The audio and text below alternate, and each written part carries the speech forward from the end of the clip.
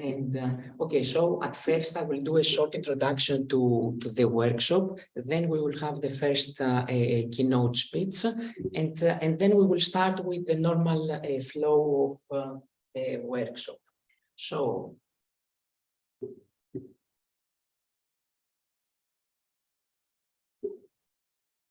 So welcome, as I said, to the 5th workshop and competition on affective behavior analysis in the wild, the ABAW. This is a series of workshops that started in 2020 in IEEE-FG, and then we followed in ICCV, in CVPR last year, ECCV last year, and now again in CVPR.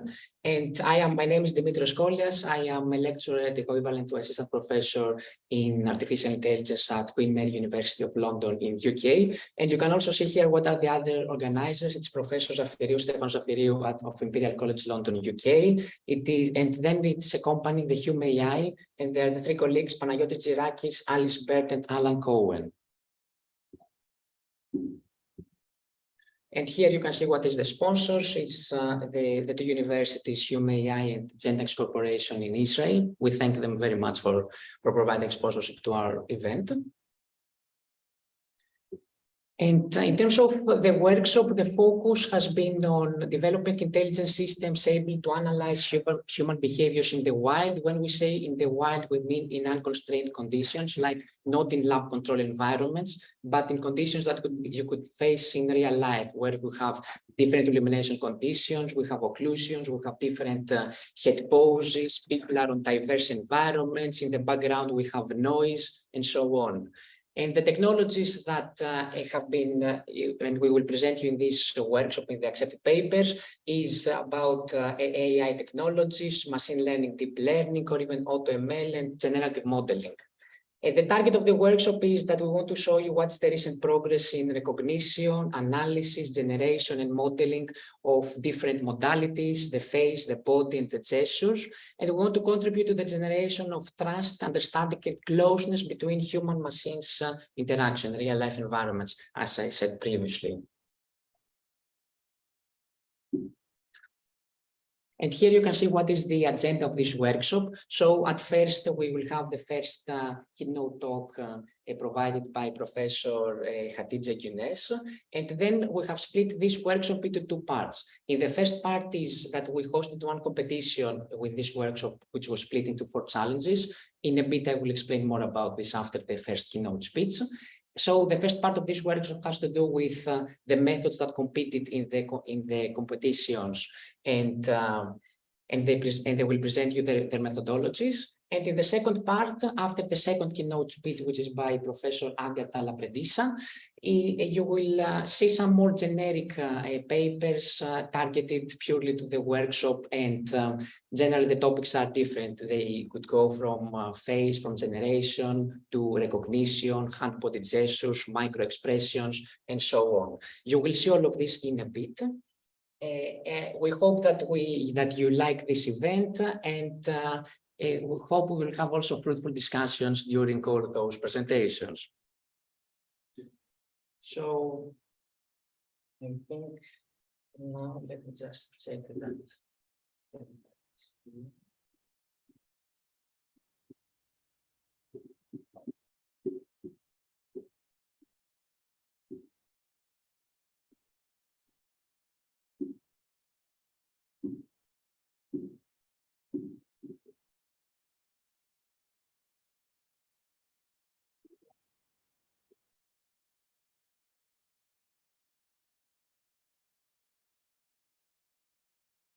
Okay, yes, I think now that we can start. So I see Professor Younes, you are here, you can hear us. Yes, I'm just turning my video on. Wait 1 moment, because we cannot hear you.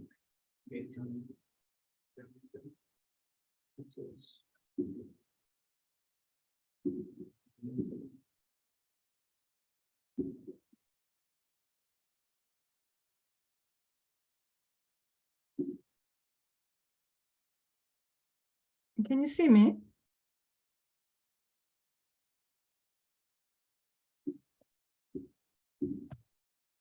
Maybe can you try again now? Yes, I'm talking. Can you hear me? I think someone from the audience said they can see me. Can the audience hear me as well? We were experiencing some technical difficulties, Okay. but give us 2 so- minutes and I guess we will be able to handle. Yeah, I think in the chat they're saying they can both see and hear me.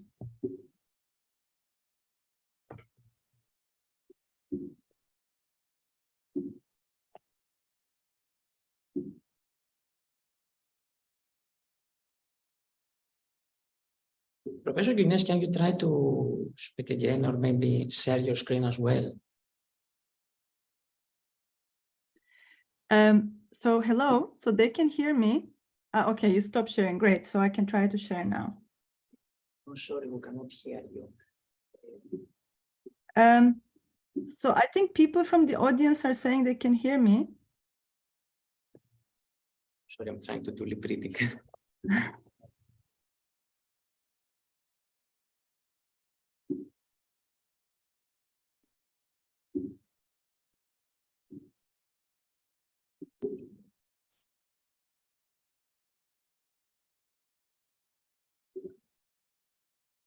Okay, we can see your screen, so that works good. The only thing is with the sound. Let me check a little for the projector.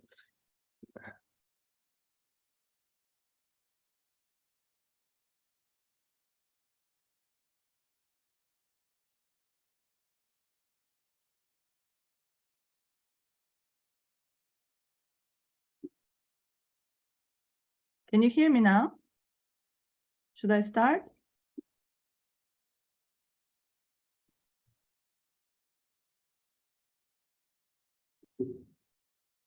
Hello?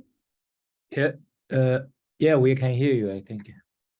Yeah, I think it's on their side, but I already wrote in the chat, so I'm not sure what else to do. I can hear you as an audience. Yeah, I think so, but I'm not Just sure bear if, with us for a moment.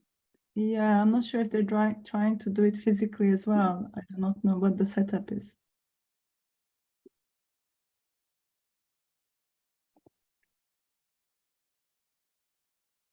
Okay, so Yes, hello? Hello? okay, so the virtual attendees can't hear you, but we I'm not sure. Then, okay, it's on the physical side. There's some problem. Okay. Yeah, I don't know what to do about that.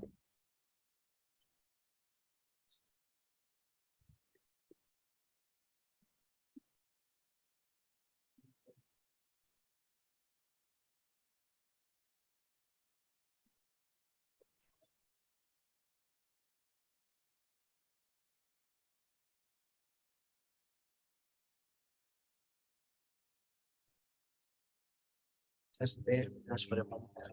Sure.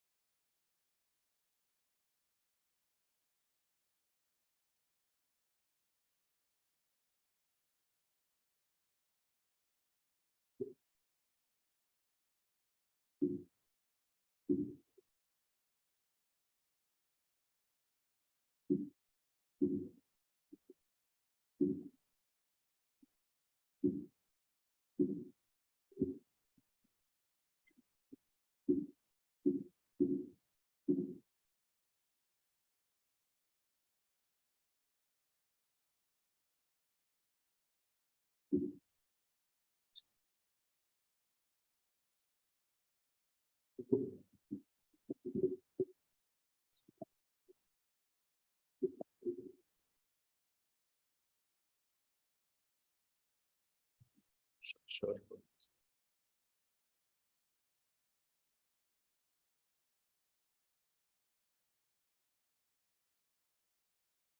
Professor Guinness, can you try again?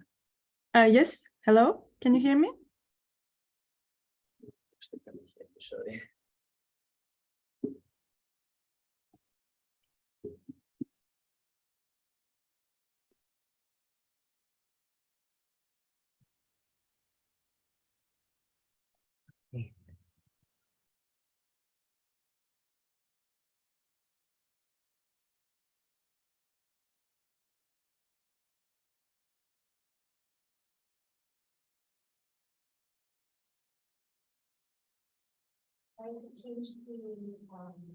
Speakers on your laptop. Sometimes it's the speaker. Sorry, are you saying something? I can't really hear what you're saying. No, just what we speaker. Check.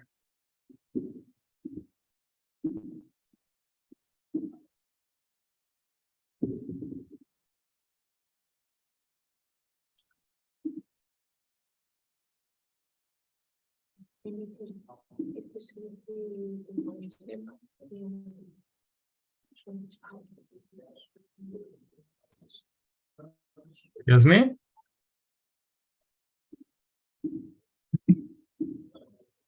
Excuse me? Yes, hello? I just wanted to ask, when is the lecture starting? To be honest, I don't know, because I think they're having some troubles with audio on the physical side of the workshop organization. I think virtually everyone can hear me, but on the physical end, they have some problems with audio. So I'm waiting for them to give me a go. Okay, so I just wanted to understand that. Yeah, I was also not am not sure mistaken. what's happening. No, that okay, everything is fine. Okay. We are Okay. just delayed. Thank you very much. Okay. We can Does hear it work? you now, okay, with some small delay. You know, in my language, we say that, you know, the good thing needs some time in order to come. So without further ado, let me just do a short introduction to our keynote speaker, Professor Younes. She's a professor of Affective Intelligence and Robotics, AFAR, and the director of the AFAR lab at the University of Cambridge, Department of Computer Science and Technology. Her expertise is in the areas of affective computing and social signal processing, cross-fertilizing research in multimodal interaction, computer vision, machine learning, social robotics, and human-robot interaction. She has published over 160 scientific papers, with most recent works focusing on graph representation for personality and facial affect recognition, continual learning for facial expression recognition, fairness, and affective robotics, and longitudinal HRI for mental well-being.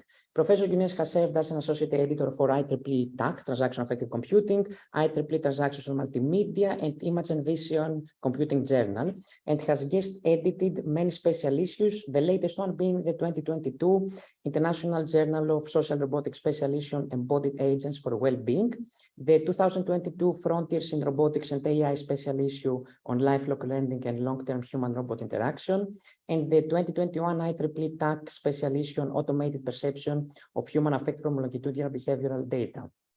Other research highlights include Outstanding PC Award at the ACM IEEE HRI 2023, at KRO's Distinguished Disciplinary Research Award finalist at IEEE Roman 2021, Distinguished PC Award at ICSCAI 2021, Best Paper Award finalist at IEEE Roman 2020, and among others. Professor Younes is the former president of the Association for the Advancement of Affective Computing from 2017 to 2019, and is and was a general co-chair of the ACM ISME 2024, AKI 2019, and program co-chair of ACM IEEE HRI 2020 and IEEE FG 2017. She was the chair of the steering board of IEEE Transactions Affective Computing from 2017 to 2019, and a member of the Human Robot Interaction Steering Committee from 2018 to 2021.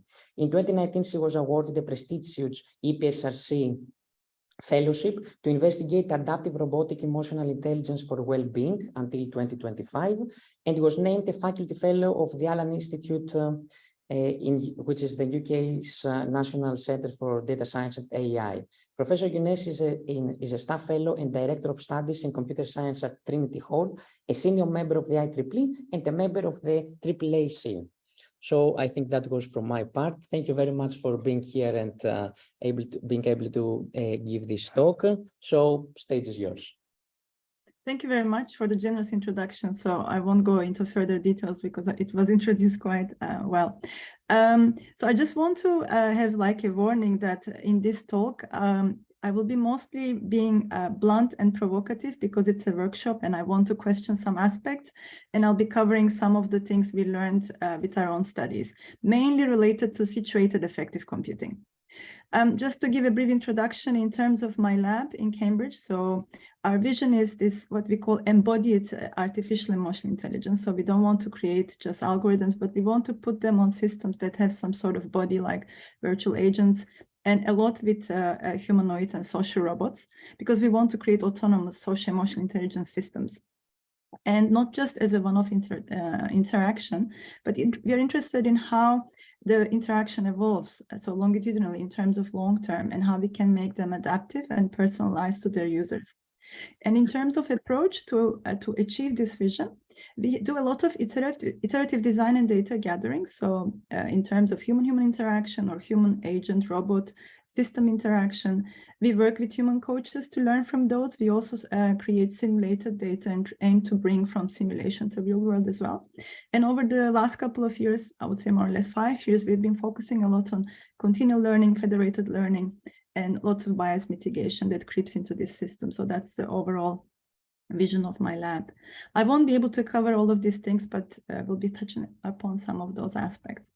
So now with affective computing, just to sort of bring everyone on the same page, you might be familiar with this picture. This is from Ross Picard, who coined the term affective computing and introduced actually the field itself. And you see there are various aspects involved actually when we say affective computing. But I would divide these paradigms in terms of classical and more contemporary paradigms.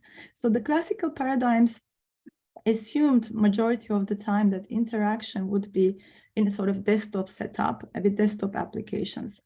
And a lot of focus has been paid to these two particular bits. So sensing human affect responses and then recognizing affect response patterns. Not so much has been focused on the rest of the things. But actually, in real world, these classical paradigms don't really hold, and you would know now as well, you know, like there's a lot of things happening.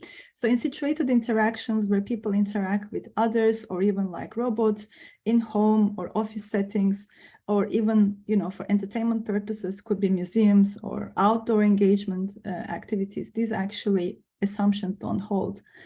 So there are a lot of challenges in there.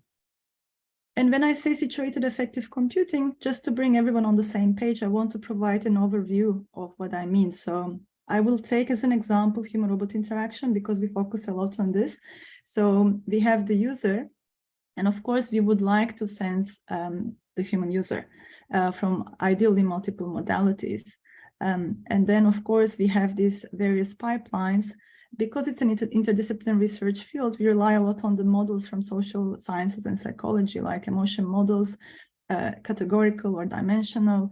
And we need data, of course, with or without label. And again, this pipeline is separated in terms of feature extraction and learning, but with deep learning and all these contemporary new machine learning models, some of these, of course, are end-to-end. But this is just to sort of provide a generic representation of what's happening. So let's say we got to that point of sensing the user and learning and recognizing some aspect of their affective behavior. And let's say the system predicts that the person is smiling. But this is not enough in situated interactions, because we need to understand if this smile is a smile of enjoyment or it's a smile of embarrassment. And that means really understanding the context. And context is a very big word. It's still an open research problem in many domains, because it really means trying to answer as many questions as possible about the user and the situation they're in. So who the user is, their gender, their age, what is their task, where are they located, are they in the office, at home, are they with other people, and so on. So there's so many things that we can ask, and the more we can answer these questions, the more we can have this context-sensitive interpretation. And if we have a context-sensitive interpretation, let's say now we know the person is smiling because they're embarrassed, then on the system side, we can do this context-sensitive responding. And this, of course, would continue. It's a closed loop interaction. Here, of course, I'm generalizing, so I'm not going into details how this would be done in terms of continual learning or reinforcement learning, but it's just a generic picture highlighting the challenges. And in terms of human-robot interaction, we have worked and published in various aspects of this domain, but doesn't have to be HRI. The situated affective computing could really apply to anything. For instance, in the past, we have done and worked with a company during London Olympics, where people, London Eye was set up to be interactive, and people could interact with London Eye, more or less going through the same pipelines. And the London Eye was supposed to be, to some level, adaptive and responsive when people were gesturing and having their heart monitor, analyzing their heartbeat. So in terms of today's agenda, what I want to focus on is 3 lessons we learned throughout doing this situated affective computing. In fact, we have many more, but because of the limited amount of time, I'll share 3 of those. And if you're interested, in fact, specifically for human-robot interaction research, these lessons as critical lessons for the hitchhiker now will be presented at IEEE Roman this year, but it's also available on archive, so you can go into details of some of these lessons. So starting with lesson 1, relates to sensing and recognition, and its accuracy improvement is unimportant. So this is really provocative because I know this is a challenge, and challenges actually are related to accuracy improvement and this being important. So take it with a pinch of salt when you're listening to what I have to say, and really bear in mind that this is actually to provoke discussions. So for each lesson, I'll give context. So the context for this lesson is our collaboration with neuroscientists in Cambridge relating to cognitive training. So cognitive training is a preventive intervention that can be used for people that are at risk of developing Alzheimer's or dementia, or people who have anxiety-related issues or attention-related issues. Traditionally, they were paper and pen-based, and then computerized techniques were developed, and people enjoyed this, but still adherence was low. So neuroscientists believe that actually if we go for virtual reality, because there's this sense of immersion and presence, it might create what is really needed for this type of interactions. So we analyzed effects of valence and arousal on working memory in virtual reality gaming. So we created a game. So Daniel created this game called Memory Break.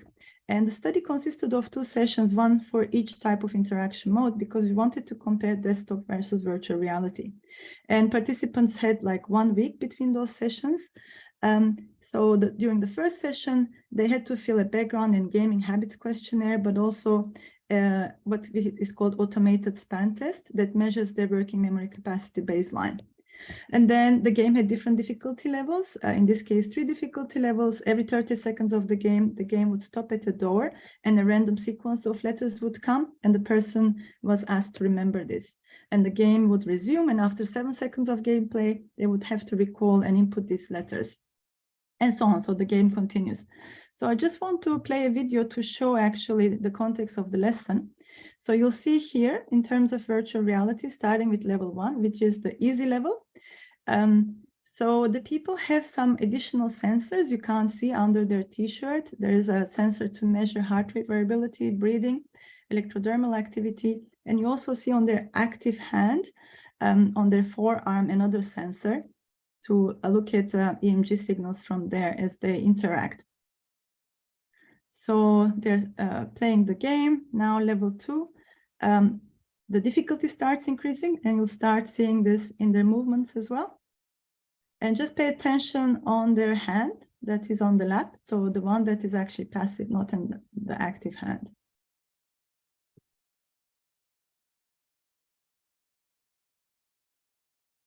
So the game keeps going.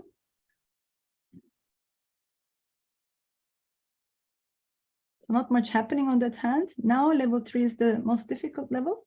Again, I would like you to pay attention on the hand that is passive and on their lap.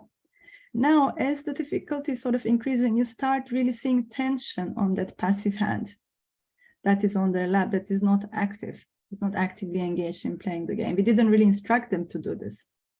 And in fact, we missed observing this during the study.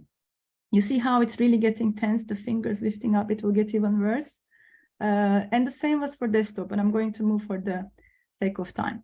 So going to our lesson, accuracy improvement is unimportant really relates to asking ourselves questions like, are we placing the sensors in the right places? So in our case, this was actually a negative result lesson, meaning because we did not have sensors on that passive hand and we did not expect this sort of behavior, we were measuring everything else, but not really that most informative hand that was passively sitting on their lap, but was the most indicative of their stress level. Therefore, any attempt we would make to improve machine learning accuracies and so on is slightly meaningless when we are not really putting the sensors in the right places and not measuring the most important signals. So again, the question is, are we measuring the most relevant signals, and how do we know we do this? So of course, we had interesting findings despite not measuring that aspect. For instance, we divided the working memory capacity into low and high, and we observed that particularly for lower working memory capacity, people really benefited in the VR setting. And we see how for valence and arousal, things change. So valence here is blue. So we can see for VR how valence increases from level 1 to level 2. So they're a bit more positive. But when it comes to level 3, it actually decreases. And then we need to interpret this together with arousal. So what happens is arousal keeps increasing. That's the red one from level 1 to 3. The highest arousal is the most difficult level, but this also corresponds to the lowest working memory scores. So they achieve their best working memory performance when both valence and arousal are high, but not to the point that they start getting stressed.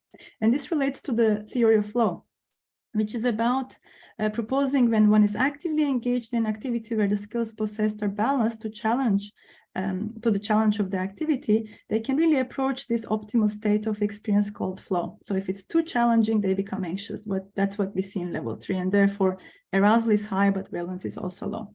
Or if it's not challenging enough, they go into the boredom state. So it's really a further motivation then for sensing the right signals from the right sensors in the right places. So what sort of insights we gather from this? What we see here is emergence of new behavior that we did not unforesee during the design of the study. So we did not expect this passive hand to be so indicative of stress levels. And this is because as programmers, researchers, we shape machine behavior. We want systems and machines to do certain things. But of course, then when machines do such things, they also shape human behavior. Then we might see behavior unforeseen in the design. And also there might be nonverbal and emotional leakage. In this case, the leakage came from the passive hand. So it's really inner feelings revealed or expressed more intensely in certain mode or channel, usually the less dominant channel. And we observe this in this case. So multimodality becomes really important to sense any incongruency or congruency in such situations. So moving now to lesson 2, it also relates to sensing and recognition. And the lesson is affect recognition does not generalize well. So the context for this lesson is an EU project that we were part of. I'll actually play the video. So Working Age seeks to improve the well-being of people over 45 years old, especially in the work environment. For office, manufacturing, and teleworking workplaces. Working Age considers also the worker's daily activities outside work. With the changing demography and rising of the retirement age, the European workforce is aging. Older workers have specific conditions that need a specific response to remain healthy, resilient, and maintain or improve their well-being, while feeling satisfaction in their daily lives and at work. At the same time, it can support motivation to stay working at higher age and enable better productivity. The user will receive useful tips for a healthier life. The system will consider user activities and give personalized advice. To do this, the worker will have a series of tools available. A mobile application for interaction with the system. The application integrates a virtual agent who guides the user through questions and advice. Many different factors concerning the user's well-being are taken into account as ground for feedback to the user. These factors are the psychosocial condition of the worker, the physical condition, and working environment. All these data will be collected in the Working Age tool, where the user will be guided through advice, quick exercises, and other recommendations. This tool is customizable by the user so that it can be adapted to personal preferences, offering a rewarding experience. Of course, everything has been designed to guarantee full user privacy. So I'll stop there. So one of the aspects we were responsible for in this project is the psychosocial conditions, and then sensing from particularly phase affect-related aspects. So here, what I'm going to demonstrate is if you just use prototypical machine learning techniques like ResNet 50, and if you train them on benchmark data sets like BP40 for AU recognition, RAFDB for facial expression recognition, and AffectNet for arousal and valence recognition, then I'm demonstrating here if a person is doing specifically very work-like or work-related tasks, what sort of predictions we would be getting. So you'll see here quickly things being evolving, and even though they're not showing actually, in this case actually is me just for demonstration purpose, I'm not showing necessarily surprise or happiness. You'll see how this constantly evolves in terms of predictions. And when a person is doing work-related tasks, they might be quite focused, and you might see, for instance, action unit 4 is really related to wrinkling, but it might be intense focus if someone is really thinking about certain aspects when it's work-related. So what I'm trying to show here is when we train using generic data sets and generic labels, but we want to use some of these for more specific situational interactions or situation-related contexts, actually they're not directly generalizable or appropriate. So we did quite a bit of work. I won't be covering everything, but here what I want to show is we did a study across Europe, so Germany, Italy, and UK, people doing the same tasks with different difficulty levels related to cognition and cognitive load and stress as well. And here you will see, for instance, how for valence and arousal, the results, depending on the task and the difficulty of the task, there's a lot of variability and change in terms of this prediction accuracy. And also when we look at site related, so leave one site out validation, again, we will see some differences depending on whether it's Germany, Italy, or UK. So there are definitely situational related aspects, and just having generic models and applying them to this context is not really, cannot be considered generalizable and accurate. So in terms of this lesson, the questions for reflection would be, are we taking into account contextual aspects, and how do we do this? Are we taking into account person-specific aspects? As we mentioned here, working age was very sort of age-related and was aging population-related. And then are we investigating for whom the trained models work well and why? Particularly, for instance, children and elderly, because they're a sensitive group, most of these benchmark data sets do not contain data from these populations. So they mostly contain young to middle-aged adults. But the issue is children and elderly express their expressions and affect differently. Particularly children, they would have much more, exaggeration or difference, and you would not see wrinkles in children. Whereas elderly, they already would have certain wrinkles, and maybe you're still classifying them as action unit 4, whereas actually this has become their neutral phase because of age. So then the question is also what sort of bias perhaps some of these openly related source code out there might contain. A lot of people use, for instance, open face, and it's great, but would it actually have any biases if it's applied to children and elderly? Has this been investigated, for instance? And what are we doing to mitigate these issues? So in my group, in fact, we were leading this effort since 2020, so investigating bias and fairness in facial expression recognition. And we even proposed various strategies. This is still an ongoing thing in my group. We even started doing this for mental well-being prediction as well, including using continual learning, because continual learning, in fact, is quite a potent machine learning methodology. And we even apply it for human-robot interaction to be able to adapt and personalize and learn actually person-specific, subject-specific expressivity. So now moving on to lesson 3, this relates to adaptation and is more robot-focused or robotic-focused.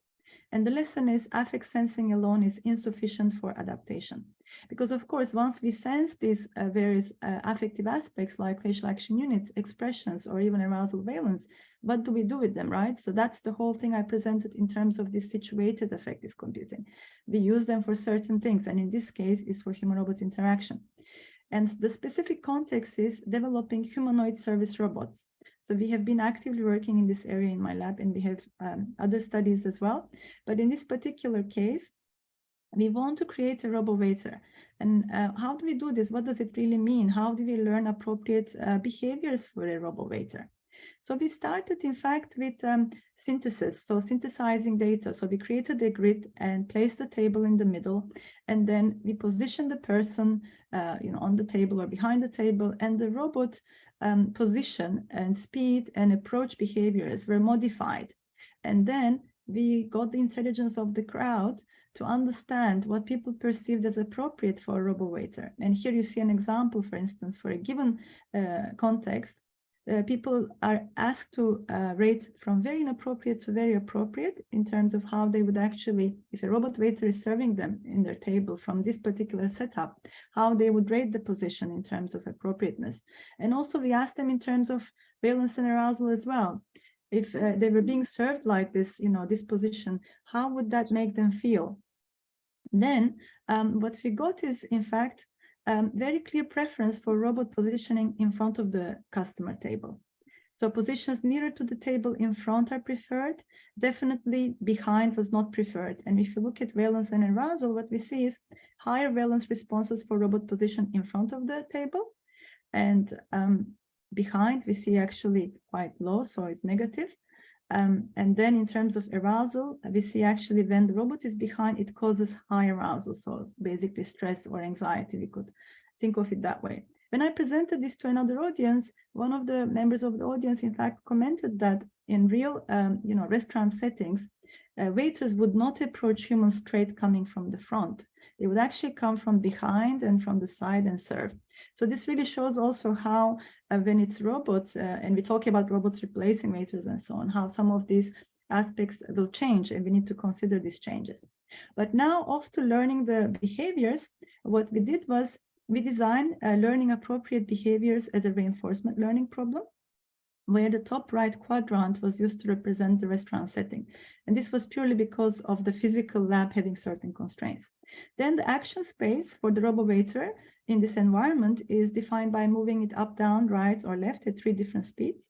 And at any given position and speed, the average crowdsourced appropriateness ratings, as you see here in the matrix as well, are used to reward the agent to be in that state.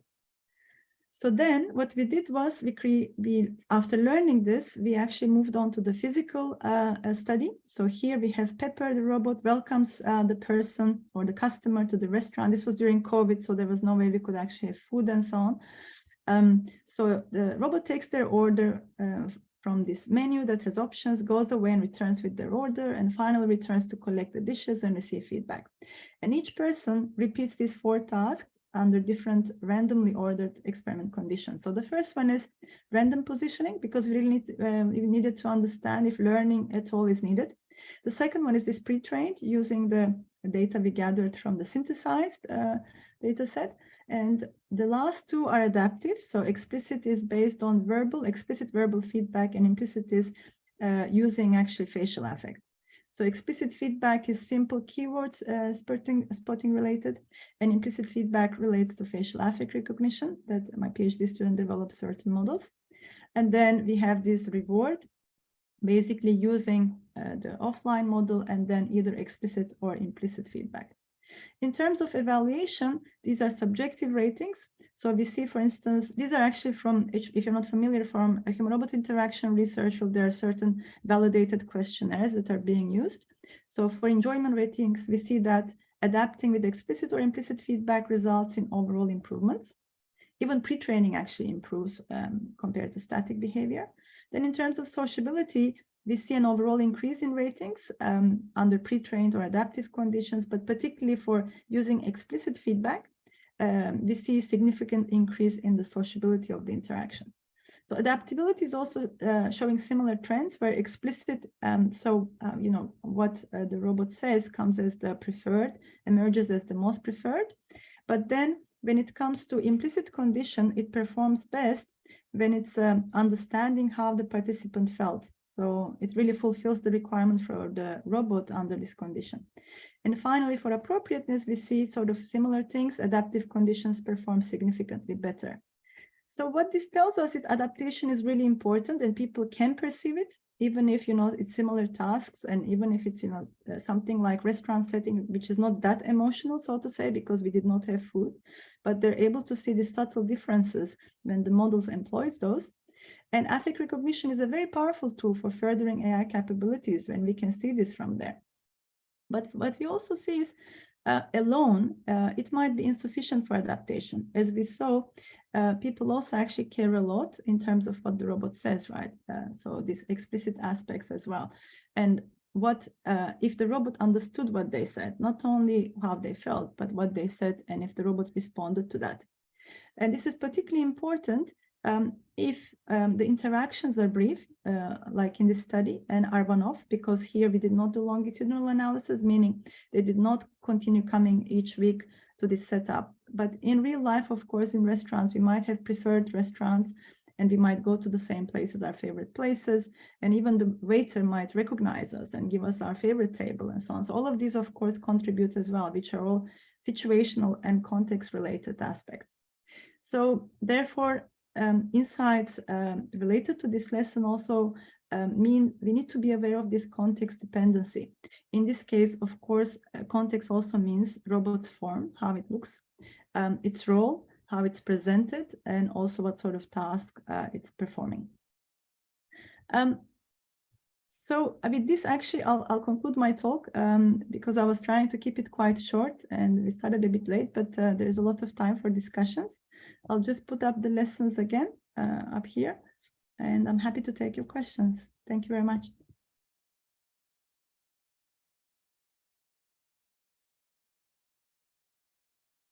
Thank you very much for this insightful talk. So are there any questions either in the in-person audience or in the virtual one?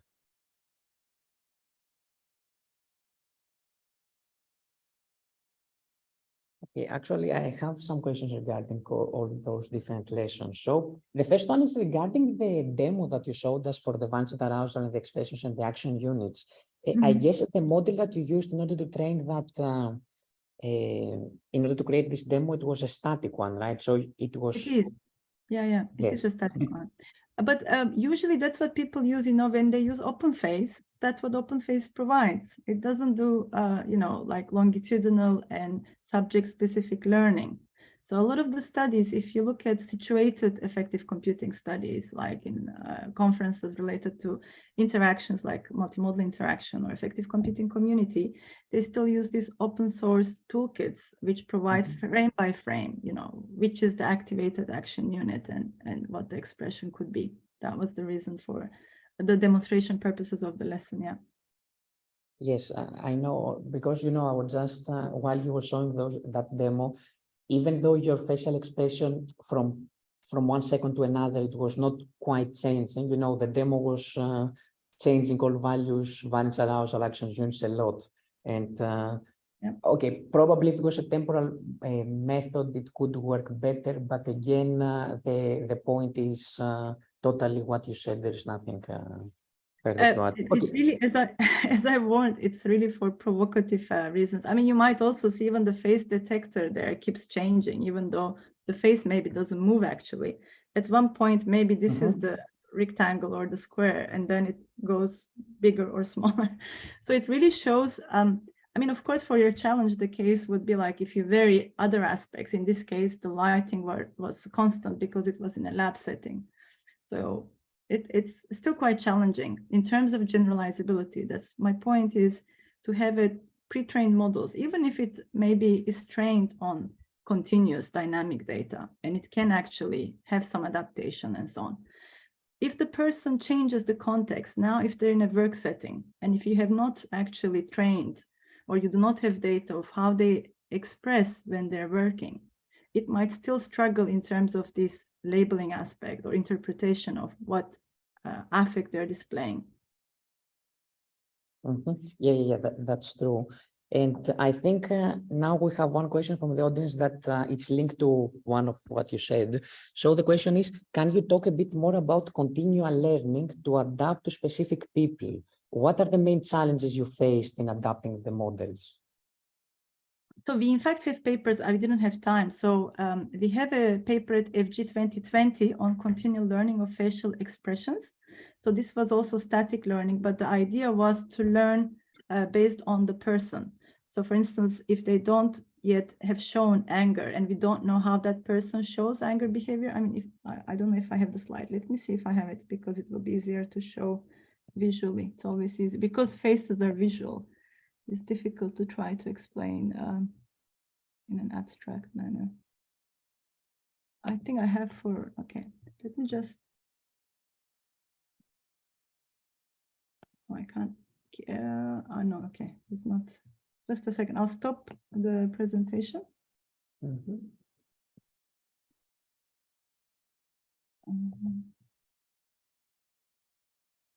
second.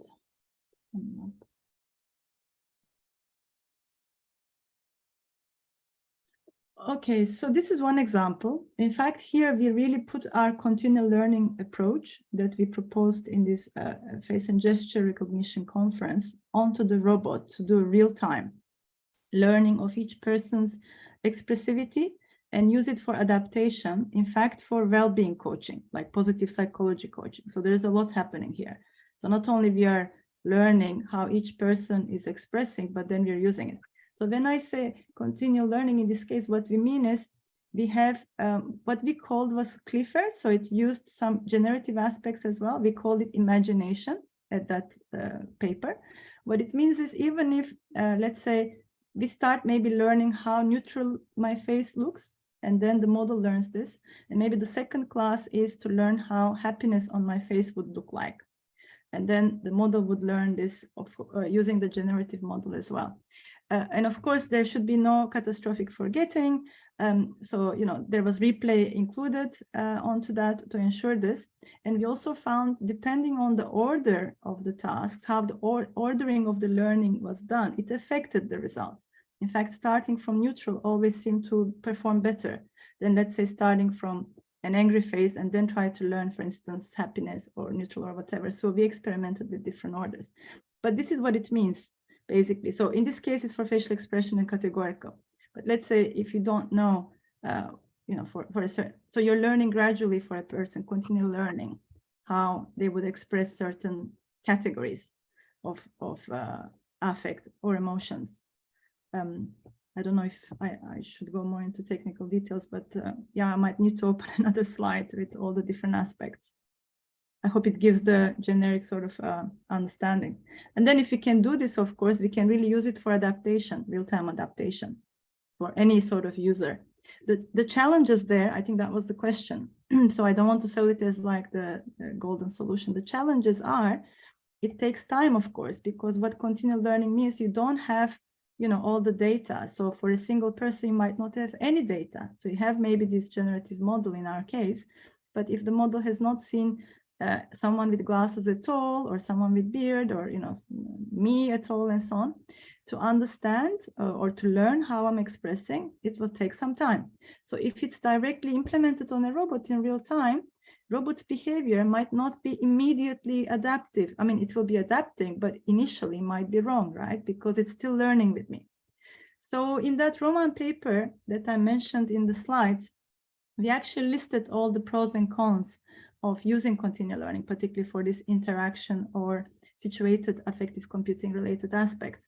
So meaning it probably is better if it's for longitudinal interactions, because there will be more time to learn and adapt.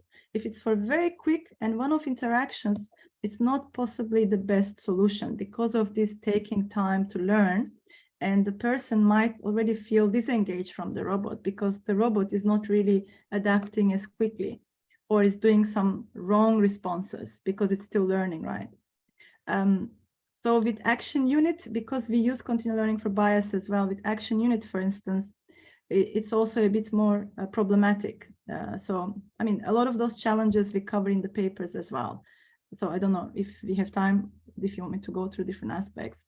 And then we also propose solutions. So for instance, if you want to use continued learning for such an interaction, it might be best to have some, you know, initial introductory sessions with the robot. So the person doesn't expect much. So they don't go into like directly positive psychology coaching with the robot and expect the robot to immediately adapt, but instead they have these introductory sessions and we can gather data about them in the meantime to initiate this learning and get it to like speed it up to a level that, okay, now they can actually do more task-based interaction. So that could be one solution for this particular problem. But in our Raman paper, we actually list like 6, 7 different problems and propose solutions as well. Does it answer the question, or I can go I into more think it did also. Yes, it says yes. Thank you. Okay, I have also one more question actually, but this is a little more generic, and it came up because of the previous answer that you gave to my question. So, because as you said, yes, it's not only the affect recognition systems that we're trying to create in the wild, but because we're doing face detection and some other basic pre-processing steps, we are also the affect recognition performance depends also on those steps that we are using. So in your estimation, and according to all your experience, how far away do you think that we are from a real-time affect analysis? And when I say real-time, I mean that it can literally be applied in the real world for a lot of different scenarios and applications. So I think it really depends on the application. So that's what I would say. I would not say that we are at a level where we have these amazing models and we can use it for anything, because, you know, people want to use it, for instance, for like having a virtual coach therapist that will rely solely on these nonverbal aspects and then try to do therapy. And, you know, for medical science related aspects, we have to be cautious, right? Because it's a high stake application. So what I would say is depends on how high stake the application is. My answer will depend on that. So I think with effective computing, or in general, these affect related aspects, because there is always some level of subjectivity, because even labels are either obtained from crowdsourcing or from subjective, you know, personal annotations, or from a psychologist and so on. But there's always never like 100% agreement on things, right? So even that creates already some noise. So it's even before we get to the level of computer vision methodologies being amazing, already at the label stage, there is noise. So we need to be aware of this. Therefore, we will never be at a stage where we can say like, yes, 100%, anywhere, anytime, any person, any skin color, any age, like child, 70 years, 90 years old, any setting like office, bar, crowded, disco, you know, I'm just making up a lot, like a stadium and so on. I think it's very difficult. So it's a bit like robotics as well. The more purposeful it is, so meaning the more specific the task is, I think it's the more, you know, easier it is to really address the challenge and have a very specific sort of system that will work very well. It's like Roomba robot, just doing, you know, vacuum cleaning. Yes, that can be done and can be done very well. But having a generic robot to do anything and also be social and interactive and so on is very difficult. And I think effective computing is a very similar problem. That is true, but you know, that's also the challenge that we are working towards, right? Oh, yes, yes, no, me too. Yes, yes. Yeah, all this criticism is to actually further just reflect on various aspects we might need to take into account. Okay, yes, you covered fully my question. Are there any further questions in the audience, virtual or not? Okay, I don't see any further questions. So I guess we can continue. So Professor Guinness, thank you very, very much for giving this talk and showing all those different applications and challenges that we face, and all those insights as well. Again, thank you very much. Thank you very much for having me and inviting me. I'll just stop sharing and enable you to continue with your workshop. Just a second. It's a bit stuck. Yeah, no problem. Okay, I think. Yep. And I'll mute myself as well. Thank you. Awesome. So That was a very nice talk, and I hope that you all took all those insights. That being said, now we move on to the competition part of this workshop, where we hosted one, and I have one small presentation regarding this.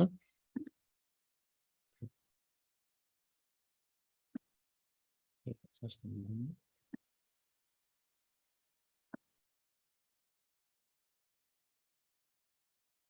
So I also need to share my screen.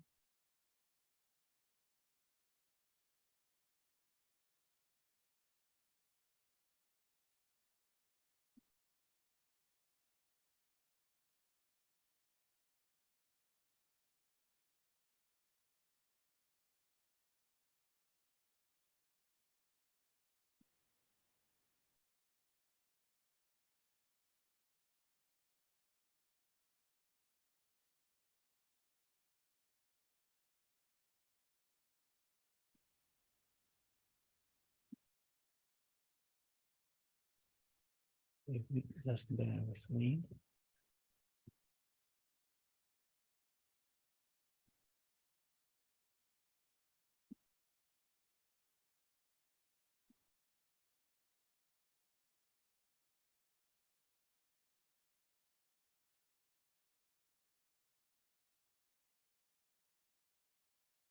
So I guess now you should be able to see my screen and the presentation.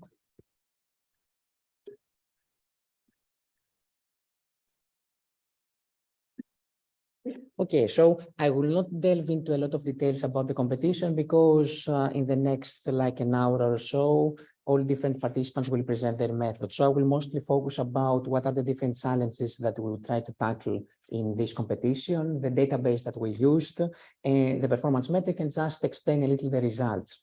So the competition is split into 4 challenges. The first 3 challenges are a continuation of the challenges that we hosted in the previous rounds of this competition. And they are the unit task valence and arousal estimation challenge, the unit task expression classification challenge, and the unit task action unit detection challenge. And the last one is a new competition that it was brought, a new challenge actually that was brought by my colleagues in HumAI, and it was on emotional reaction intensity estimation. And the first 3 challenges used the Affective database, which is a database that I have together with Stefanos, we have developed, which is a database in the wild that contains annotations for all of the first 3 tasks. And the last one is a database that was produced by my colleagues in HumAI. It was the human reaction dataset. Now, to start, give some more details about the dataset used in its challenge. In the Valence arousal estimation challenge, the database that we shared consisted of 594 videos of around 3 million frames, and there were 584 subjects displayed in those videos. The annotations that we gave was in a frame-by-frame basis. With respect to valence and arousal, valence ranges from very positive, very negative, from -1 to 1, continuous spectrum, and arousal is again from -1 to 1, from very passive to very active. And in the figure below here, you can see what is the 2D valence and arousal histogram of annotations. Generally, you can see that it covers the whole, almost all the spectrum of the 2D valence and arousal space.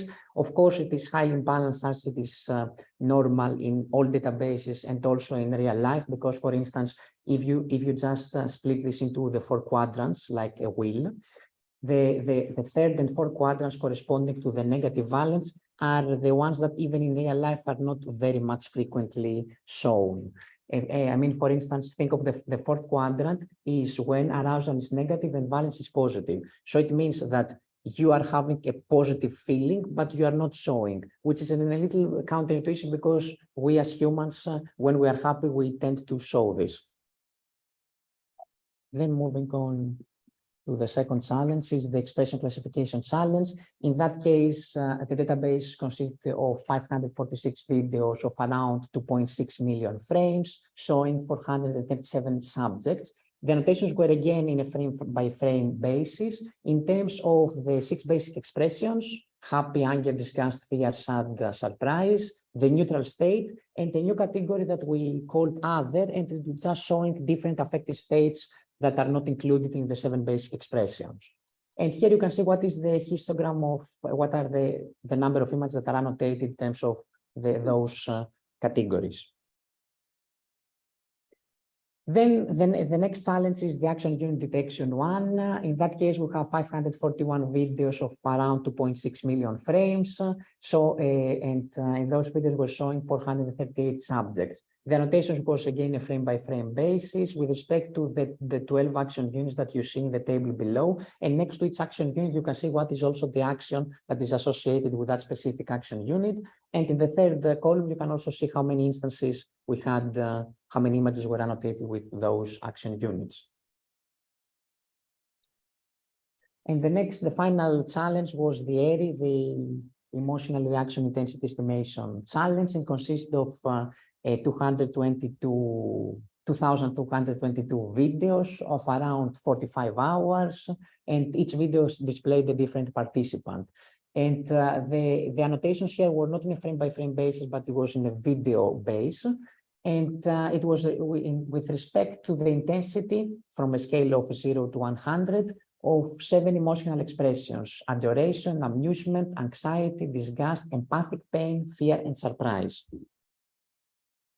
Here you can see what is the evaluation metrics. They are the typical evaluation metrics used in each corresponding task. For the Vincent arousal, it was the average, the mean between the concordance correlation coefficient of valence and arousal.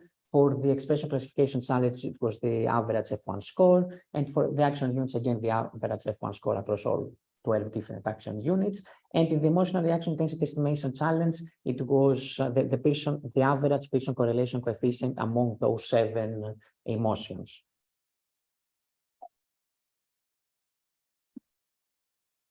And here you can see what are the results. As I said initially, I will not delve into a lot of details about the participating teams' methodologies. I will just present the results. So for the Vincent Arousal Estimation Challenge, 57 teams participated in total. From those teams, 26 submitted their results and we evaluated, and only 10 teams scored higher than the baseline, which was a ResNet 50, which was pre-trained on ImageNet, and made some valid submissions. And here you can see what are the teams, those 10 teams that scored higher than the baseline. I need to mention here that the first 2 teams have been following our work for all the previous challenges and were mostly winning or being on the top 2 positions in the respective challenges in the previous years. So C2Tech and Netis Fuchs Virtual Human. And you can also see what is the results. And now we'll continue to the next challenge. You will see the presentation afterwards, so the teams will tell you more about the results and their methods. In the expression classification challenge, in total, 67 teams participated. Of those, only 43 submitted their results, and only 13 teams scored higher than the baseline and made valid submissions. In that case, the baseline was VGG16, which was pre-trained on the VGG face dataset. And again, you can see here that the 2 previous teams were in the top 2 positions, interchanged this time. In the next action unit detection challenge, we had 60 teams that participated, 37 teams submitted the results, and 12 teams scored higher than the baseline and made valid submissions. The baseline was the similar architecture as in the previous challenge. And again, you can see here that the same 2 teams were the top 2, the top 3, the third one is different. But generally, I need to say that we thank all of the teams that participated, either the teams that are in this table, and in the previous tables as well, but also all the teams that participate in our challenge, and hope that we see you again next year in the event, because the idea is that we want to make this an annual event that always shows the progress in affective computing, because generally, the past years, there has been tremendous progress, not only in affective computing, but generally in computer vision and AI with the transformers, with GANs, with diffusion models now, and so on. So this is a fast evolving field, and we're trying to keep up with this and present this to you, both with the competition and the workshop in general. And finally, for the emotional intensity, the ERI challenge. We had 18 teams that participated. From those, half teams submitted their results, and 7 teams scored higher than the baseline and made valid submissions. Now, in the left-hand side, you can see what are the different baseline models according to different modalities that have been used.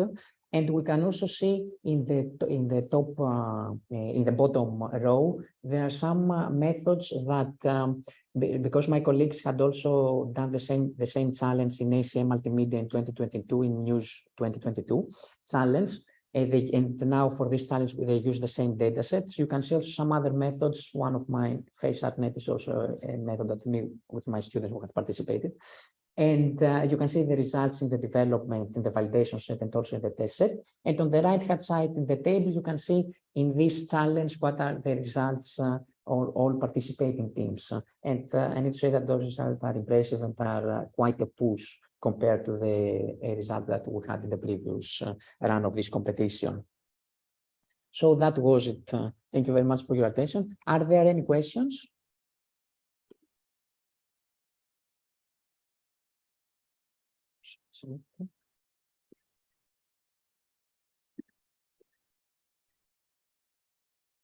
If there are not questions, I mean, definitely there will be some questions afterwards in the presented methodologies. So I think now we can move on with the first. So the title is Multimodal Facial Affective Analysis based on Mask Encoder.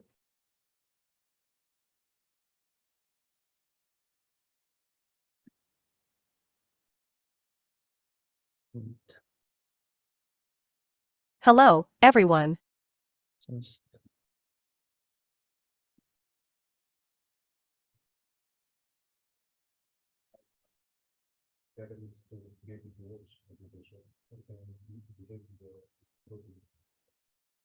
Okay, we'll do.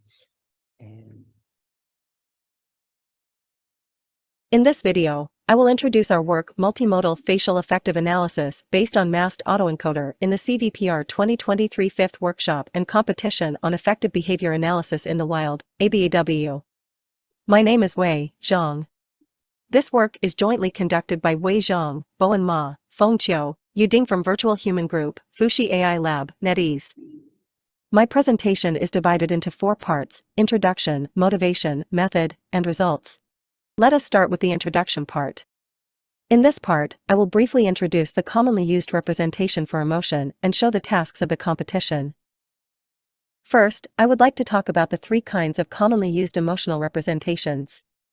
Ekman proposed the concept of action units in 1978.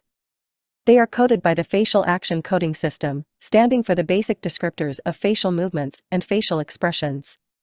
Facial expressions can be described by the combinations of action units. For example, the smile expression usually contains AU6 and AU12. Secondly, we come to the 7 basic expression categories, including neutral, anger, disgust, fear, happiness, sadness, and surprise. Thirdly, I will present the velocirausal space for dimensional emotion analysis.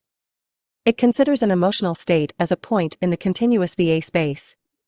The valence represents the degree of emotional positiveness/negativeness, and the arousal indicates whether the emotion is passive or active. By these emotion representation, computers can analyze the affective statements from human behaviors. Games and virtual humans can respond more accurately and realistically to the user's emotions and intentions, which enhances the overall user experience.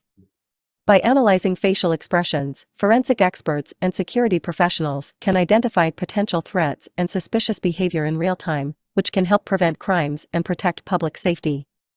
By analyzing facial expressions, we can help the mental health diagnosis like depression, anxiety, and stress levels. The 5th workshop and competition on affective behavior analysis in the wild, ABAW, are held in conjunction with the CVPR 2023. It has 4 tracks related to the above-mentioned emotion representations, namely action units detection, expression recognition, velocirausal estimation, and emotional reaction intensity. This presentation focuses mainly on the first 3 tracks, while the work on the 4th track will be introduced by my colleagues. ABA5 provides 2 large-scale audiovisual dataset AF-Wild2 and Hume reaction datasets. The metrics for AU and EXPR tracks is average F1 score. The metric for VA and ERI is concordance correlation coefficient and Pearson's correlations coefficient. Our work ranks first in the EXPR and AU tracks, second in the VA track and third in the ERI track. Next, I will introduce the motivation of our work and explain the reason for our framework design. First of all, we have noticed the thriving development of self-supervised models and the emergence of numerous facial datasets in recent years. We collect about 2.17 M images from the available datasets, and we introduce MAE model to extract the facial general features. Considering the fact that visual expression, spoken words, and speech prosody also imply rich emotion information, we propose a transformer-based multimodal information fusion framework for AU, EXPR, and VA tasks. Specifically, I will describe our method in detail. This figure shows our overall pipeline for AU, EXPR, and VA task. Here, I would like to introduce the first stage, MAE self-supervised training on the large-scale facial images. These images are from AffectNet, Kasia WebFace, Celeb, IMDb Wiki. Our MAE consists of a VIT base encoder and a VIT decoder based on the structure of Vision Transformer, VIT 10. The MAE pre-training procedure follows a masking then reconstruct method, whereby images are first divided into a series of patches, 16 by 16, and 75% of them are randomly masked. These masked images are sent to the MAE encoder and the complete images should be reconstructed by the MAE decoder. The loss function of MAE pre-training is the pixel-wise L2 loss to make the reconstructed images close to the target images. Once the self-supervised learning is complete, we remove the MAE decoder and replace it with a fully connected layer attached to the MAE encoder. This allows us to fine-tune downstream tasks, AU detection, expression recognition, and VA estimation on the AFWILD2 dataset. This process is based on frame-wise training, without taking into account temporal or other modal information. The loss function for AU and EXPR task is cross-entropy, for VA is CCC loss. To further exploit the temporal and multimodal features for AU, EXPR, and VA tasks, we designed the sequence-based model which combines the audio features. We first divide the videos into several short clips, each having an equivalent frame number of K. We construct the temporal and multimodal fusion, TMF, to perform the sequence-wise training. In this stage, the parameters of MAE encoder and audio feature extractor are frozen. We concat the features of vision and audio and sent them into a transformer encoder for fusion. Finally, we introduce our post-processing method. Since the final prediction is made frame by frame, applying a smoothing policy can enhance the stability of the predictions. We compared different smooth policies and found that the Gaussian filter has the best performance for each track. Besides, in the training process, we adopt the exponential weighted average tricks to enhance robustness. Specifically, during training, we maintain two models, theta train and theta EMA. The parameter updating of theta train follows the gradient descent principle while theta EMA follows the exponential weighted average principle. After one epoch training, we evaluate the validation set using theta EMA. To evaluate the advantages of our method, we present some experiment results in this part. The original AFWILD2 dataset is split into training, validation, and test set based on the video subjects. We also conduct the 5-fold cross-validation. From the table, we find that the performances of AU4, AU15, and AU24 in different data splits have a large variance. The same phenomenon also occurs in the anger, disgust, and fear categories. The reason for this could be that the number of these categories is relatively low, which means the learning for them is not sufficient and heavily relies on the data splits. To this end, we propose a voting strategy to improve the robustness of our prediction results. Next, we compare our method with other walks on the official test set. Our work ranks first in the EXPR and AU tracks, second in the VA track. We conduct ablation studies by comparing the models trained without the corresponding features or modules. From the left table, we can find that the impact of MAE fine-tuning is the most crucial. And the multimodal information augmentation from TMF provides the most significant help for the EXPR task. The right table shows the discussion of the selection of various multimodal features.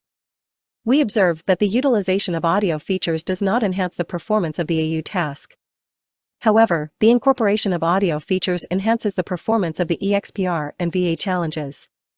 For EXPR and VA tracks, our experiments show that the best performance is achieved by combining Hubert and Gish features.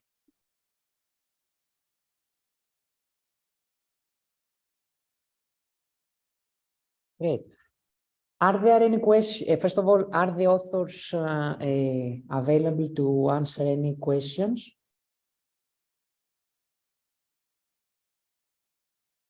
No, it should be virtual. If you are, please unmute yourself so that we know that you are here.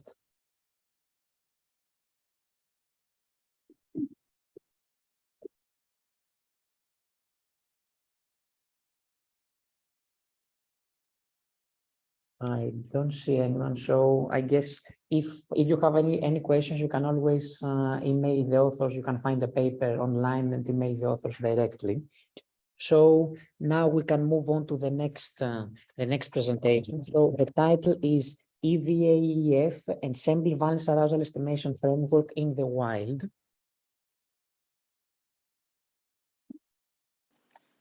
Hello everyone. Here I will present our work on the valence and arousal estimation challenge in the 5th ABAW competition. Here is the outline of the whole presentation.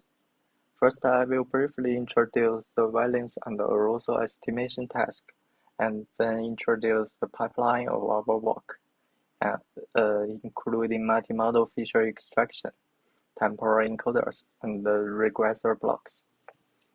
After that, I will introduce our validation and the test results in this challenge. And the last is summary of our work. The task of this challenge is given a video X. It would be divided into visual frames and audio sequence. The goal of this challenge is to predict the valence and arousal in each frame. The dataset for this task is AFF-Wild2, which consists of 564 videos and around 2.8 million frames that are annotated in terms of valence and arousal. Here is the whole pipeline of our work. First, we utilized the feature extractors to extract multimodal features, and then we fed multimodal features into a fully connected layer to downsample features. Next, we fed the feature into the temporal encoder. We utilized 4 different temporal encoders here. And the last block is regressor blocks, which is used to get the valence and arousal predictions. Here is the detail of our multimodal feature extractors. As for visual features, we used 4 different architectures and different data sizes to pre-train our visual feature extractors. A DenseNet-based model is trained for facial expression recognition task. A ArresNet 100-based model is trained for facial action unit detection task. A MobileNet-based model is trained for valence and arousal estimation task, and a MAE-based model is trained for facial reconstruction task. As for audio features, we used the low-level features EGE maps and CompareE, and the deep-level features VGG Edge-based feature, Wave2Vector version 2-based feature, Hubert-based feature, and the kappa-DDNN-based feature. As for the temporal encoder, we model this problem as given a video X, which could be split into several segments, and we denote as I means the I segment. We used 4 types of temporal encoders: LSTM, GRU, transformer-based encoder, and transformer encoder and the transformer LSTM-based model. As for the LSTM and GRU-based temporal encoder, the last hidden states of previous segment I sub I-1 are also fed into model to encode context between two adjacent segments. As for the transformer-based temporal encoder, the multimodal features are directly fed into the transformer encoder model. As for the transformer LSTM-based temporal encoder, we first fed multimodal features into the transformer encoder and utilized the output to feed into LSTM model. Then we fed the feature after temporal encoder to regressor blocks to get variance and arousal predictions. Here we show the results on validation side. We utilized different features and different combinations of features to train different models. As the table shows, the best variance is in this table is 0.60372, and the best variance, the best arousal in this table is 0.73099, and they are come from different models. Then the model ensemble. The following tables show the results of each single model and the ensemble results of them for variance and arousal estimation challenge. We trained the different models with different temporal encoders, different combinations of features, and different hyperparameters. Then we calculate the average value of each model's output to get the final ensemble predictions. The variance ensemble result on validation side is 0.65281, and the arousal ensemble result is 0.665. Here we evaluate ablation experiments on different visual and audio feature combinations. And this ablation study is based on a transformer-based model. Here we show the 6-fold cross-validation results. And the fold 6 is the original validation site. The average variance result is 0.58795, and the average arousal result is 0.67199, and the mean CCC is 0.62997. The left table shows the test results of different submissions. The ensemble 1 or 2 or 3 means we selected different model ensemble combinations to get 3 different predictions. Train while mix means we mixed up the training and validation sites and use both of them for training. And we choose the models from 10 to 30 epochs during training phase. 6-fold means that we mixed up the training and validation sites and divided them into 6 folds, and ensemble these models to get test results.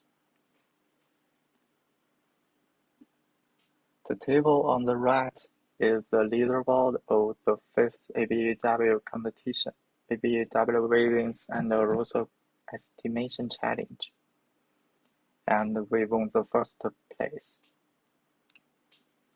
For conclusion, our method is based on multimodal ensemble method. First, we extracted multimodal feature by visual and audio feature extractors.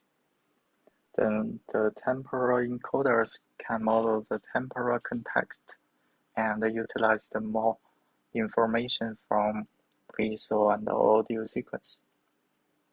Finally, we used several ensemble strategies to improve the performance. And we achieved 0.693 CCC for variance, 0.6634 CCC for arousal, and 0.64141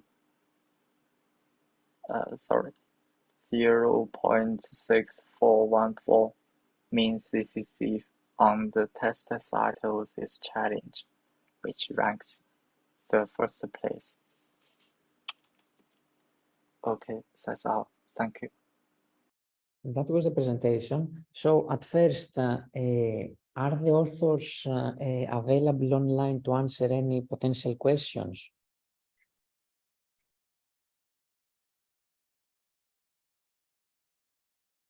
If you are, because you are muted, you need to unmute yourself.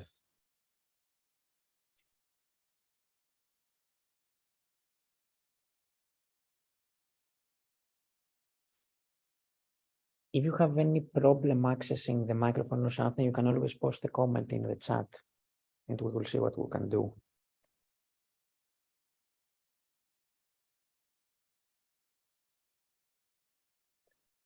I don't see the author being here, so I guess we can move on. Again, if you have any questions about the presentation or the paper, you can always email the authors and ask them and take it from there. So. Thank you very much. And now we move on to integrating holistic and local information. Hello, everyone. Hello everyone. Our title is Integrating Holistic and Local Information to Estimate Emotional Reaction Intensity. This work is done by Neuromorphic Interactive System Laboratory from HKUST and Bright Nation Limited Company. The outline of this presentation is shown here. It includes a brief introduction to EI estimation task, the description of our proposed model, the experimental results, and the conclusion. The larger scale and in-the-wild human reaction dataset is used. It is a multimodal dataset consisting of recorded samples with both visual and vocal reactions. It is a multi-output regression task utilizing 7 self-annotated classes of emotion. The performance measure is the average Pearson's correlation coefficient across the 7 emotional reactions. Here we demonstrate our proposed model. Our architecture consists of 2 streams, a video stream and an audio stream. Video feature includes holistic feature from a pre-trained ResNet 18, and local feature from AU detection and intensity estimation. Audio feature is extracted by MFCC. Each stream comprises GRU and transformer encoder to integrate information temporally. A learnable regression token is added to the input of the transformer encoder. The regression token from 2 streams are concatenated and fed into fully connected layer and sigmoid for the final prediction. In detail, open phase is used to extract the aligned phase frames from each video. The holistic spatial features are extracted by a ResNet 18 network pre-trained on the AffectNet dataset. We use the open phase AU detection model to extract both the occurrence and intensity of 17 action units. For audio features, MFCC is extracted by Python LibreSol Toolkit. Here we show our experimental results. On the left hand, we compare our proposed model with existing methods. It shows our methods outperforms existing methods by a large margin. On the right side hand, we show 2 sets of ablation studies. Table 2 shows the influence of different combinations of features, and Table 3 shows the effects of AU occurrence and intensity. This figure shows the attention from regression token to each frame in the video. The peaks in the attention curves show that the attention mechanism can identify frames that have the most informative expression changes, and it works on both long and short videos. Here is our conclusion for the work. We introduced a multimodal architecture for emotional reaction intensity estimation. Our results demonstrate the efficacy of including both holistic and spatially localized information from face images for this task.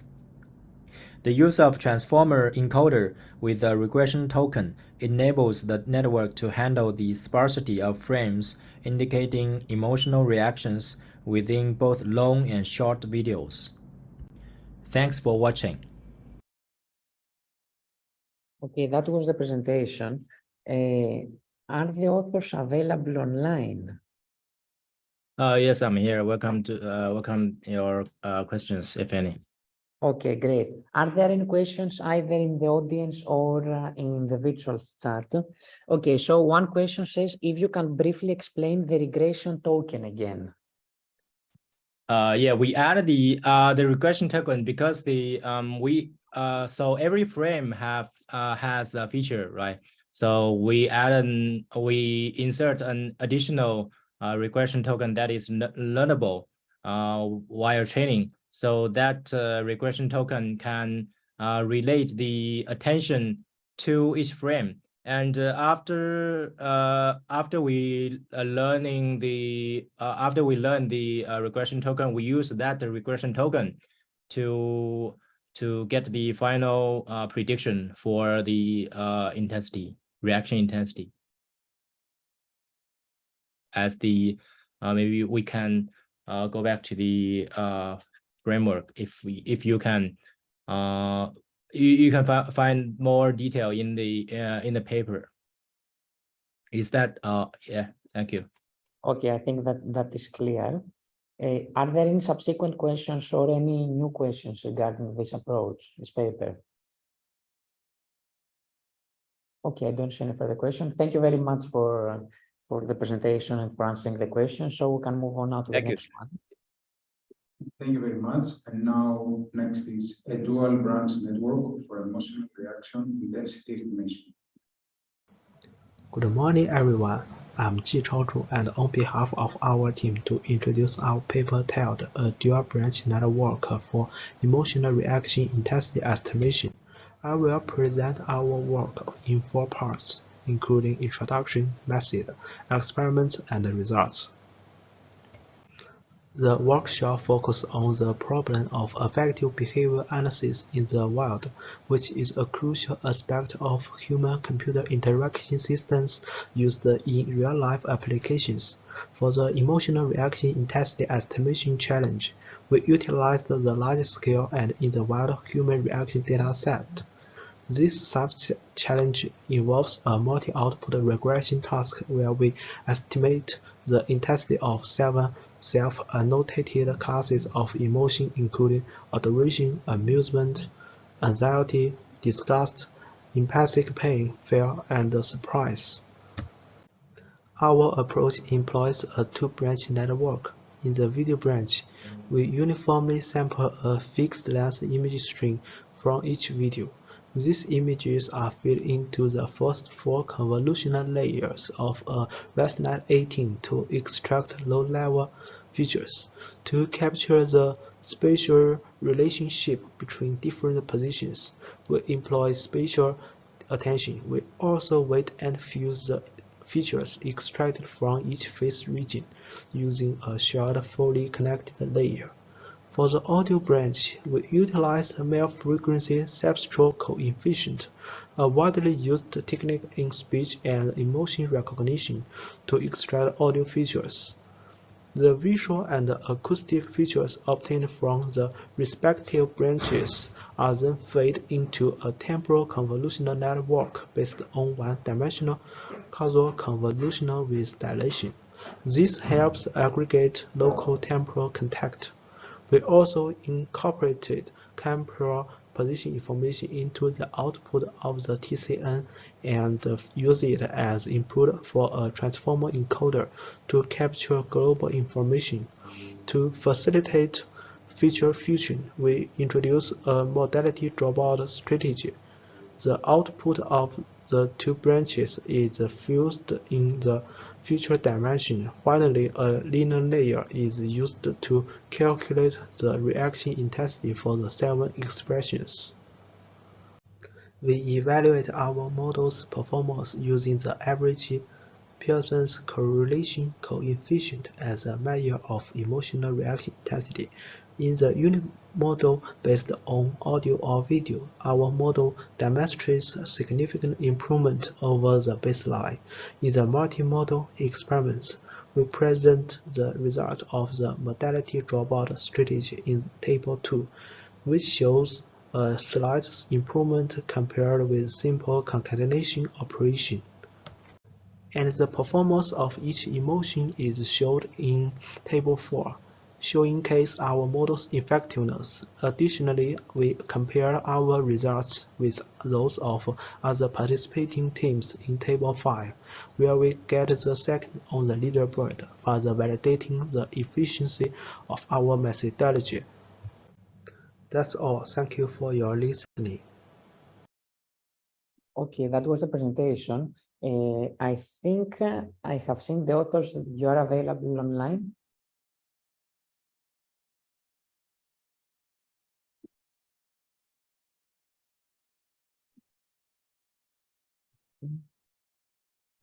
Can you hear me? Okay, yes, we can hear you now. Are there any questions for the authors?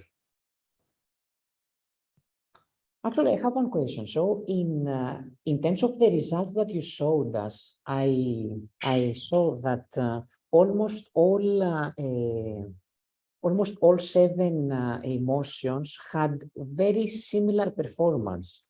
What do you have any insight, any further analysis about that, or according to your estimation, why is that so?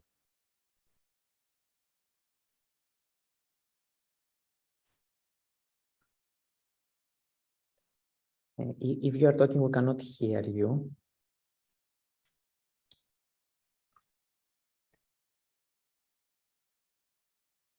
Can you hear us?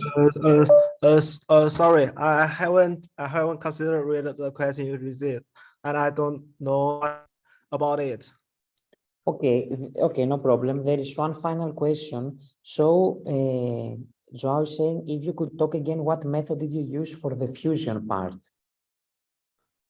For fusing the I modalities? think the video branch is not very well, so I think I can do some work on the video branch.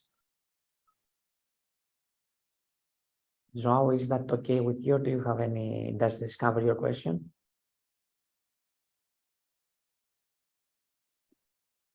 Okay, great. Okay, thank you very much for the presentation and for answering the questions. So now we can move on to the next paper. So the next paper is the facial expression recognition based on multimodal features for videos in the web. Hello everyone. Here I will present our work on the expression recognition challenge in the 5th ABAW competition.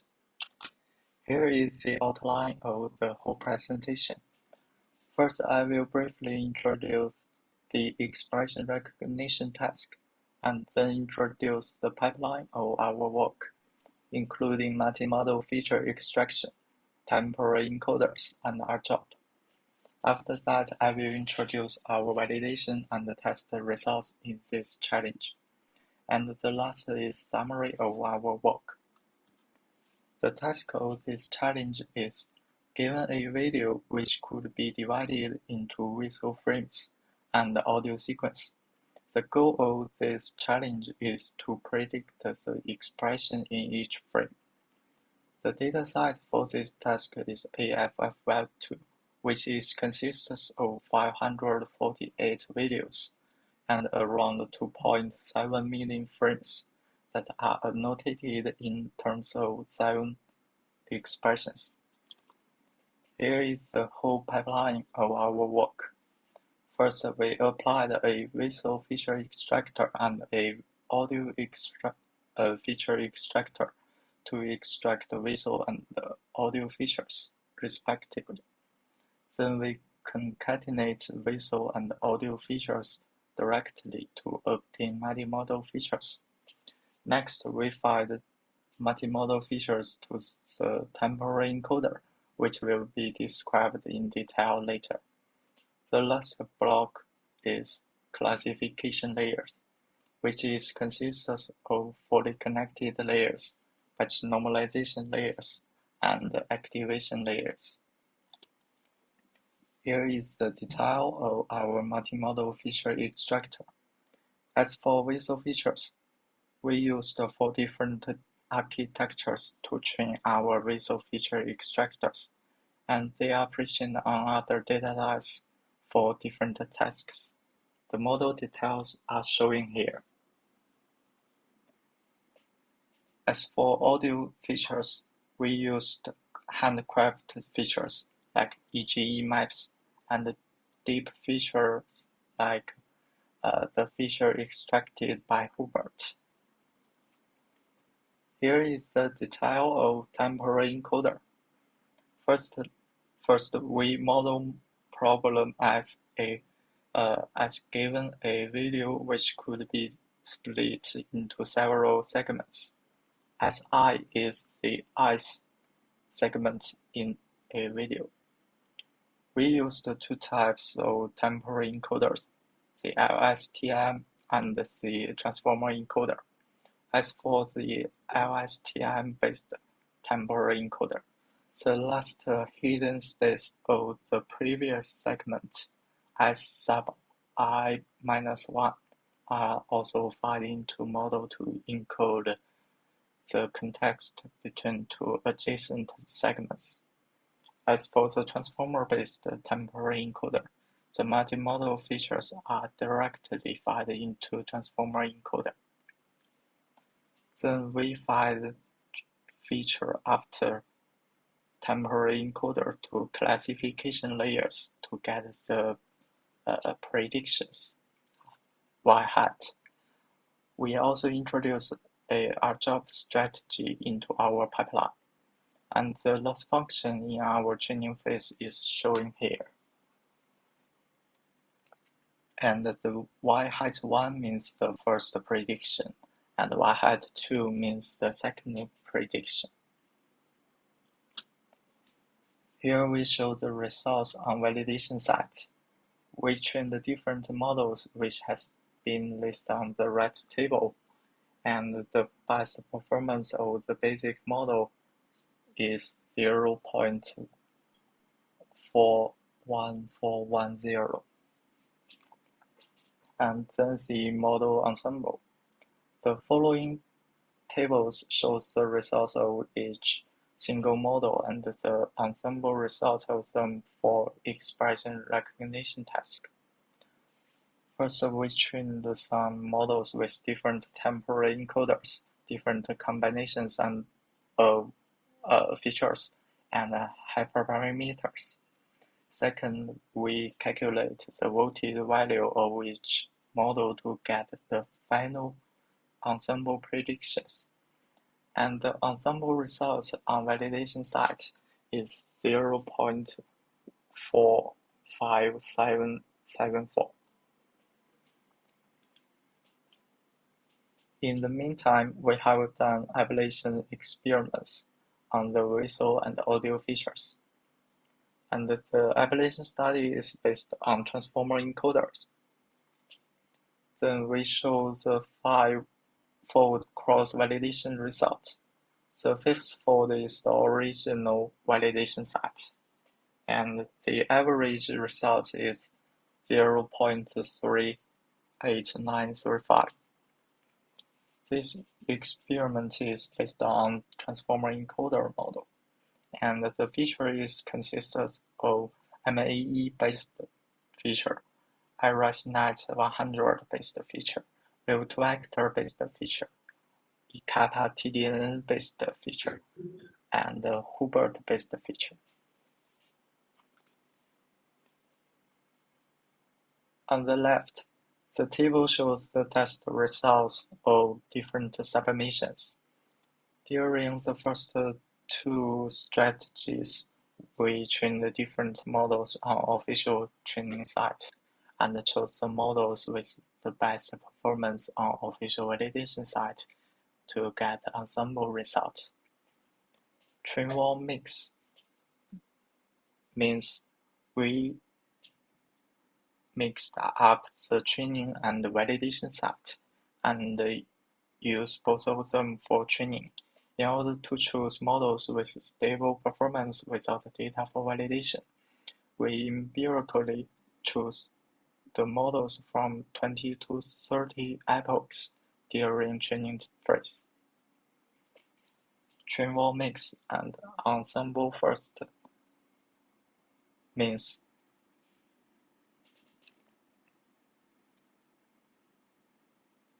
we ensemble the first and the third test predictions to get the fourth test predictions. Fivefold means that we mixed up the training and validation sets and did them into fivefolds. And we get 5 models with 5 folds and ensemble these models to get test results. The table on the right is the leaderboard for the 5th ABAW expression recognition challenge. It only shows the top 5 results, and we won the 2nd place. Our method is based on multimodal ensemble method. First, we extract multimodal feature by visual and audio feature extractor. Then the temporal encoders can model the temporal context. Finally, we used the voted ensemble strategy. We achieved 3.4072 F1 on the test site of AFF-Well2 dataset, which ranks the 2nd place in this challenge. Okay, that's all. Thank you. So at first, just to check, because I'm not sure, are the authors available to answer any questions?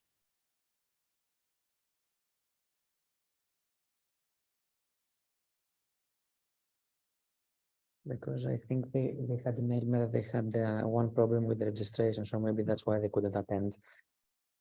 Okay, so if you have any questions, it's better to email the authors because they unfortunately couldn't be here. So we move on now to the next presentation. So next presentation is multimodal motion reaction density estimation of temporal implementation. So yes, sir. Please come.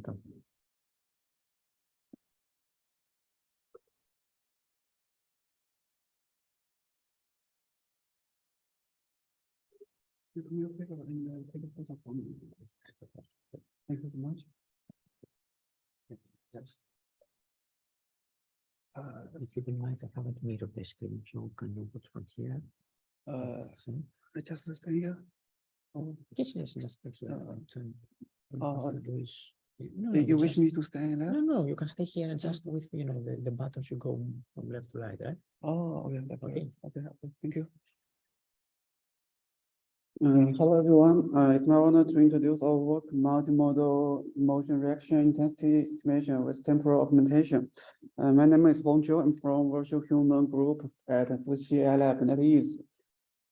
Human affective behavior analysis is crucial for human-computer interaction, such as interactive games, mental health diagnosis, and the virtual human expression generation.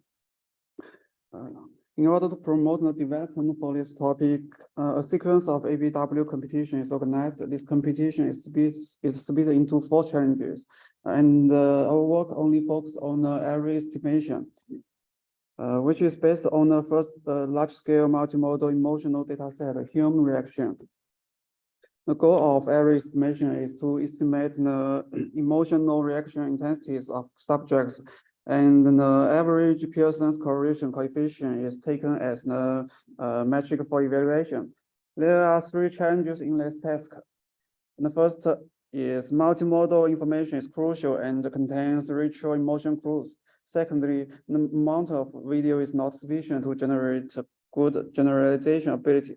Thirdly, the video have great temporal diversity and large differences in length. To address these challenges, we propose a multimodal framework for error estimation.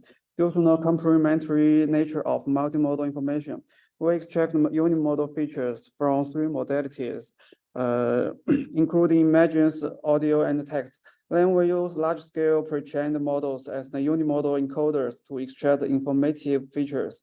Furthermore, to enhance the temporal generalization ability, we adopt a temporal and augmentation module and the temporal SE block.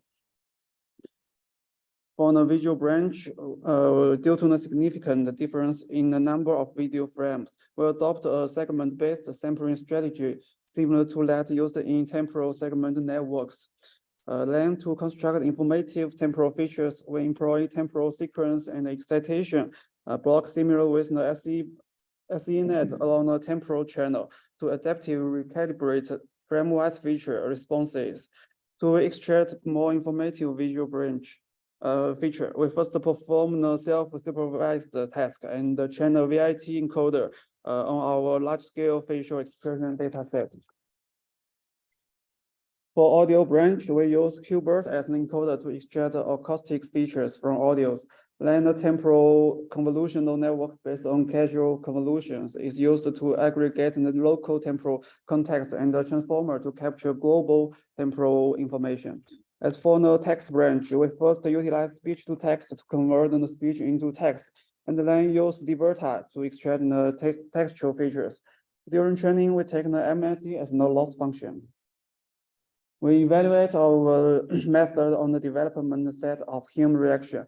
It shows that our method outperforms previous method, regardless of the features unimodal or multimodal. To further enhance the generalization ability, we've used 5-fold cross-validation to train multiple models and then ensemble them. We also conduct extensive experiments with different settings to investigate the effectiveness of our used components. Finally, our method shows great performance on the test set and won the 3rd place in the every sub-challenge of ABAW5. Thank you for your listening.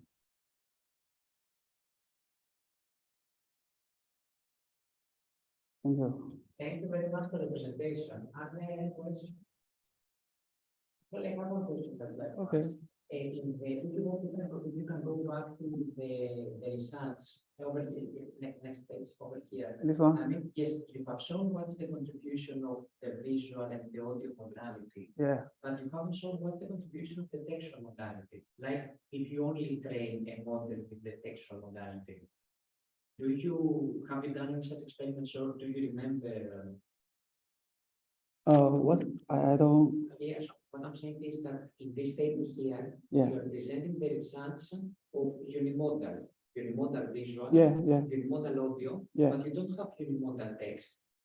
Do you remember what's the result? Because we noticed that previous method or other participants, they actually don't use textual features. They only use visual and audio. Yes, so we don't have to, we are not able to compare our method with other method under the settings with only textual features. So we don't list the performance here, but we perform the experiments with only textual features. It's very low and performance is poor. Yeah, I mean, it makes sense. In the end, when you used also the textual modality, it increased like 0.5%. Yes. Okay, perfect. Thank you very much for answering the question. Thank you. Questions?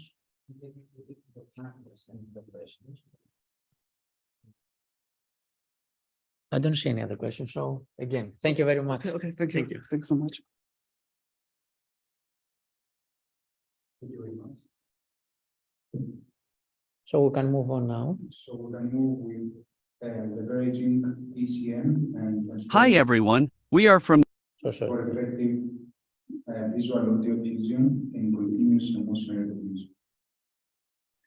Okay, just bear with me for a moment. Hi everyone, we are from China Telecom Cloud Company. This article is a technical summary of our participation in the 5th ABAW competition. This figure illustrates the steps we took in handling the AF-Wild2 dataset and modeling. During video preprocessing, we extracted audio from the videos and converted it to a mono channel with a sample rate of 160,000 Hz. We also extracted frames from the videos and replaced frames without a valid face with the closest frame that had a valid face. For feature extraction, we utilized the Wave2 Vec2 emotion model to extract audio features. This model is a fine-tuned version of the Wave2 Vec2 model trained on an emotion dataset. Additionally, we employed 3 pre-trained models for visual feature extraction: ArcFace trained on Glint 360K, Efficient B2 trained on Face2 and EffectNet 8, and Dan pre-trained on Celeban fine-tuned on RAFDB and EffectNet 8. Following feature extraction, we split the videos into segments using a window size, W, and a stride, S. These segments were then fed into a TCN plus transformer model, along with the corresponding audio and visual features. Lastly, in order to improve performance on the validation set, we conducted experiments with different feature combinations in the model. This diagram illustrates the overall framework of the proposed method. The audio and frames are fed into pre-trained audio and visual feature extractors, respectively. These extracted features are then separately fed into an independent TCN model, which consists of 3 temporal blocks. After the feature extraction process, the audio features and visual features are concatenated and fed into a transformer encoder. Finally, a multi-layer perceptron is utilized for classification. This is the performance of proposed method on ABAW5 test set. The bold face is our best score in 5 folds. Our method significantly outperforms the baseline. These tables present the comprehensive test results for 3 challenges. Situtech and NetEase Fushi secured first and second place respectively across all 3 challenges. Our team, on the other hand, attained 4th place in the VA challenge, 3rd place in the EXPR challenge, and 6th place in the AU challenge. These rankings highlight the strong performance of Situtech and NetEase Fushi, while also acknowledging the respectable placements achieved by our team in specific challenge categories. To conclude our discussion, we would like to highlight 3 key points. Firstly, our proposed approach effectively combines a temporal convolutional network, TCN, and a transformer-based model, enabling the integration of visual and audio data and resulting in improved accuracy in emotion recognition. Secondly, the TCN component captures temporal relationships across different timescales, while the transformer mechanism successfully merges audio and visual features, further enhancing the performance of our model. Lastly, we evaluated our approach on the AF-Wild2 dataset and achieved commendable rankings in the challenge categories. Specifically, we secured 4th place in the VA challenge, 3rd place in the EXPR challenge, and 6th place in the AU challenge. Thank you for listening. Our paper and code are available, which could be found through the QR code below. Okay, that was it. At first, can I have a confirmation that the authors are available online to answer the questions?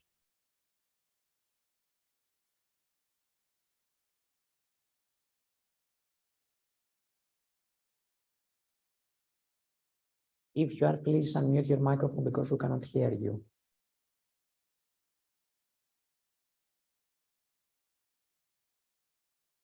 Okay, I don't see that the others are available. Apologies for this. So then we can move on to the next presentation. So, thank you very much. And the next presentation will be multimodal information fusion for action unit detection in the wild. Hello everyone, I'm Yuan Yuan. Today I want to introduce our latest work in the 5th ABAW competition, and we win 2nd place. There will be 3 parts to my presentation. First, I will briefly introduce our AU detection task. Second is our methods in the computation. And last is our test results and leaderboard. The AU detection task is to give a video containing picture and audio, to detect 12 units of facial action for each frame of a specified person in the video. The database is FY2, which is an audio-visual one consisting of around 600 videos of about 3 million frames and is annotated activation of facial muscles. There is a whole pipeline of our work. In our pipeline, we divide virtual information from n-dimensional image feature extracted from a pre-trained face model and process audio data using a combination of deep neural networks and traditional methods to extract n-dimensional audio features. Using different combined features as inputs train a model. In this way, we can achieve model training with longer sequences while reducing GPU memory usage to some extent and perform well. There is the detail of multimodal feature extraction. We use the officially printed cropped and elegant image to extract virtual features on virtual extractor pre-trained on different databases. For the audio information, we use deep networks and traditional methods to extract audio features.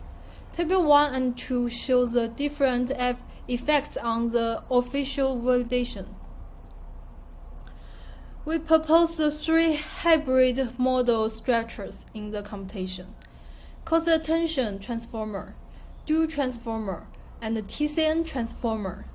Table 3 shows that the hybrid models perform better than the single on the validation side. After training various models, to increase the model's robustness, we adopt the model structure fusion strategy, in which the model ensemble could achieve an F1 score of 57.96% and 55.90% K-fold method on the validation side. Finally, on the test side, our K-fold method achieved an F1 score of 54.22%, ranking second in the 5th ABAW computation. Compared with the best F1 in the 3rd ABAW computation, this is an increase of 4.33%. The results with other teams are shown in Table 7. That's all my presentation. Thank you for listening. That was the presentation. Are the authors available online to answer the questions?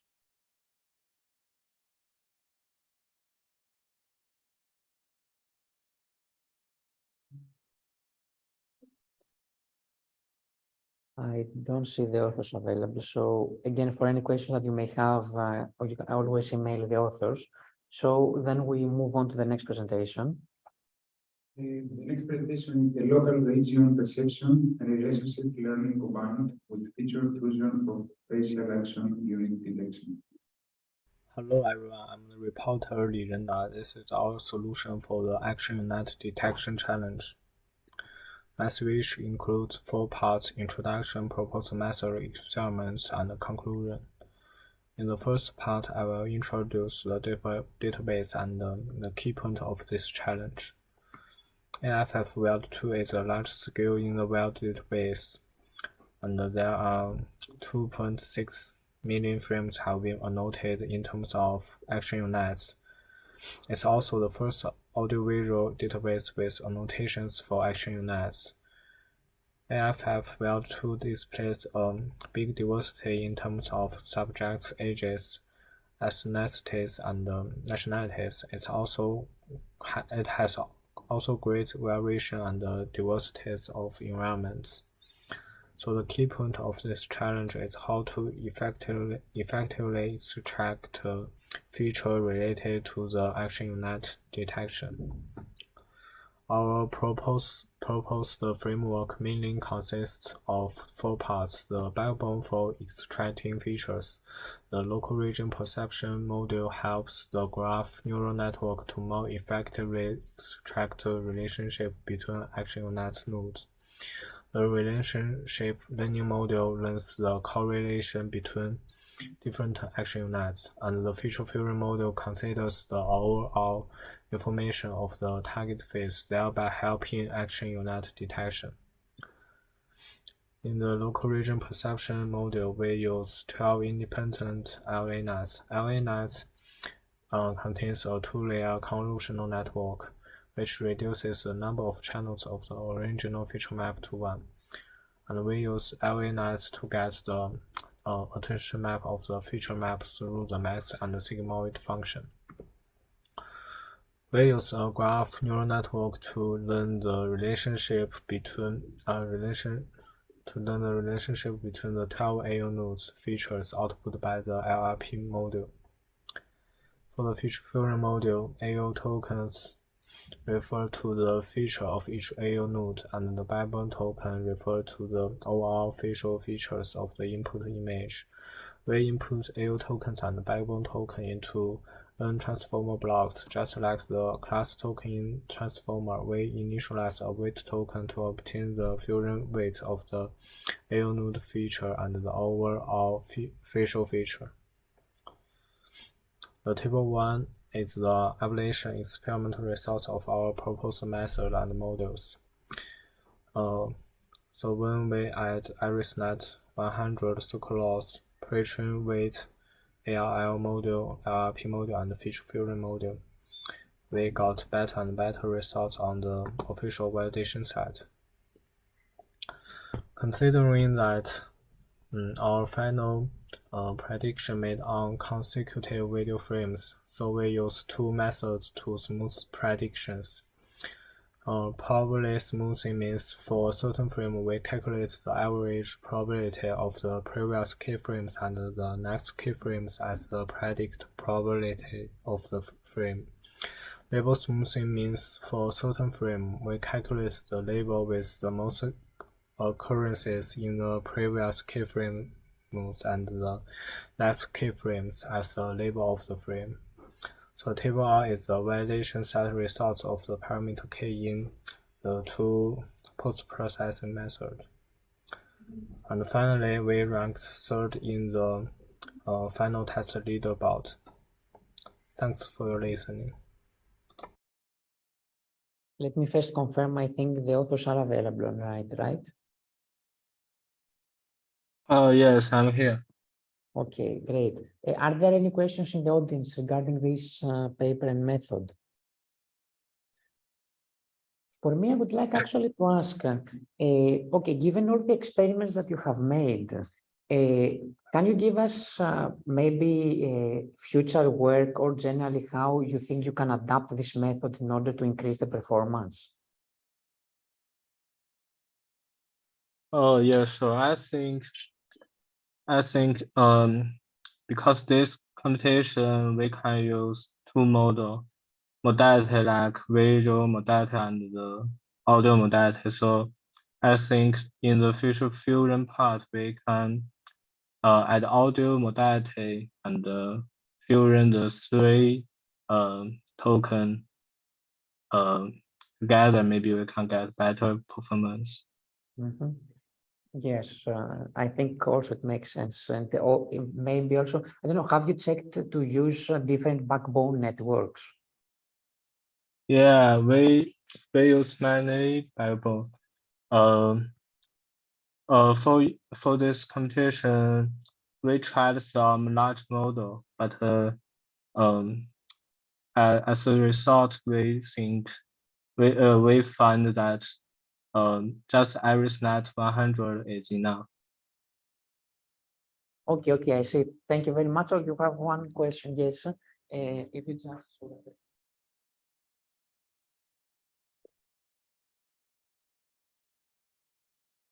Thank you for this report. I'm wondering, like, so basically, I forget the sentence is So so this in this data set is a frame by frame prediction.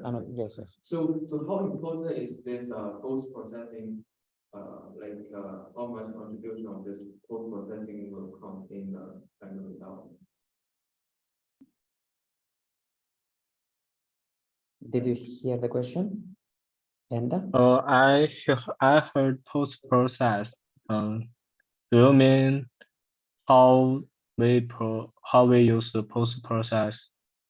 Yeah, like how you use and how like in every study, how that gives the improvement, how much improvements that gives. I guess you We label smoothing those two. okay, So I label got smoothing techniques. Yeah, please. I got your question. In this competition, we finally can provide five predictions. So we provide the result without post process and with the post process, and they are almost 2%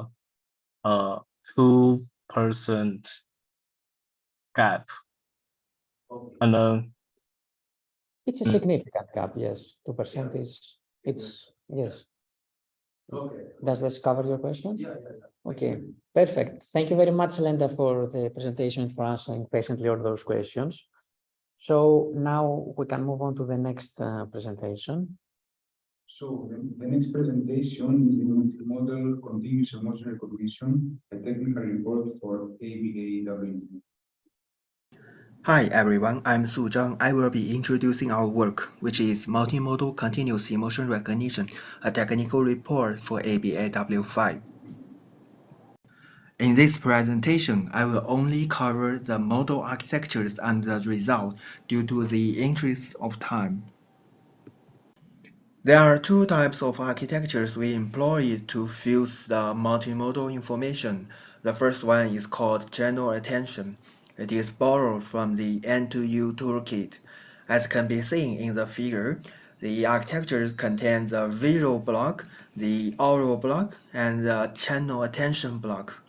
The visual block and oral block feature similar structures, in which a strong backbone pre-trained using large-scale datasets is employed as the backbones, and an independent temporal convolutional network is employed for temporal modeling. Specifically, the visual backbone is a ResNet50, whereas the oral backbone is a VGG16. Giving the video frames and the log mail spectrogram as the input, the backbone extracts the independent spatial features. The corresponding TCN further extracts the temporal information from the spatial features. Then, the spatial temporal features are fused following the channel attention scheme, which is first concatenate the spatial temporal features and obtain the channel attention using a linear encoder and a softmax activation layer. The obtained attention rate can pay attention to the most important channel of the two spatial temporal features. And finally, a linear layer is used as a regressor to produce the prediction. The second one is called the leader-follower attention. It was used in our previous attempt on ABAW2 and ABAW3. This time we also employ it for comparison, but due to the interest of time, we won't iterate this time. Please refer to our previous papers. This table shows the validation result from the leader-follower attention network and the channel attention network. Note that we employ the six-fold cross-validation technique to make full use of all the data, in which the fold 0 is exactly the same with the original data partitioning. The best results are achieved from fold 1 from the channel attention network. This table shows the test results reported by the challenge organizer. We ranked in the 3rd place. That's all for the presentation. Thanks. That was the presentation. So first, just to confirm, is the author available online to answer any question? Yes, I'm online. Okay, great. Are there any questions either in the audience or in the virtual chat? Okay, actually, I have one question. What are your plans for any future? I mean, this it ranked in the 3rd place. So I was just wondering, what are your future plans for this, if you have at least any? So in the previous contest, we only tried some very straightforward model, which is to cascade the spatial model with the temporal model directly. So in the future, maybe the first thing to try is the transformer and some semi-supervision or unsupervised method. Yeah, that's it. Yes, actually, that is something that generally have been thinking, that when we're giving the F-WILE2 database, we always, depending whether it's the Van arousal track or the action unit or the expression, we say that there exist some frames that are annotated with the value of -1. So generally, I say that you can discard those frames, but maybe it's something that it's better for consideration is if instead of discarding those frames, you can always use it in either any unsupervised or self-supervised or semi-supervised way as a form, of using more data, maybe to enhance the model performance. Okay, perfect. Thank you very much for answering the question. Are there any other questions? I don't see there is another question. Again, thank you very much. So we can move on to the next presentation. Thank you very much. The next one is spatial temporal graph-based AU relationship learning for facial action unit. Hello, everyone. I'm Wang Zihan, a student from Shenzhen University. It's my pleasure to be here to introduce our work, Spatial Temporal AU Relational Graph Representation Learning for Facial Action Units Detection. Facial action units are widely used to describe facial muscle movements. And AU detection is a multi-label classification task to detect which AUs occur and which do not in a facial display. For the AU challenge in this competition, we use the AFFWEL2 database, which consists of 2.7 million frames annotated in terms of 12 action units. And our first motivation is to introduce MAE to alleviate the data imbalance problem and enhance the model's generalization ability on in-wild data. The second motivation is to learn the spatial temporal relations because different AUs may have potential relationships and the adjacent frames are relatively similar in a video. Our model consists of 3 components. The first component is the facial representation encoder, which is a pre-trained MAE used to extract global face feature. The second component is the AU-specific feature generator. It individually learns a representation for each AU of each feature frame. Finally, the spatial temporal graph learning module models the relationships and jointly predicts the occurrence of all AUs for all frames. Let's introduce each component separately. We use 4 face datasets to train a MAE to learn reconstructing the original face from the masked face image. After pre-training, the VET encoder can generate strong facial representations, so it is employed as the encoder for our facial AU detection pipeline. The AU-specific feature generator is designed to extract unique features for each AU. This enables the construction of a spatial temporal graph. And to model the AU relationships in the spatial dimension, we create a spatial graph by connecting AU nodes in the same frame based on the similarity of the features. A GCN layer is then used to update node feature. And in the temporal dimension, each AU is treated as a temporal sequence, and a transformer layer is to model the temporal information and updates the nodes. Finally, we use similarity calculating to predict the probability of each AU for each frame. And we use MSE loss for pre-training and BCE loss for AU detection. Furthermore, we add a weight for negative samples to down the loss values caused by inactivated AUs. Now let's move on to our results. Our methods achieved a notable improvement over the baseline, increasing the average F1 score from 39 to 54.3. In the test site, our model ranks at the first place in the AU detection check. We also conducted an ablation study, which demonstrated the effectiveness of each component of our model. And that is my presentation. Thank you. So that was the presentation. Are the authors available to answer any question?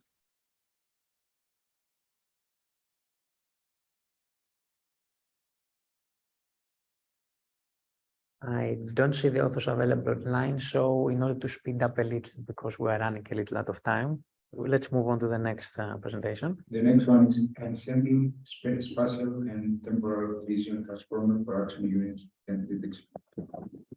Hello everyone, my name is Su, and in this session I will talk about my research, ensemble spatial and temporal vision transformer for action unit detection, working with my college and my advisor, Professor Kim So-hyun. For the motivation of this research, there is a growing concern over mental health issues in the society, and for some evidence from World Mental Health Report, there's maybe 20 suicide attempts to everyone dead, and rise in the depression and anxiety has rise 25 to 37%. So therefore, the APAW competition was organized to address this challenge with 4 tasks, and we participate in the action unit detection task. So from the video input is the video sequence of the version 3. We will return the list of binary values which is corresponding to the action unit. And this action unit is formally defined by facial action unit coding system. And we work on a dataset named Affective analysis in the Y datasets, which are the competition datasets.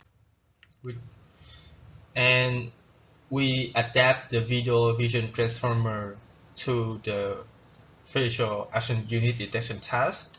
So here we, from the list of the person face, we extract the feature with a CNN extractor and then feed to the video vision transformer model. And for the CNN, we use RegNet due to its efficient in terms of speed and interpol speed and result. We also assemble with our own model, last year model, and we can evaluate on the macro F1 score, which is the matrix of the competition. And here, as you guys can see, our result on the variation set on K4 cross variation is quite certain, and we got the fifth place in the competition.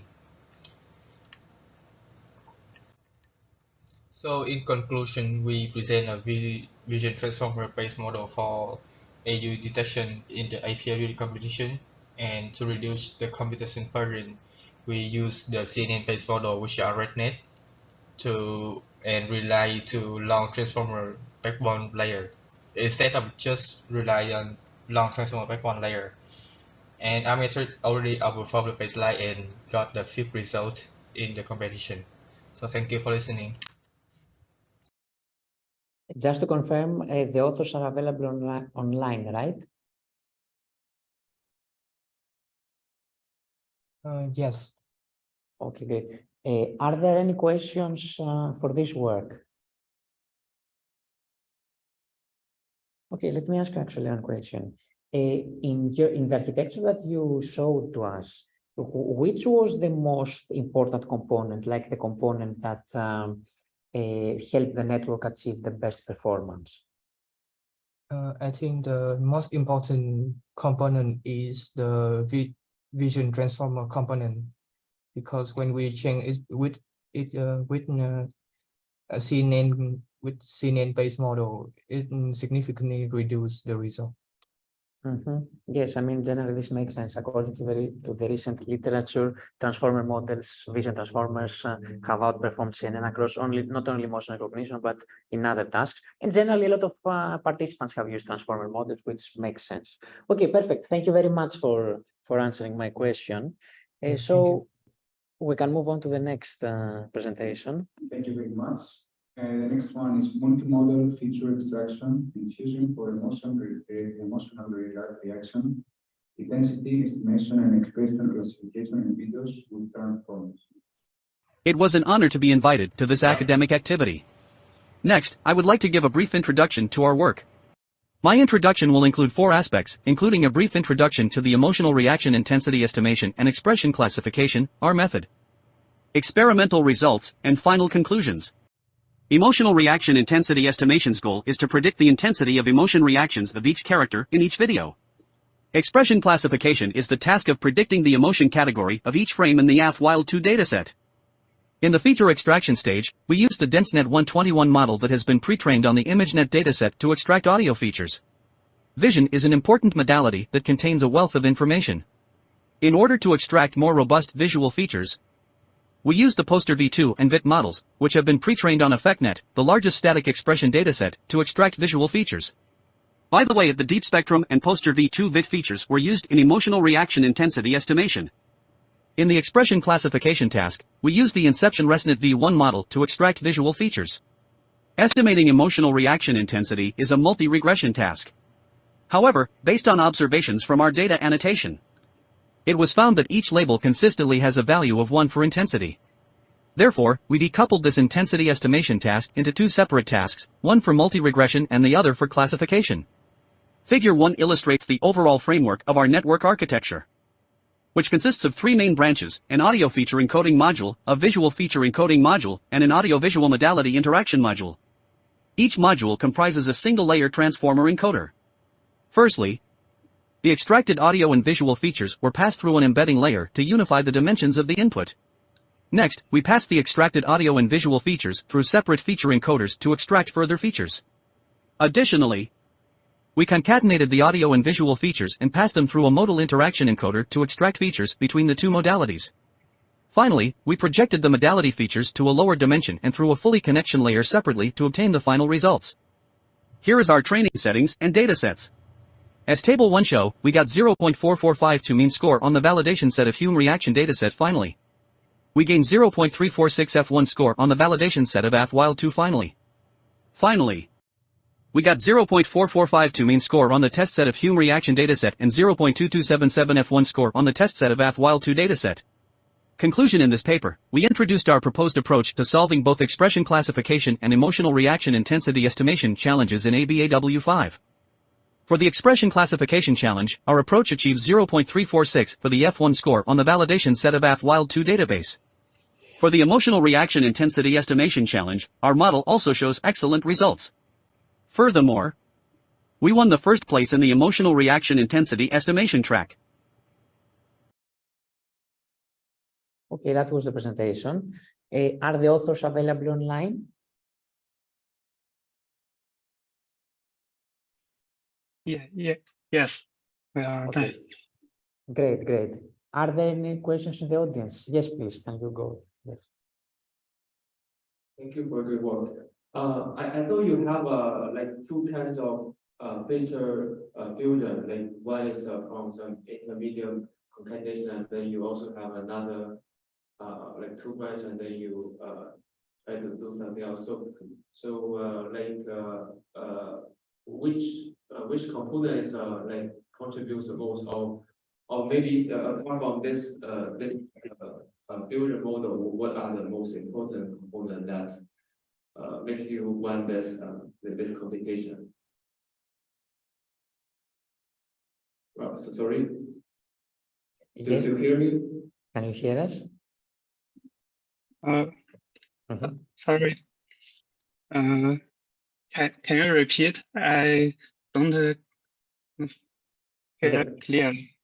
The question was like, what is the most important component in your architecture, right? Oh, yeah. In our architecture, the most important component, I think, is a video encoder.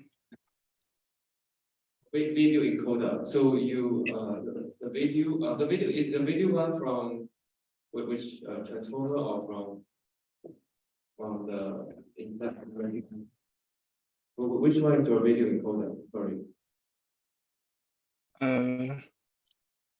Should I go to the video or give me a second?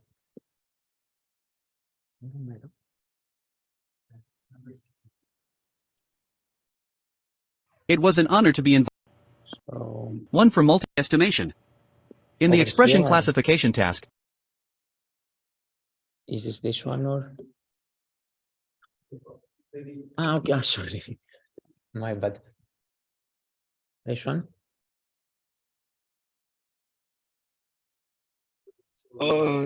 Not this. Not this. This is our feature extraction model. Over here, maybe? Oh, yes, here. The visual encoder. Yeah, visual encoder is more important. The visual encoder, yes. Yeah. What is the architecture of the video encoder? Because I think we're running a little out of time, I think you can, if you check the paper, obviously the architecture will be included in there so that we can move on. Yes. Thank you very much for answering the questions and the presentation. So moving on to the next one. Thanks for the questions as well. So a unified approach to facial effect analysis, the MAA face visual intelligence. Hello everyone, my name is Mboma Ma from NetEase Fuxi AI Lab, and today I will discuss our work titled A Unified Approach to Facial Effect Analysis, the MAA face visual representation. Our research centers on MAA face, a pre-trained model based on the mask autoencoder. I would like to acknowledge all these three works that have each contributed to the field of masked image modeling. Our work is greatly inspired by them. We employ a mask then reconstruct technique for self-supervised pre-training on around 2 million face images. We then fine-tune the model by attaching a classification head to the encoder output for a specific task. Consider these 4 randomly masked face images. Imagine what they should look like, based on these partial observations. Here are the images reconstructed by MAA face. And here are the original images. Do these results align with your expectations? It seems MAA face has a strong ability to reconstruct facial appearance and effect from very limited observations. These results showcase its strength in facial representation and its potential for facial effect analysis. To further improve the model's capability, we use a two-pass pre-training strategy that combines self-supervised and supervised pre-training for maximum benefits. Additionally, a second-pass fine-tuning is performed by distilling knowledge from the first-pass fine-tuned model, which helps regularize the training process and prevent overfitting. MAA face serves as the base model for all the tracks in our final submission to the ABAW5 competition.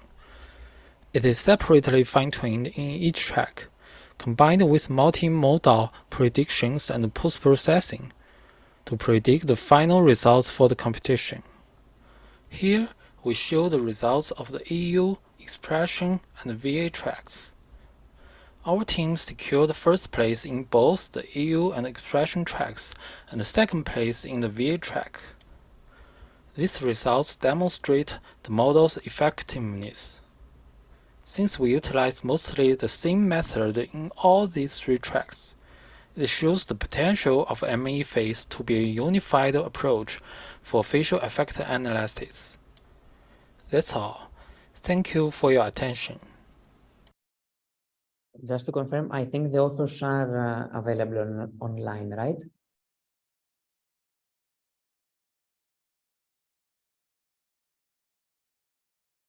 Bowen, can you hear us? Because you are muted if you are talking.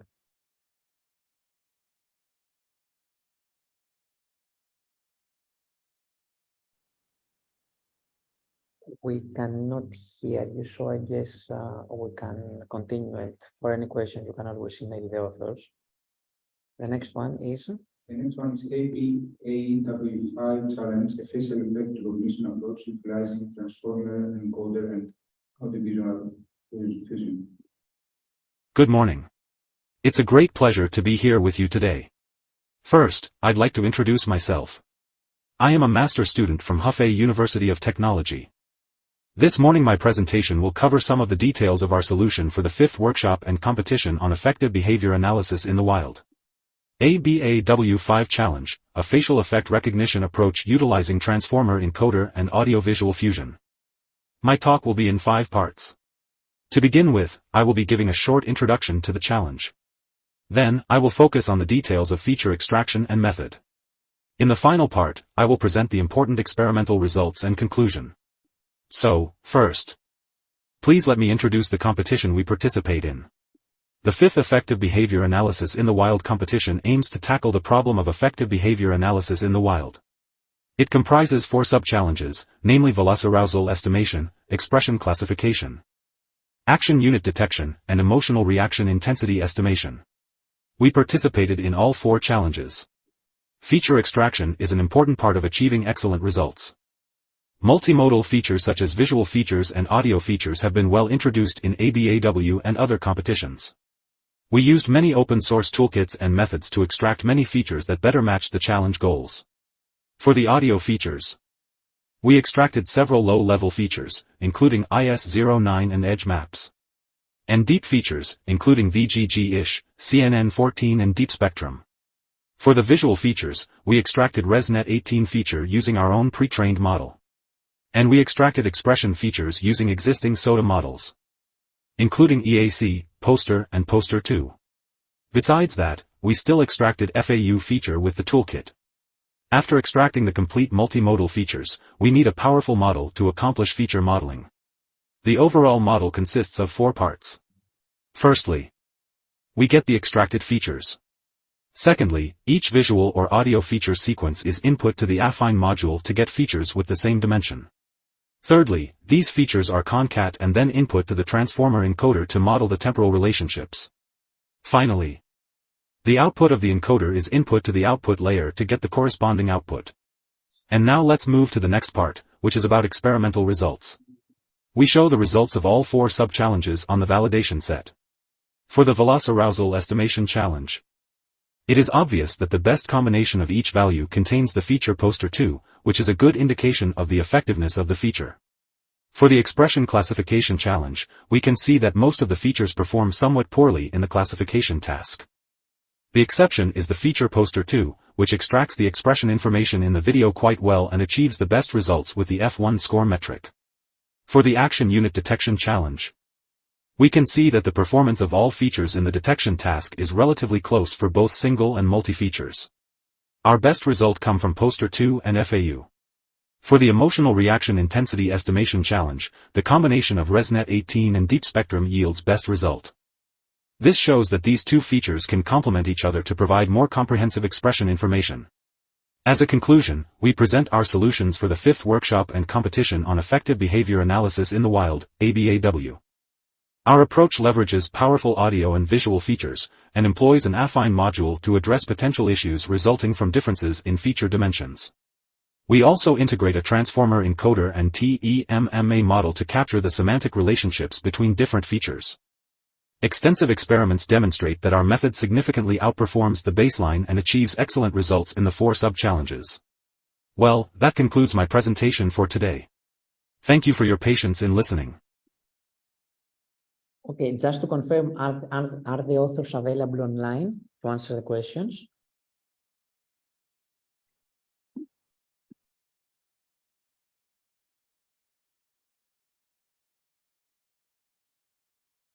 If you are, we cannot hear you, so just don't forget to unmute your microphone. Okay, in any case, you can always email the authors to ask any questions. So now we move on to the next presentation. The title is EmoTF Nets for Facial Processing in Video-Based Balance Arousal Estimation, Expression Classification, and Action Unit Detection.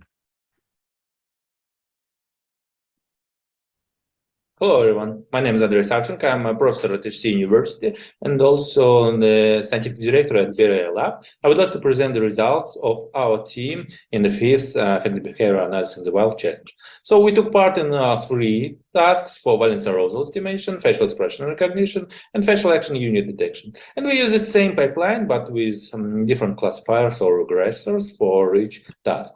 So this pipeline is inspired by our MOTF-net models proposed in these 2 papers, and also we used it in the previous edition of a effective behavior analysis of the wild challenge. So we trained the multitask CNN by using the face identification, and then fine-tuned it on Affective for emotion recognition and for valence arousal predictor. We extract faces from the input video, then extract embeddings and some logits and valence arousals. Use ensemble of classifiers like multi-layer perceptron or light after ML library developed by our SBIR lab. And finally, we smooth the predictions for several frames. So here are the results for valence arousal predictor. You see that the smoothing really matters, and the kernel size is really large. Our models are better when compared to the previous usage of efficient net B0. You see it's 5% higher and also much better than the baseline. Speaking about the test set results, again, we are much better than efficient net B0 original. And actually, we are the best when only facial modality is used, but audio video ensembles work better. So we took the 6th place here. Speaking about facial expression recognition, actually very similar results. So smoothing with large kernel size, 3% higher F1 score when compared to previous usage of efficient net B0, and 5th place and the best performance for facial modality, but not as good as audio video ensembles and transformers. And finally, speaking about action unit detection, so here the kernel size is not large. And the benefit over the previous usage of efficient B0 is only 1%, but we use this library, LightFML library, and it really works well here. And speaking about the results on the test set, it's 7th place, and it's 1.5% better than the previous efficient at B0. And also here, we are not the best for facial modalities, so some other networks work better.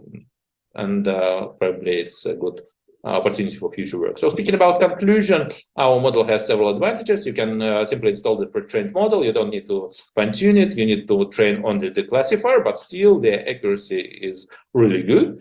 But maybe speaking about the disadvantages, sure, we didn't implement the audio-video ensembles and multimodal things like this. Also, probably it's important to deal with training different training and validation splits and creating some ensembles based on this idea of the winners of this challenge. So there are plenty of future work here. So thanks you for attention. I'll be glad to answer your questions. First of all, just to confirm, Andrei, you are available, right? Yeah. Hello, Dimitris. I'm here. Great. Hello. Thank you very much for the presentation. Are there any questions for Andrei? Actually, I have one question, because you have, you have been following also the previous year in the competition, and this year you have changed your method compared to the previous years. Which do you think was the most important, the most significant change that affected the performance of your model? Yeah, thanks for this question. Actually, it depends on the task. So, for example, for facial expression recognition, maybe the main actually the main things that works was smoothing with a rather large window. So when we used 200 something like 200 frames near the current frame, we increase the F1 score on several percent. But if we speak about, for example, a prediction of action unit detection, yeah, then it's not possible to increase the size of the window. And actually, the main new and interesting thing here was the usage of light after ML and after ML techniques that used to classify the predictions of a neural network, and actually it boosts significantly boosts our performance. So it really depends on the challenge, and we try different techniques for all these three challenges. Okay, thank you very much. You fully answered my question. Are there any further questions for Andre?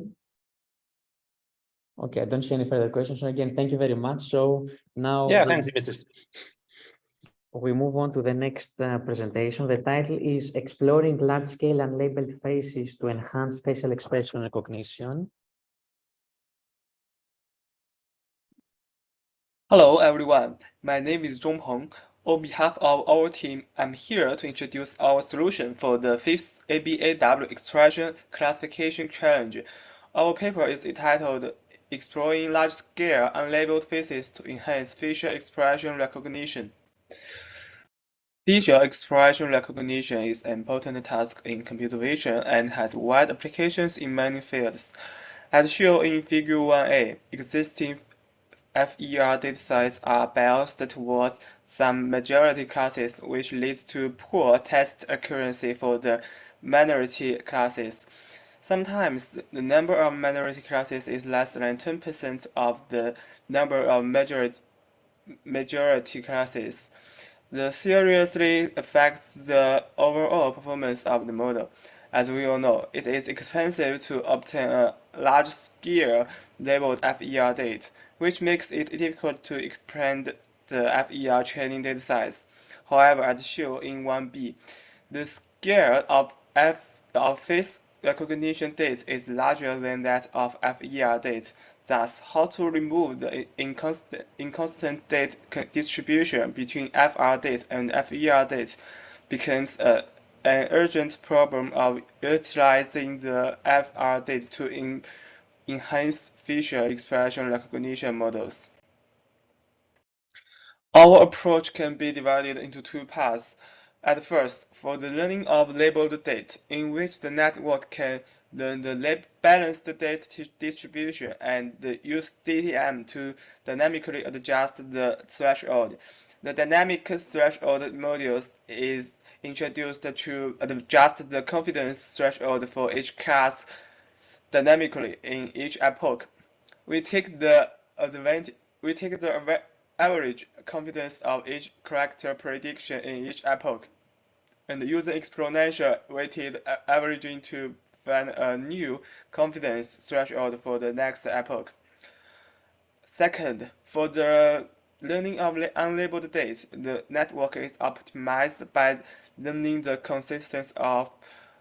consistency of weakly augmented images and strongly augmented images. We present the results for expression recognition in Table 1. As shown in the table, we pre-trained the efficient net B7 on the balanced FER dataset, achieved the average FE score of about 31%. Then we used the semi-supervised learning method to fine-tune the backbone and improve the FE score to about 37% by introducing the dynamic threshold module.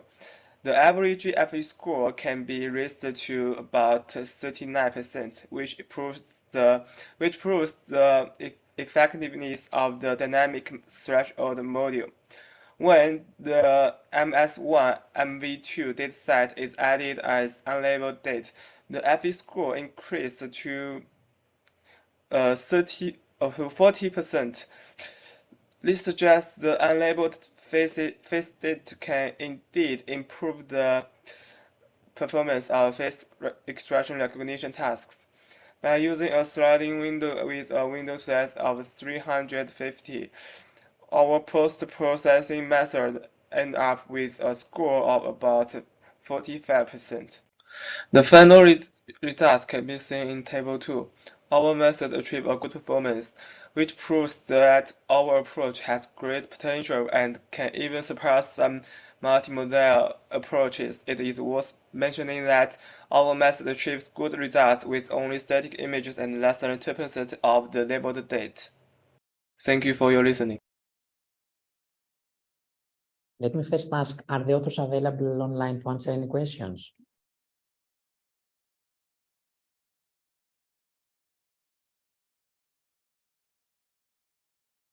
I can't see the author, so we can move on. So this now will be the last paper, the last presentation that has to do with the part of the competition, and then we can move on to the keynote speech and the more generic workshop papers. So the title is Exploring Expression-Related Self-Supervised Learning and Spatial Reserve Pooling for Affective Behavior Analysis. Hello everyone, my name is Fanglei Xue. I'm here to present our solution for the 5th ABW competition titled Exploring Expression-Related Self-Supervised Learning and Spatial Reserve Pooling for Affective Behavior Analysis. The main idea of our solution is to use expression-related self-supervised learning to learn expression features from facial images.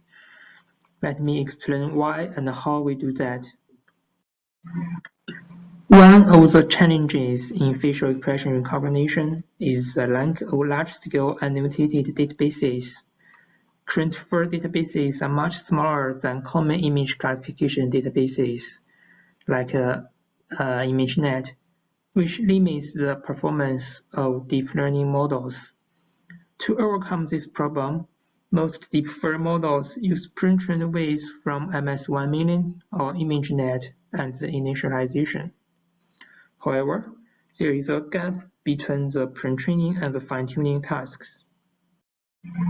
For example, pre-training on ImageNet to distinguish birds from airplanes may not help much in distinguish different people on MS1 million.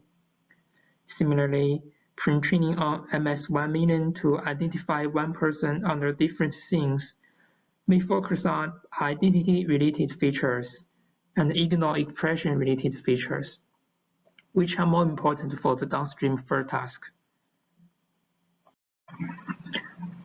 To address this gap, we propose a novel self-supervised learning method called control warping.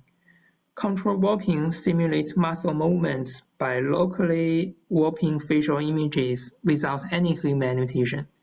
Based on this, we use a contrastive learning framework to learn expression-related features from the warped images.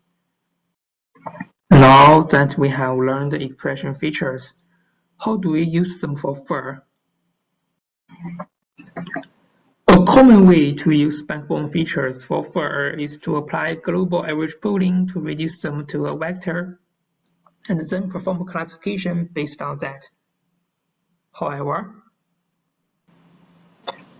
this pooling method discards spatial information, which is crucial for FIR. As you can see, different expressions have different spatial patterns on the face. To preserve this information, we propose a spatial reserve pooling model that keeps all the spatial information in the feature map. Specifically, we first use two convolutional layers to further enhance the spatial feature and reduce the spatial resolution. Then we flatten the feature map to retain all the spatial information. We also freeze the first three stages of the backbone to retain the power of the pre-trained mode.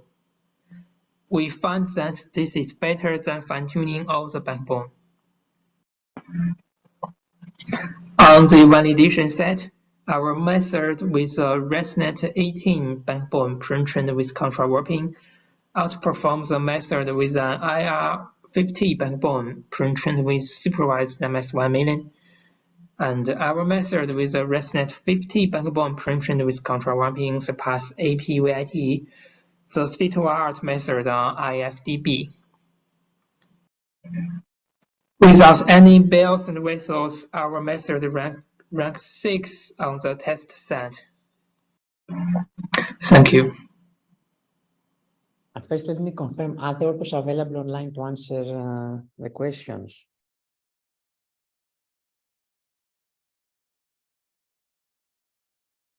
Okay, I don't see that. So according to the workshop agenda, now supposed to be the time that we would have a small break, but because we have already run a little late, because we had a technical problem initially when we started the workshop, if everything is all right with you, we can skip the break for now, and we can move on to the second keynote speech. And so first, just to confirm, the second keynote speech will be presented by Professor Agata Lapredisa. Agata, are you there? Yes, I'm here. Hi. Okay, great. First of all, let me apologize for keeping you, so late because we have... No worries. No worries. Thank you. Okay, just let me do a short presentation for you, and then stage is yours. So Professor Lapredisa is a principal research scientist at the Institute for Experiential AI and a professor at the Universitat Oberta de Catalunya in Barcelona. At EAI, she leads the research at the intersection of AI for health and responsible AI. At UOC, she is the head of the AI for Human Well-being Lab. Her research interests are related to computer vision, affective computing, social robotics, and explainable AI. She has been collaborating with the MIT since 2012. From 2012 to 2015, she was a visiting professor at MIT CSIAL, where she worked on object detection, scene recognition, and explainability. From 2017 to 2020, she was a research affiliate at the MIT Media Lab, where she worked on emotion perception, emotionally aware dialogue systems, and social robotics. In 2020, she spent 1 year as a visiting faculty at Google. So that goes from my side. Now, Agata, stage is yours, and thank you very much for being here. Okay, thanks for inviting me. Let me see if I can. So I was trying to share my screen, but apparently I cannot do it because you are sharing your screen. Yes, okay. If you try now, I think you should be able to. Yeah, that's fine. Let's try this. Great. That works. And then let me maximize the screen. It looks like this works, right?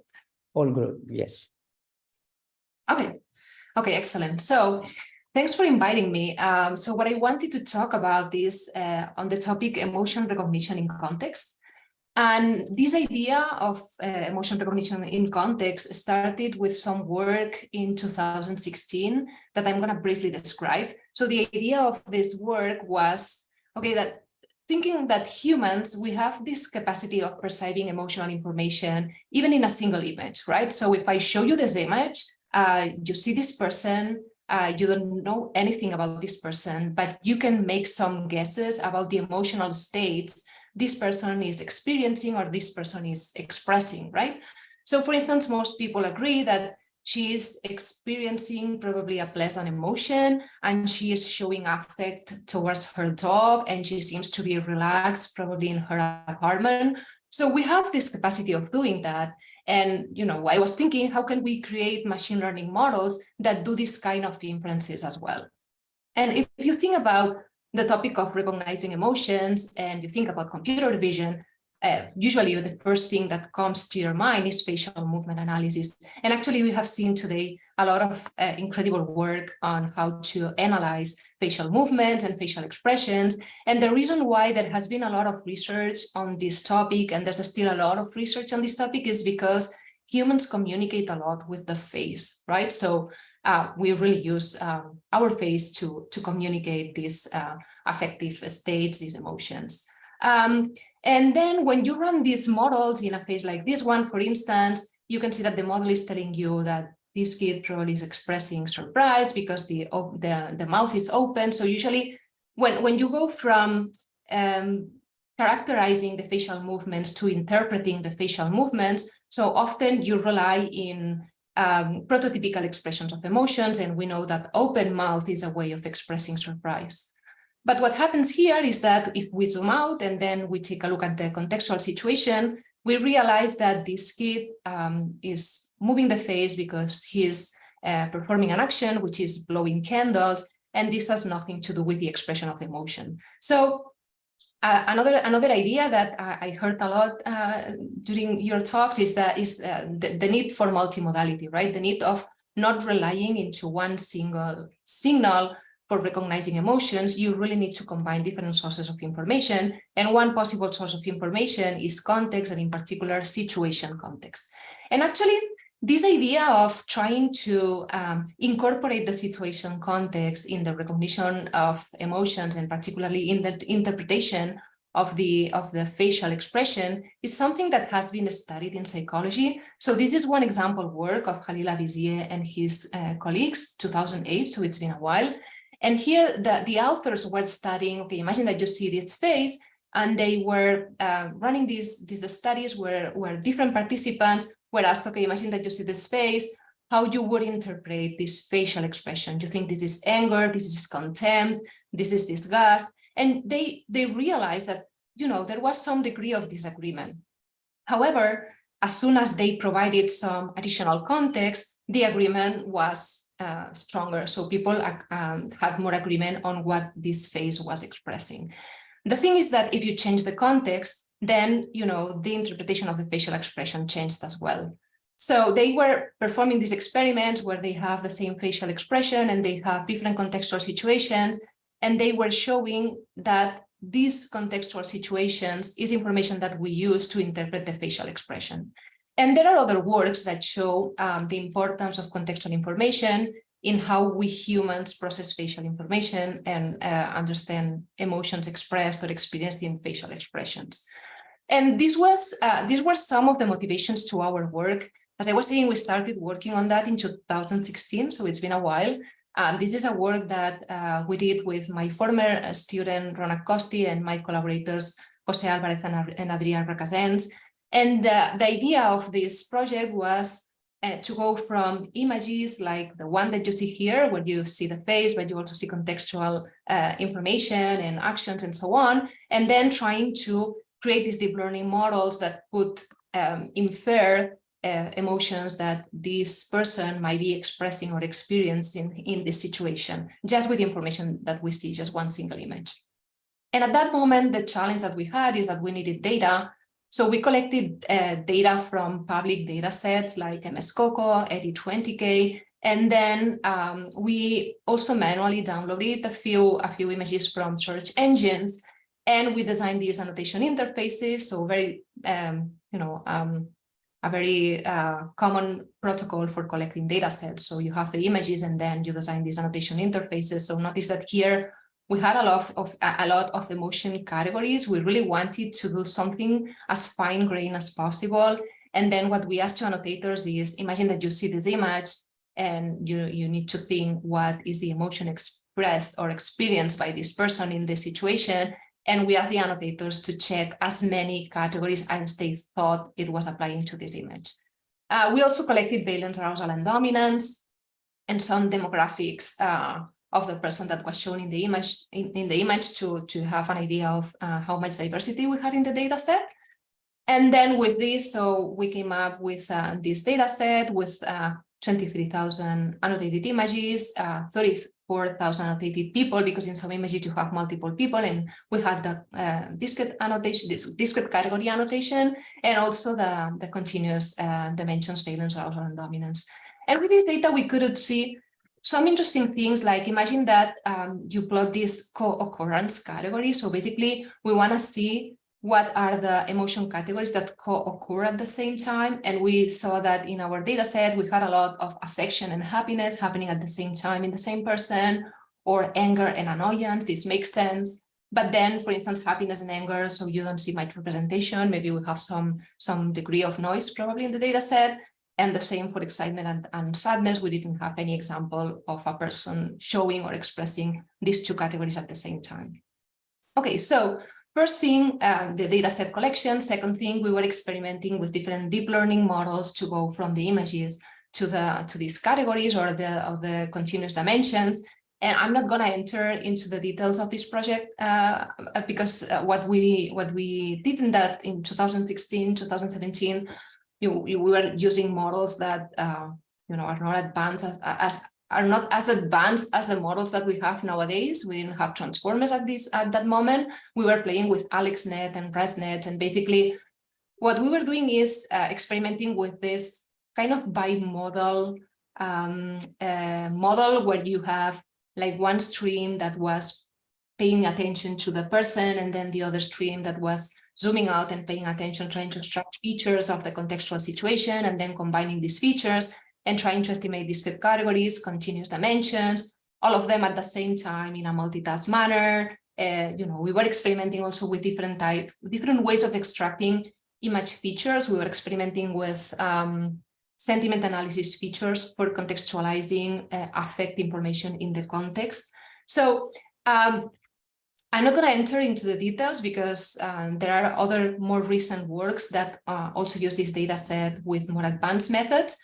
But I wanted you to know this work, and in case that you are interested in the data set, code, and trained models, you will find everything in our data set, in our website, sorry, and also the papers that we published. But one reason why I wanted to briefly describe this work is because there were some conclusions and lessons learned that I think are important, and I wanted to highlight them.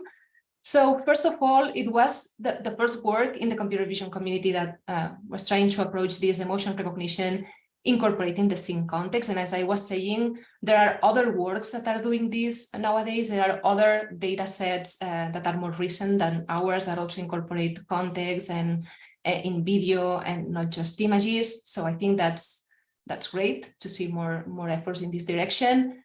Then another thing that we found very interesting is we were checking what was going on with the agreement level in affect-related annotations. So the experience of affect, the recognition of affect, all of these affect-related recognition tasks have some degree of subjectivity, right? So people can interpret the images in different ways. People can experience content in different ways. So there's always this subjective component. And here is one example when I'm showing you this image, and then I'm showing the annotations of 5 different annotators. And then on the right, you see this in a histogram form. And one interesting thing that we observed is that as soon as you start asking one annotator, and so if you think of this distribution, and you have the first annotator and you plot this kind of distribution in this histogram form, and then you add another annotator. So then with the second annotator, the distribution might change. With the third annotator, the distribution is going to change again. But at some point, this distribution gets kind of stable. So the more annotations you add, the distribution shows the same shape, which means that it's, there's some degree of disagreement, or agreement is not 100%, but it's like overall, when you ask enough annotators, this distribution gets kind of stable, which shows that some people are gonna see affect, some people are gonna annotate with happiness, some people are gonna annotate with both. So I think that's interesting. And then so this actually motivated some works that, if you are interested in this topic, maybe you can check them. That study agreement in affect-related labeling tasks. And we were thinking, how can we model this? Because in machine learning, you usually assume that you have just one single ground truth. But if suddenly your problem has this subjectivity, it means that you might have different ground truths that are correct, all of them. And you need to you need to have this into account when you design the machine learning models to do this recognition. And one thing that we were experimenting with was with multitask learning. So basically imagine that you have just a few annotators in this case, and you can train just one joint model with different output branches, one of them representing the outputs of one single annotator, and then learn at the same time the different interpretations of the same input that different annotators provide. Okay, so that's one idea that I think it's interesting, this idea of subjectivity and how we can model the different opinions. And this also connects with personalization, which is another interesting aspect. But then, so another thing that we thought when we were working in this problem of emotion recognition in context is that as you start experimenting with more and more emotion recognition in the wild applications, and you have this in mind, what you realize is that in the wild, in any type of domain, is really challenging. So I think that we are far from having a technology that can recognize emotions in the wild in any possible situation. But one thing that you can do is consider to work in more restricted domains. And what I'm gonna explain now is another project where we focus in one specific domain, which is one specific use case of emotion recognition technologies. And in this case, this is emotion recognition in the domain of assistive driving technologies. So here the idea is the following. So actually when we drive, we experience extreme emotions. These emotions can affect our mental health and can affect the road safety. If suddenly we are feeling very stressed, if suddenly we are angry. So these are emotions that can have an impact, both in the road safety and also in the driving experience. And I think it's on average in the US, people drive like 1 hour per day. So this is a lot of time that you spend doing this, driving, right? So that's why there has been some interest also from the automotive industry in trying to provide the car with the ability of recognizing some emotional states. And then you can think about this research, like research that has like 3 different pillars. So first of all, the idea is, okay, what type of sensors, sensors you can integrate in the car, and where can you integrate them so that you make sure that you capture information that is meaningful for doing the affect recognition of the driver. And here you can think of a camera that analyzes facial expressions, but then other things like, for instance, you can put pressure sensors in the steering wheel, because it's known that when people are stressed, you press more. And then, if the driver is interacting with the navigation system, you can also analyze voice features. So you can install all of these different sensors. Then the second question is, okay, you captured all of these signals with these sensors. How do you do high-level recognition of affective states from all of these signals, ideally? You want to combine them to have a multimodal approach to have as much information as possible to recognize these emotional states. And then the third pillar is, now imagine that your car has detected some kind of emotion that maybe can impact the road safety. Maybe you are distracted, or maybe you are very stressed or whatever. So what should the car do? What type of interventions you design so that the car can do something that helps you drive more safely and in a more pleasant way. So in this domain of recognizing emotions of the driver, this is a recent survey where you can see the different technologies that have been explored in the past years. And one observation that you can make is that most of the technologies put the focus on the car interior, right? However, we are driving in the road scene, which is an important contextual signal. So this is what we were exploring with this project, emotions evoked by the road scene. So this is a project I work with my PhD student, Cristina, and then with my collaborators, Nesca, Albert, Javier, and Rosalind Picard. And here the idea is the following. So imagine that I ask you, you have these 2 scenes, so scene A and scene B. And I ask you, what scene do you think it's more stressful to drive in? Imagine that you are a driver and you are in one or the second one. So most people say that scene A is more stressful. And the reason is that there are more unpredictable things happening in scene A. So you have more traffic, you have pedestrians on the road scene. So, it's very likely that this creates more stress than scene B, where, you just go straight. There's nothing, so it seems, pretty quiet, the environment. So our hypothesis is that some objects and events that are visible in the driving scene are informative to understand the current driver stress, the subjective stress level. And what we did, we experimented with this type of data. So imagine that you have someone is driving. So in this case, we experimented with a data set that contains driver self-provide stress. But then we also have physiology, we have electrodermal activity, heart rate, and respiration rate. We didn't use these physiological signals for the study that I'm going to present, but so that you know, the data set also includes these physiological signals. And then you have a camera pointing outdoors, recording the video of the scene. And your goal is, okay, let's take this video of the scene and let's see if we can infer this self-provided stress. Let's see if we find enough discriminative information in the road scene so that we can infer this. And as I was saying, we were using a public data set. It's called the Affective road data set. And basically, you have 9 drivers. So that's one of the limitations of the study. I'm going to comment this later on. But you have each person is driving on a closed circuit that has like the different areas like city, highway, and so on. And then this is the type of data. So these are the type of labels that you have. So in the x-axis, you have the time. And then on the y-axis, you have the self-report stress.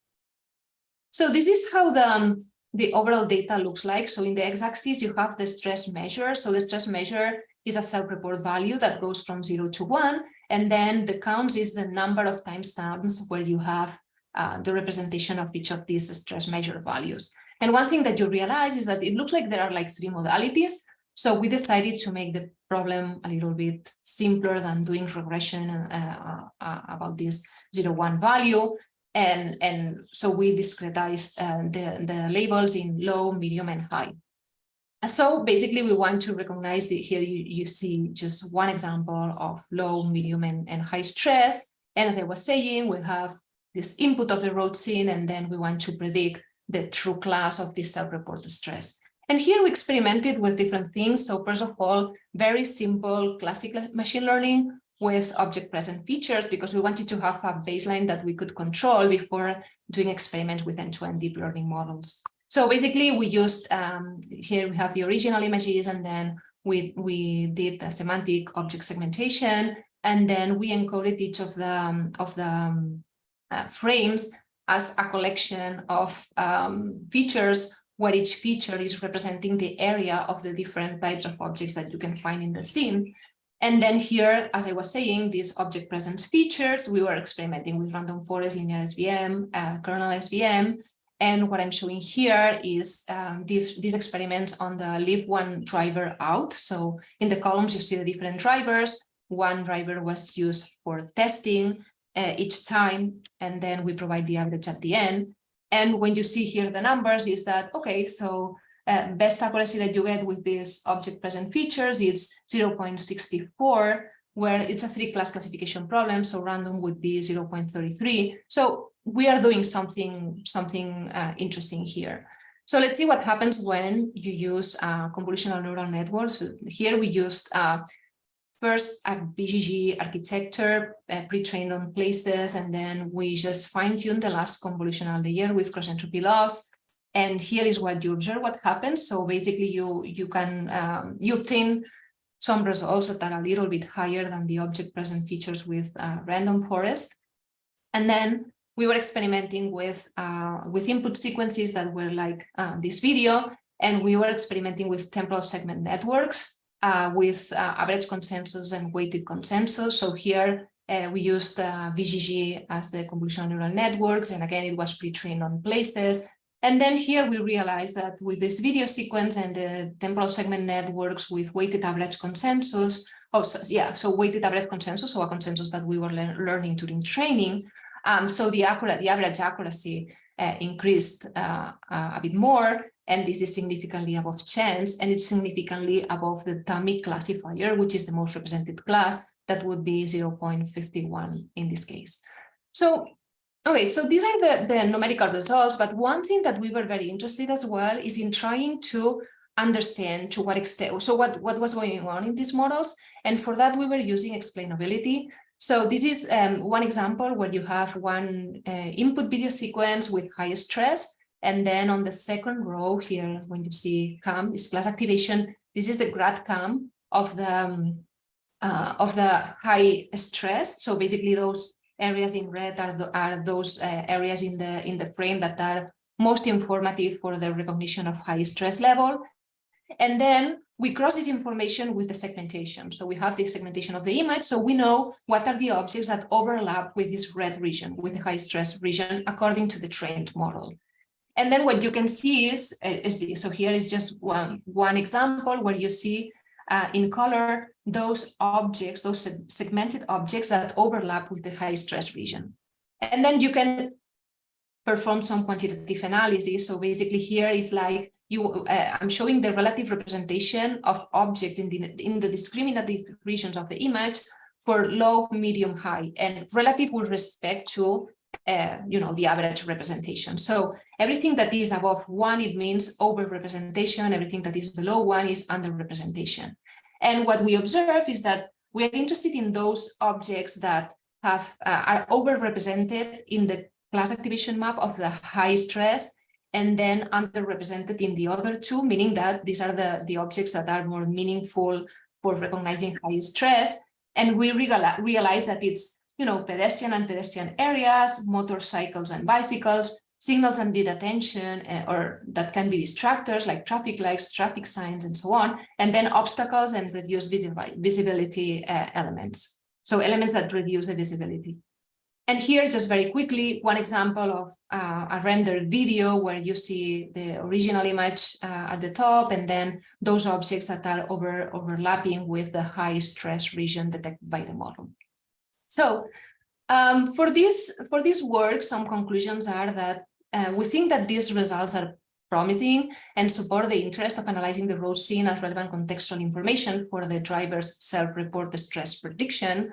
And we think that, of course, we are not saying that you can just use this to infer the stress. We think this is an additional meaningful signal that you can combine with facial expression, physiology, audio signals, or the pressure sensors in the steering wheel. So this is just one more meaningful signal that you can extract.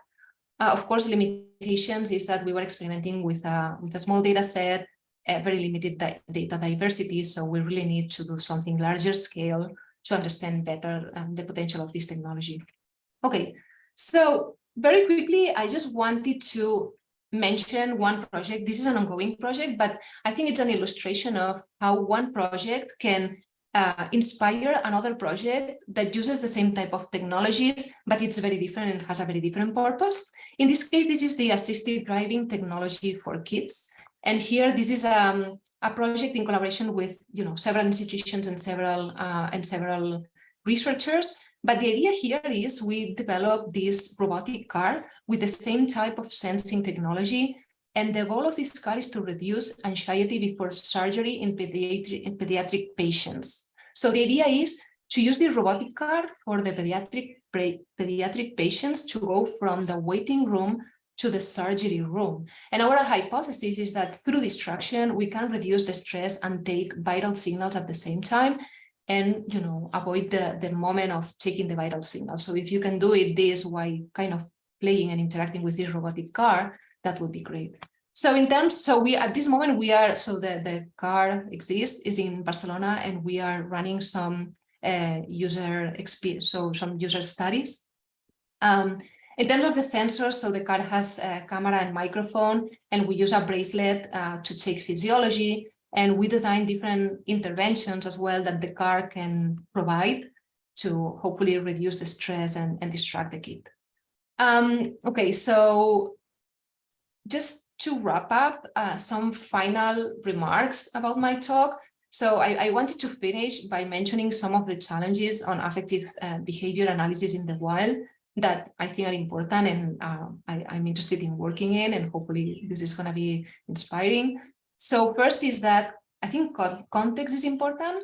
I think that research questions like what contextual information is important, how can we encode this contextual information, how can we integrate the contextual information in the computational models are interesting questions. Of course, multimodality. So I've seen several works that mention the importance of multimodality.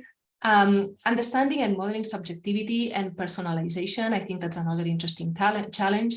And finally, ethical implications. So of course, we are developing this technology that sometimes deals with sensitive information, personal information. Some of the use cases we know it's in the domain of health. So of course, there are ethical implications, and just wanted to briefly mention risks and risk mitigation strategies. So I think that it's important to think of the use cases. So creating technology with a purpose in mind, and being very clear in what the technology can do and cannot do when you write your papers. And of course, regulations. I think it's important to regulate the use of these types of technologies in the use cases. And then another aspect that we have to take into account is the unfair technologies. We know that some computer vision technologies and machine learning technologies do not perform equally well for all the groups of population. So I think promoting model transparency and bias mitigation in this domain is also an important component of the research in this area. Okay, so that's what I had for today. I'm gonna stop sharing. Let's see. Hello? Yes, we can hear you.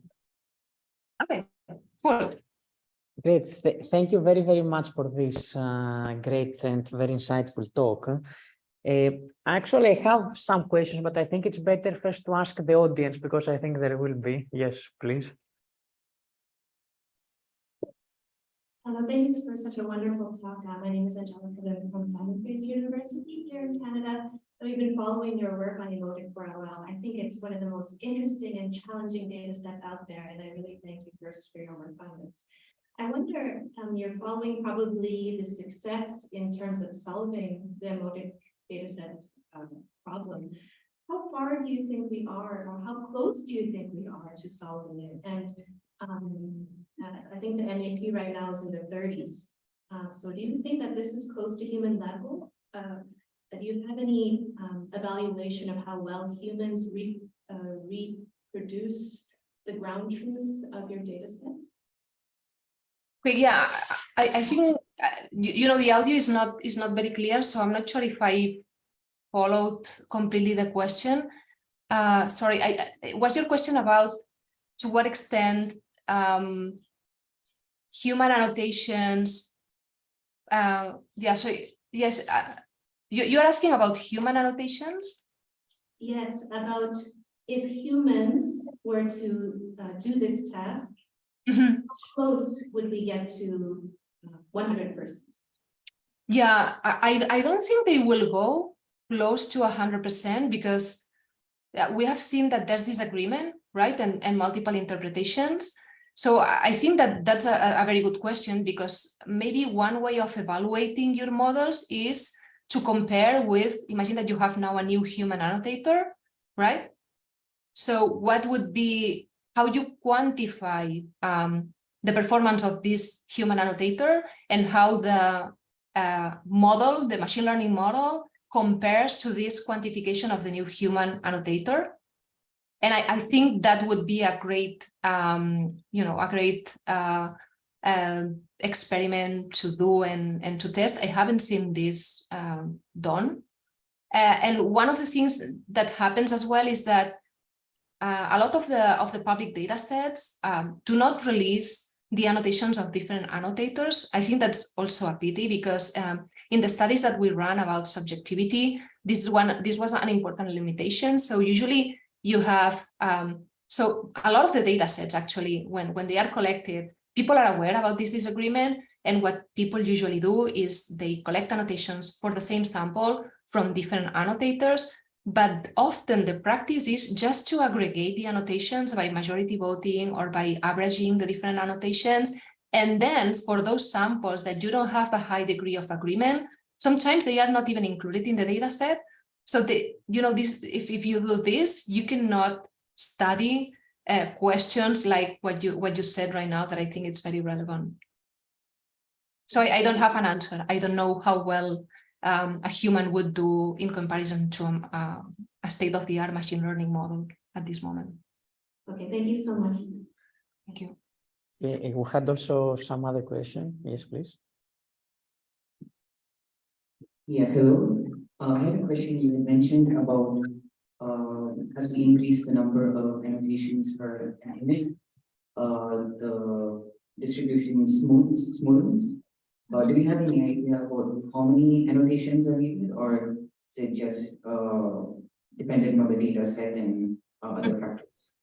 Yeah, I really think it depends on the data set and the task and how ambiguous the task is. So the task might have more or less ambiguity. So for instance, in our emotic data set, where we just had one single image, I'm sure that we would have less disagreement if instead of an image, you have maybe a video and more contextual information. So tasks can be more or less ambiguous. And I guess that this stability of the histogram would require more or less annotations. So for our data set, we realized that as soon as you have more than 10 annotators, this distribution was more or less stable.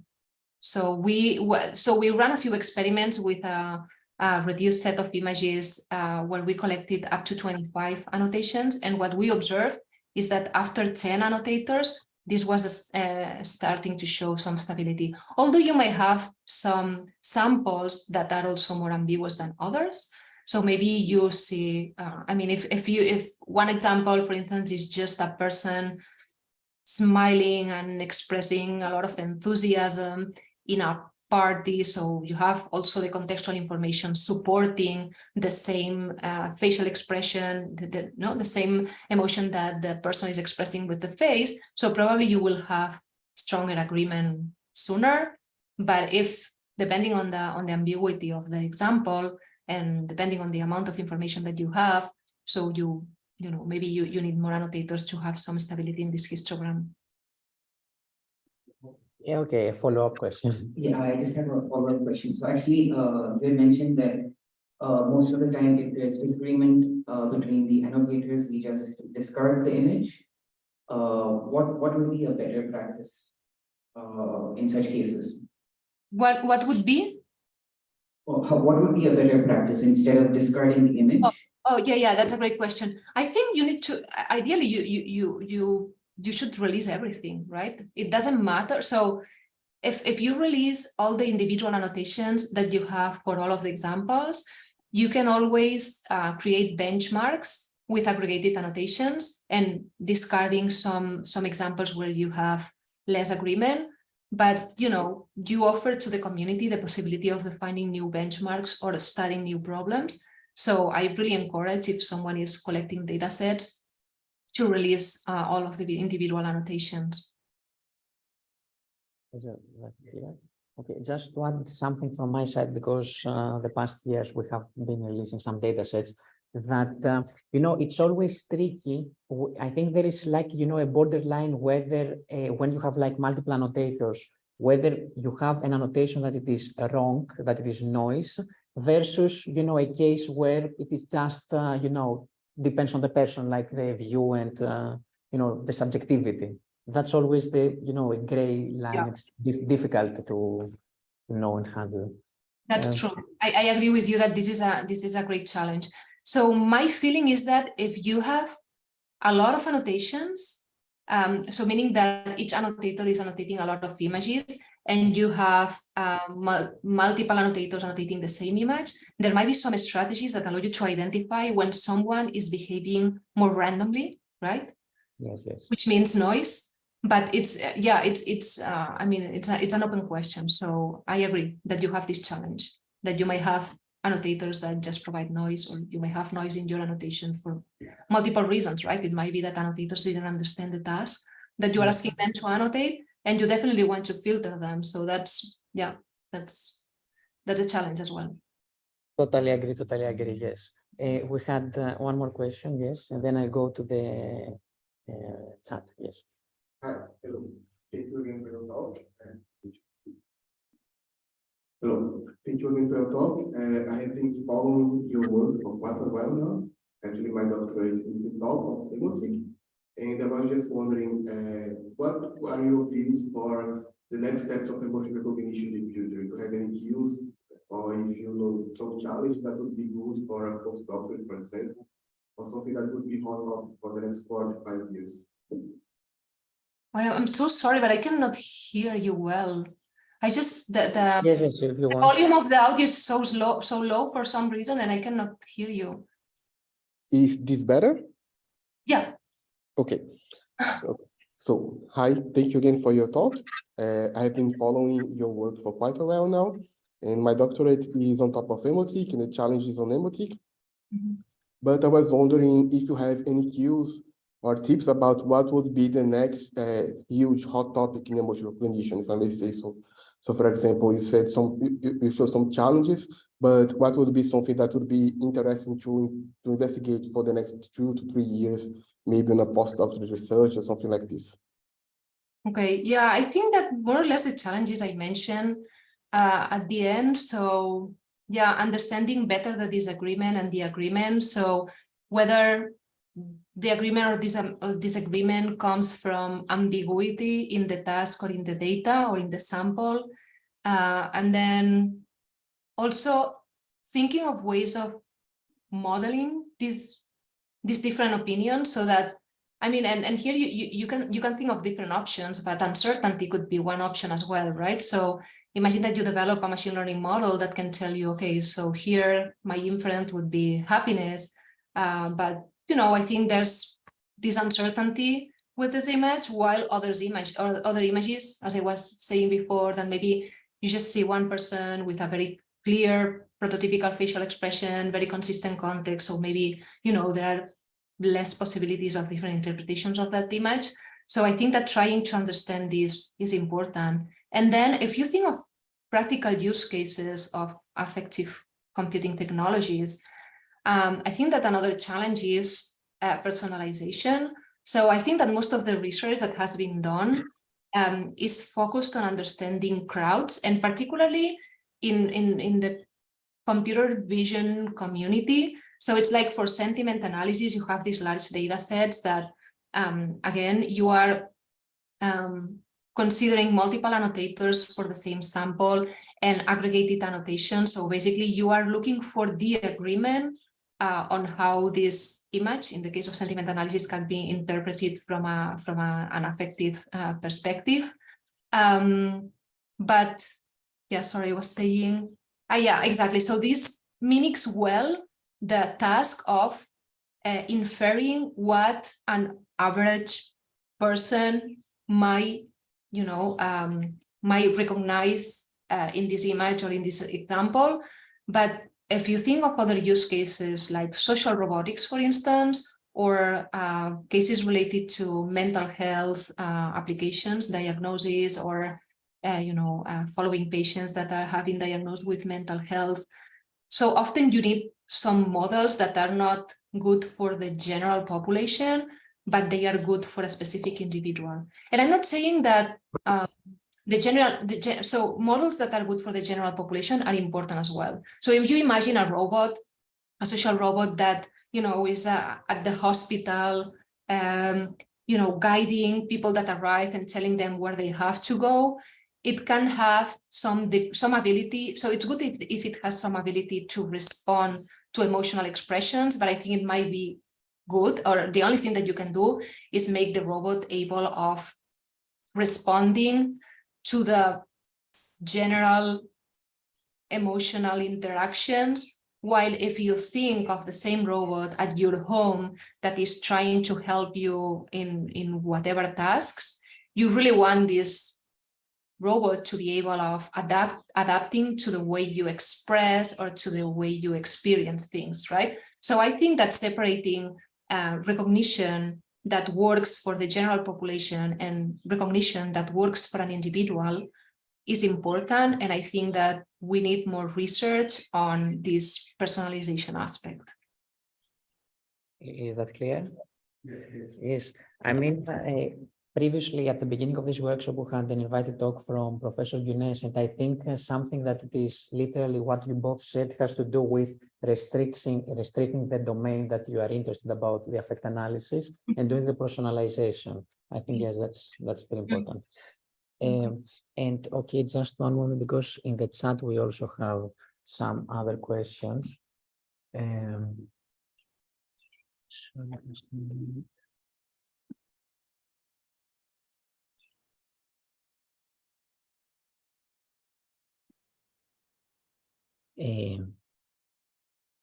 cannot access the chat because your screen share. Oh, I can access the chat. Yes, yes, if it's possible, yes, thanks. Okay, so one question from Joao. Could you talk again, what method did you use for the fusion part, please? So this fusion part is about emotic. So Joao, are you here? Yes, you're here. It's about the emotic. Hi, Agatha. This was my previous question to another talk. So I have another Oh, question. okay. It is the very last one, together okay. with Morgan also. So thank you. Oh, that's very interesting. Yeah. So Joao was asking, what are your thoughts on the annotator background, gender, culture? Should we take their background into account? That's very relevant. That's true. I didn't mention anything about that. Yes, I think that background means groups of population. And of course, for instance, culture, if you think of the interpretation of colors, for instance, colors have also some cultural interpretation about emotions, right? So, and for some cultures, this might differ. And of course, your culture so create some patterns on the ways you process the emotional information or you express the emotional information. So I think that's relevant. I think that it would be great to take this into account, and this is something that you can incorporate in the machine learning model. I think the challenge again is that I'm not sure there are many data sets that include all of this information so that you can use this information in your machine learning model. But I think that's very relevant, and that's something that we should also think. That's very true. And if I may add something else, is that also what plays a role is, let's say you have, 7 annotators, okay? And you have annotators coming from Asia, coming from Europe, coming from US and from Africa. It's important if one annotator that comes from US annotates another person that is also coming from US, probably his perception of the emotion will be much better compared to if it's someone who is from an annotator who is from Asia and he's trying to annotate a person coming from the US and so on. Yeah, and you probably will have more agreement, right, among annotators that come from the same culture than if you start incorporating annotators from different culture. Yeah, that's very relevant. And is there any other question in the chat, or that to proceed? No, I don't think there are more questions in the chat. I'm not sure whether the thought of resolving. I'm not sure if this question is for me or not. So there's another one that say from Morgan Sandler that says, what are your thoughts on resolving the emotion in the wild problem, especially for those categories which don't emit much perceptible signals? Is this question for me, Morgan? I see you here. Yes, okay. Yeah, that's a good question too. So actually, this is something that we observed in the emotic data set, and I think that you can see it in several data sets, that some categories are more represented than others first, right? So usually, since there are a lot of data sets that come from downloading images from the internet, you have some distribution bias. So people, so you will find more images where people are happy or are showing positive emotions than images where people are showing negative emotions. So what we have in our data set, at least, is more representation of positive valence emotions than negative valence emotions. And that's, of course, a limitation. And here, yeah, the question is not exactly this, right? So the question is, what happens? So in sadness, yeah, I'm not sure. I guess that the issue here is the intensity of the emotion, right? So I guess that all of the emotions can be expressed or experienced with more or less intensity, and depending on the intensity, you might have stronger signal or a less stronger signal. Yeah, I don't have like an answer on what can you do when the signal is not very strong. I guess that the best thing you can do always is to gather as much information as possible, meaning collect as many signals as possible and use a multimodal approach. And then you can also use self-report as ground truth, right? Which, you know, maybe someone is experiencing this sadness in a way that it's not very expressive, but still you can have this self-report and you can capture different signals and try to find some representation of this experimentation in the signal. Great. Are there any further questions in the audience? Oh, yes, please.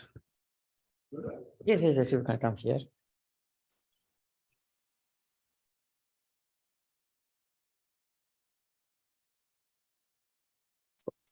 Hello again.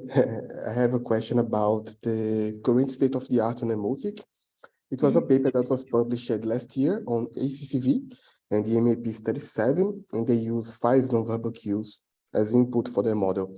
I was wondering, what are your views on which other nonverbal cues would be very interesting to also leverage, and how you could extract them to allow for other types of investigation? So what were the, sorry, you were talking about one work that was presented last year and that was using different inputs for the model for emotic, is that what you were saying? Yeah. So the baseline work for emotic was body and context, and then other works started adding other nonverbal cues and other representations and other types of approaches. I was just wondering if, from your experience, which other nonverbal cues would be interesting to be investigated and how you can extract them. Yeah, so I don't know exactly this word that you are mentioning. So one thing that we didn't do was to explicitly encode the facial expression. So actually one of the things that happens with emotic is that there are a lot of images where there are not many visible faces, and the faces that you can see, they are not in a very high resolution. So you really cannot see much details on the face. So, but we didn't experiment in detail with the facial movement. I think that the face probably will contain some meaningful information. And then explicitly with the body pose, so that actually our model at that moment was kind of limited because what we were processing from the window of the person was end-to-end. So we were not adding any mid-level representation on explicit body pose or explicit facial expression. So I think adding some layer of mid-level representation that you know is gonna or might provide information about the output is gonna be something that can provide better results. But still, you are limited by the data itself. It's just one image, right? So I'm not sure if you can extract much more information than face, body pose, objects, the scene category, right? The place, right? So maybe doing some type of mid-level representation and then trying to make sense of all of the elements that you observe in the image is one option. But I'm not sure to what extent you can increase the accuracies much more, because still there's some ambiguity in the data. So I'm not sure if you can go beyond these signals. All good, great. And there is also one more question in the chat from Gagan. Do you want to check it? Yeah, so have you tried playing with GPT-4 image plus text version? Do you think it would understand the affective state of the boy in the picture where he's blowing the candles on the cake if given the entire context, the full image? That's a good question. And I think that ChatGPT-4 would do a good job on that. So we have been experimenting with Clip for image sentiment analysis. And one thing that we observed, so actually this is a work that we are going to present in ACI 2024. I don't know if you know about this conference, but if not, this might be a conference that could be interesting for this community. So we were experimenting with zero shot clip and for image sentiment analysis, and then we were experimenting with different, so fine-tuning clip a little bit more with different data sets, and then trying to do cross data set evaluation. And one thing that we realized is that clip zero shot is already very good at image sentiment analysis. It's surprisingly good. And when you fine tune with one of these large scale data sets like WebEmo, then you specialize to this data set. But then when you do evaluation with another data set, you might lose performance with respect to the generic zero shot clip, which means that these large visual language models have a lot of information encoded about emotions. It's not that straightforward to understand exactly what information do they encode, what information do they not encode, and what's the best way of using these large models for the different tasks of affect recognition. But my bet in this case, answering the question of Gagan, is that ChatGPT-4, even Clip, might be able of doing a good job with this image of the kid blowing the candles. And not so, meaning that it might not say that it's surprise. But I encourage you to try. I haven't tried this with this image. Okay, also. Yes. I had also some questions, but because I don't want to, have run a lot out of time, and probably you also have other things to do, so I will just try to be quick. So the first one is, the question has to do with the context. The question has to do with the context, but it's also a generic one when you are using multiple modalities. What if the modalities are conflicting? For instance, let's say that I am saying something in a happy/ironic way, but it goes out as happy. But again, the facial expression is smirking or like something more negative. And in a similar way, what about the context? For instance, in the picture that you showed us, where it was a boy, I think, and a dog. Okay, generally that's a happy inducing moment. But what if, for instance, the boy had lost, had a dog that passed out, so just seeing a new dog made him unhappy, sad, or something like this? Yeah, that's so. The question exactly, what is it? Sorry. Okay, it was like more like an open thought, like what can we do in such case? Yeah, I think that so what I guess that one thing that we have to seek is like the high level understanding and interpretation of emotions in a similar way as humans do. So very related to the example that you said is imagine that you have the same image with the woman, right, and the dog, but you can think of the same image, and the woman, instead of being smiling, what if the woman is crying, right? So here you have one example of a conflict between crying that is more associated to sadness, although you might cry because you are happy as well. This happens too. But imagine that the facial movements really suggest that this is a sad moment, right? But the thing is that a human can make an interpretation that goes beyond a single category, right? Beyond saying this person is sad, you can elaborate a lot. You can say, okay, this person is crying. This can be a sign that she's sad, but still she's seeking for comfort in her dog, right? And maybe the dog is offering comfort, which it's like in this person, it can coexist some positive and negative valence, right? Because it's not the same being crying and sad if you are alone than being crying and sad if you are getting comforted, right?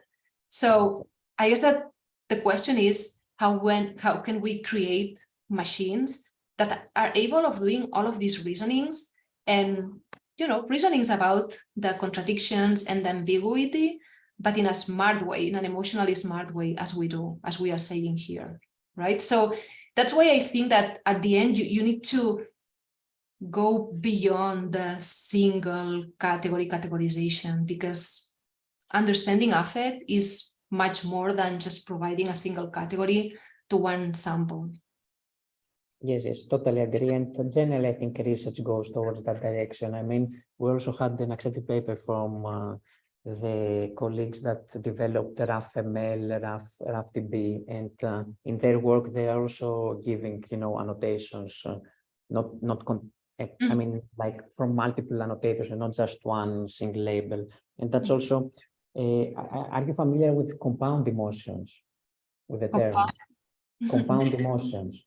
It's one of my work that now is published in CVPR, and this stems from Professor Martinez, is that in reality, okay, we don't have the 7 basic expressions, the 7 basic emotions. Those are very restrictive. In reality, we experience multiple emotions, and that's also what you presented in the emotic dataset and in the example that you gave, that you can have multiple emotions. Either could be combination of emotions if you are happily, I mean, for instance, think of the surprise emotion. The surprise could be happy surprised, could be in a negative way, fearfully surprised, sadly surprised, and so on. And also you can even have, ambivalence and even more than 2 emotions expressed within one expression. So yeah, I think definitely research should go towards that direction. And but anyway, yes, let's not, delve too much into it because we are running a little out of time. And a final thing that I wanted to say regarding the second part of your presentation for the road scene and, inferring the emotion from drivers, that because I'm not familiar with the specific dataset that you used, this dataset consisted of only images that the driver was seeing in front of him, right? Yes. Like, yeah, I'm driving now and in front of me, I have this, and this is like the stressful situation. But you didn't have images, or you didn't take into account, for instance, the sides, the rear and the back. If we understand. So what I'm saying is, think that you are driving in the road, okay, and okay, in front of you there is some other cars, some pedestrians. When I see that, okay, I'm stressed. When I pass this, so this is on my back, I feel, more relieved that like, okay, now I did it, my car is safe, and yes, I can continue driving. Yeah. I mean, this data set does not. So the only image that has about the road scene is the front image. But I think that if someone is encouraged to do a further data collection, having cameras around the car and having also the sides and the back is a great idea. Yeah. Yes, and then the methods that we can create can take this, let's say, temporal consistency, for instance, into account. Okay, that was from my part, and I don't see any further questions. So thank you very, very much for this great talk, and yes. Thank you for inviting me. Thank you. And also for patiently answering all the questions. Thanks for the questions. Yeah. Thank you very much. Thank you very much.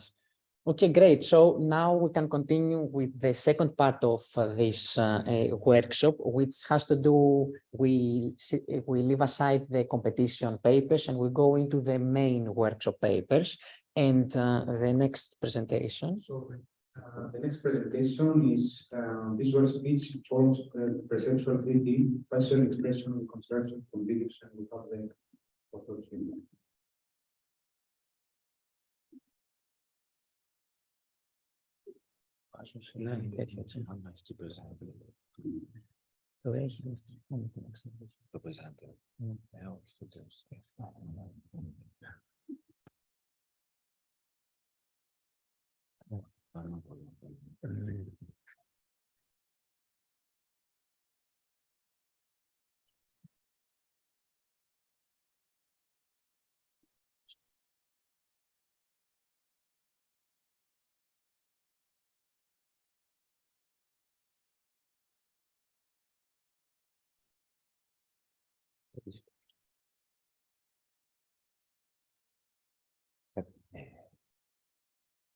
Να μην το κάνω, άμα το κάνω από εκεί δεν θα είναι κομπλέτο.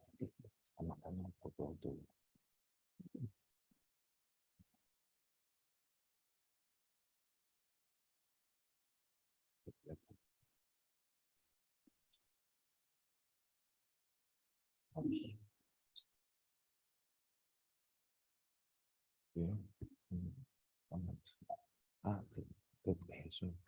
Δεν θα παίζουν τα βίντεο έτσι.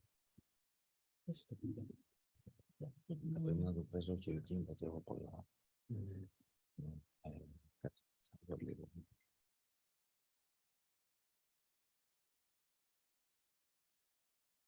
Just one moment, bear with us. We have some playing some videos.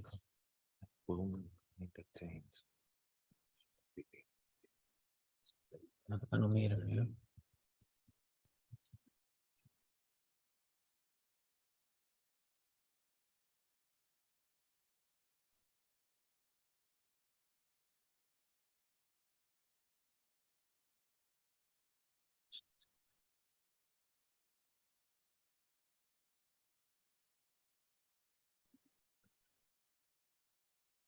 Worst case scenario.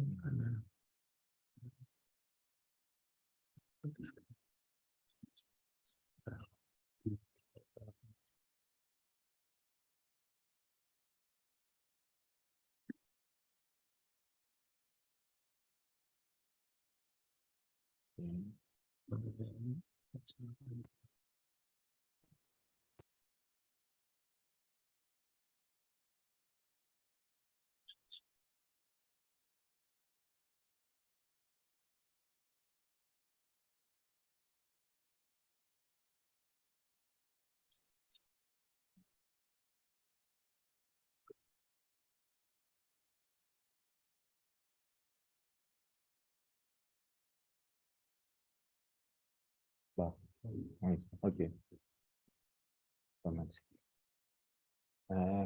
Okay, so hello everyone. My name is Panos, and I will present our work on visual speech informed perceptual 3D facial expression and construction from videos. And so this is a teaser video. And what we do essentially, we present the first method for visual speech aware perceptual reconstructions of 3D visual expressions. What this means at a glance is that,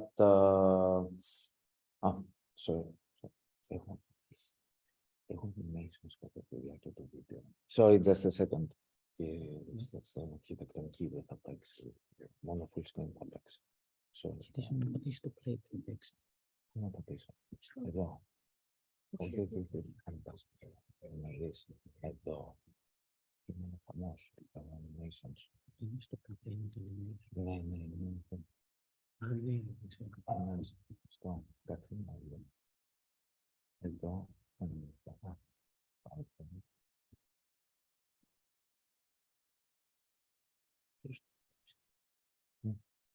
Ναι, αλλά θέλω να κάνω το άλλο. Πώς κάνω το άλλο.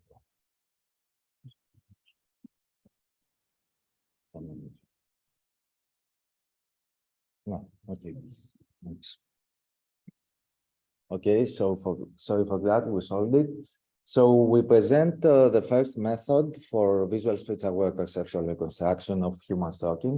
What this means essentially is that we focus on retaining the mouth movements and the articulation of the human talking in the 3D reconstructed head. And an important fact to note is the fact that our method only relies on the input video and does not require any additional text transcriptions or audio. So our motivation behind building this work was the fact that we found out that the current 3D reconstruction methods do not accurately capture mouth articulation during speech, as we can see in the following two examples. China is strained in terms of how much more land it actually has available for agriculture, and it has massive. Here. We see that generally all methods had a problem with correctly capturing the articulation with the mouth. Also, so why does this happen? First of all, the mouth is a very complex structure, and especially during speech, it creates very diverse formations. And the second point is the fact that because in monocular reconstruction in the wild, we lack 3D ground truth data, we typically resort to landmark annotations that have been created from a face tracker automatically on the 2D image in order to weakly guide the 3D morphable model. And however, we have seen that these trackers generally in the wild produce some inconsistent results. So for example, here, we can see that the tracker has failed to correctly identify the fact that the lips are rounded, which is a very important fact in order to accurately perceive rounded vowels such as O or U. While in the second part here, we see that the tracking has failed to capture the fact that the lips are closed. So this is very important if we want someone to perceive during speech bilabial consonants such as M or P. So additionally, several works lately have shown that traditional geometric errors do not correlate well with human perception. And we wanted to find something else that will guide the optimization of the 3D model in videos. So for this, we decided to resort on using a pre-trained lip reading network, which will act as a kind of perceptual loss in order to train our 3D model. So I will now briefly describe the overall architecture. We start from an input video. And we use a frozen pre-trained encoder. This is taken from the DECA method in order to predict the identity blend shapes of the 3D model, as well as the scene and camera parameters. After that, we use a perceptual encoder. This is a fancy word for a MobileNet V2 encoder, which predicts the expression parameters of the 3DMM model. And we use a differentiable renderer in order to add texture to the 3D shape. After that, this is the main part, we crop both the input video and the rendered video around the mouth area and feed them to our pre-trained lip reading network, which has frozen weights in order to get to feature vectors. So, no. Okay. That they cannot see the presentation. Okay. So yes, probably the fact that we changed this, the mirroring. Just mix something up probably.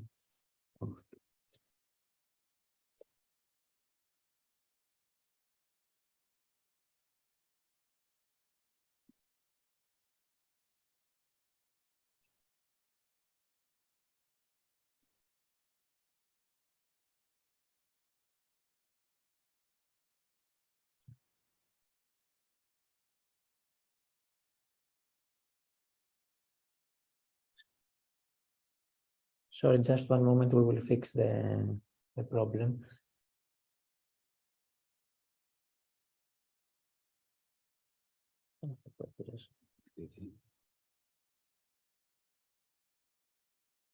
Μπορώ να έχω την presentation σου ξαφνικά. Να το, εκεί. Μήπως σταμάτησε το βίντεο κάπως. Περίμενε.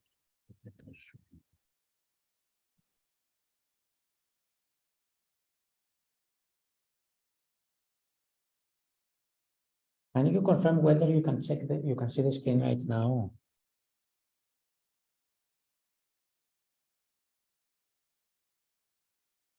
No. Μήπως σταματήσει το share. Δεν μπορεί να κάνει.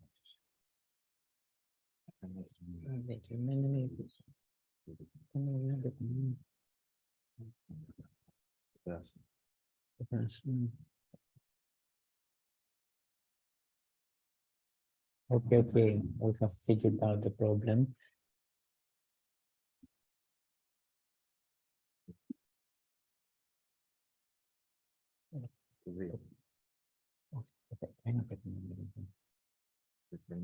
Ότι δείχνει εδώ.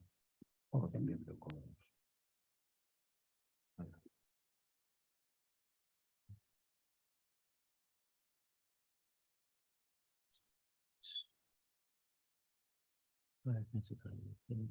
The presentation.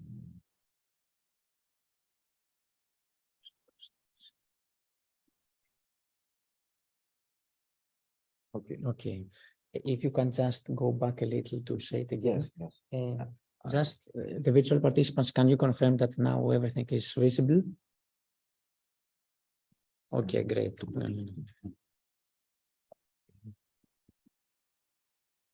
Okay, so I will describe the architecture again. We start from an input video. Do women need to do to conform to female norms? And what we first do, we use a pre-trained version encoder to predict the identity parameters of a 3D morphable model and the scene and camera parameters. Then we use a perceptual encoder to predict the expression parameters and the opening of the jaw. And we use differentiable rendering to create the image of the shape with the texture. And now the main part is the fact that we crop both the input video and the rendered video around the mouth and feed them into the pre-trained lip reading network in order to get feature vectors for both videos. So what we essentially want to do here is to retain the perception of the input video and the rendered video. So in order to guide the optimization towards this goal, we add an extra perceptual lip read loss, as we call it, which is the cosine distance of these two feature vectors. Additionally, we use a similar procedure for facial expressions. We take this from the MOCA method, which first introduced it, in order to guide the overall perception of facial expressions.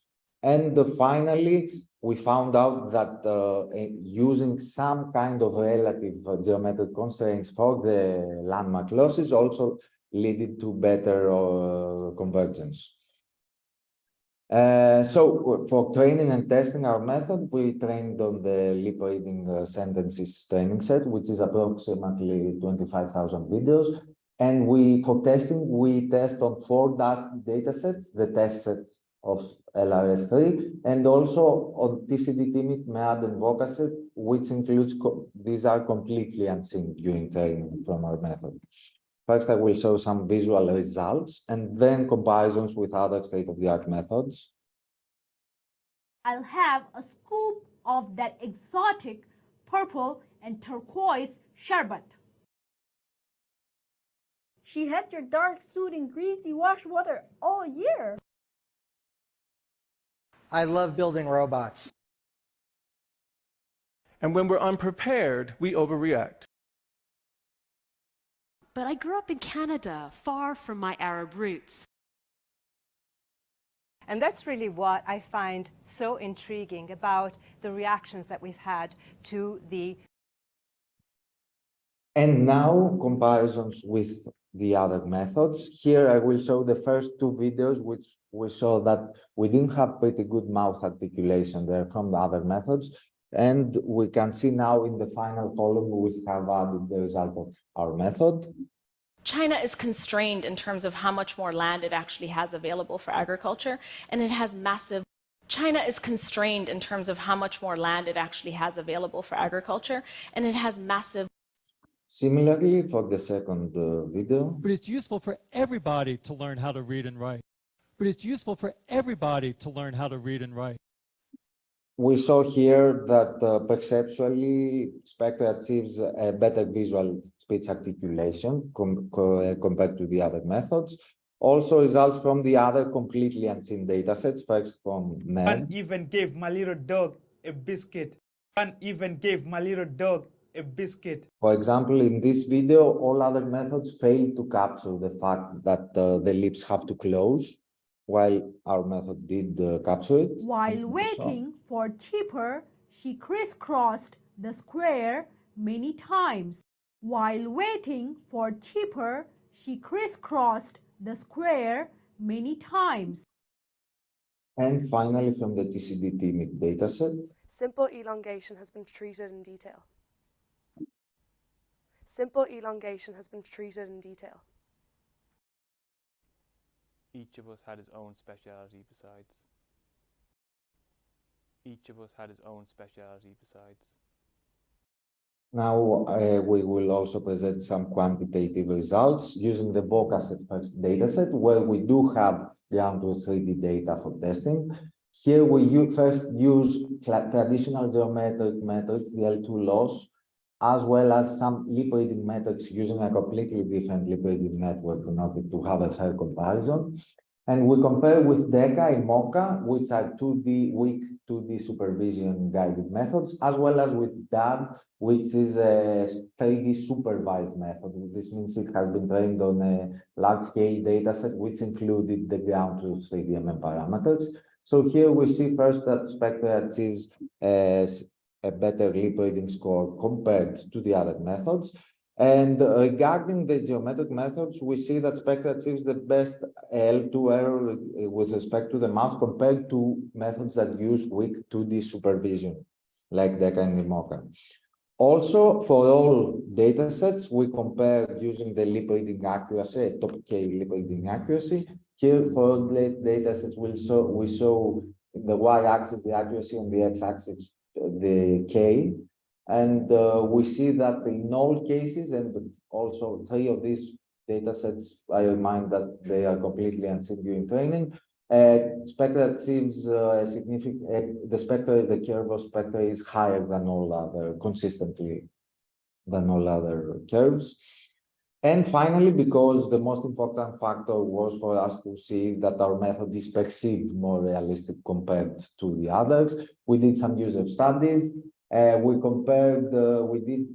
asked 34 users, 28 questions each, and showed them comparisons between the 3D reconstruction of Spectre and one of the other methods, and asked them to select the most realistic 3D reconstruction.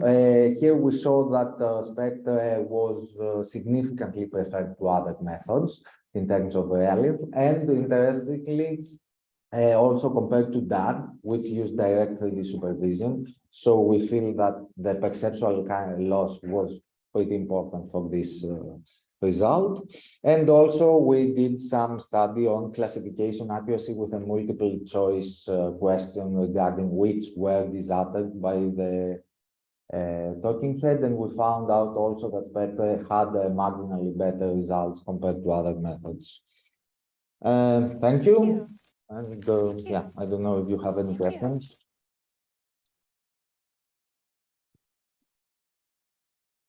Thank you very much for the presentation, Marjorie. Are there any questions?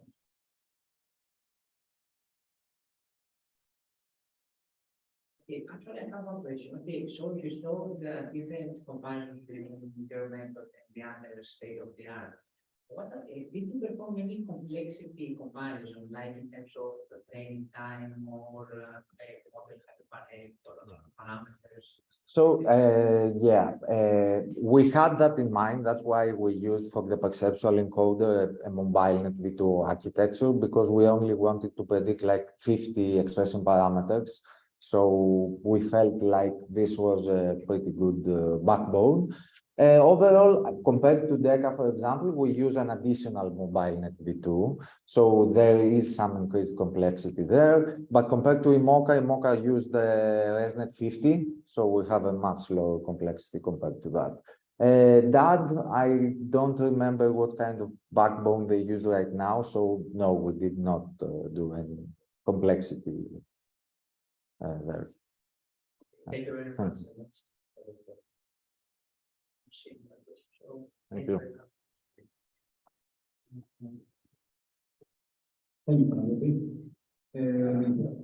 And the next one is compound expression recognition in the wild with AU-assisted meta-multitask learning. The research I'm going to share is about a visual metaphor, big picture. Just one moment.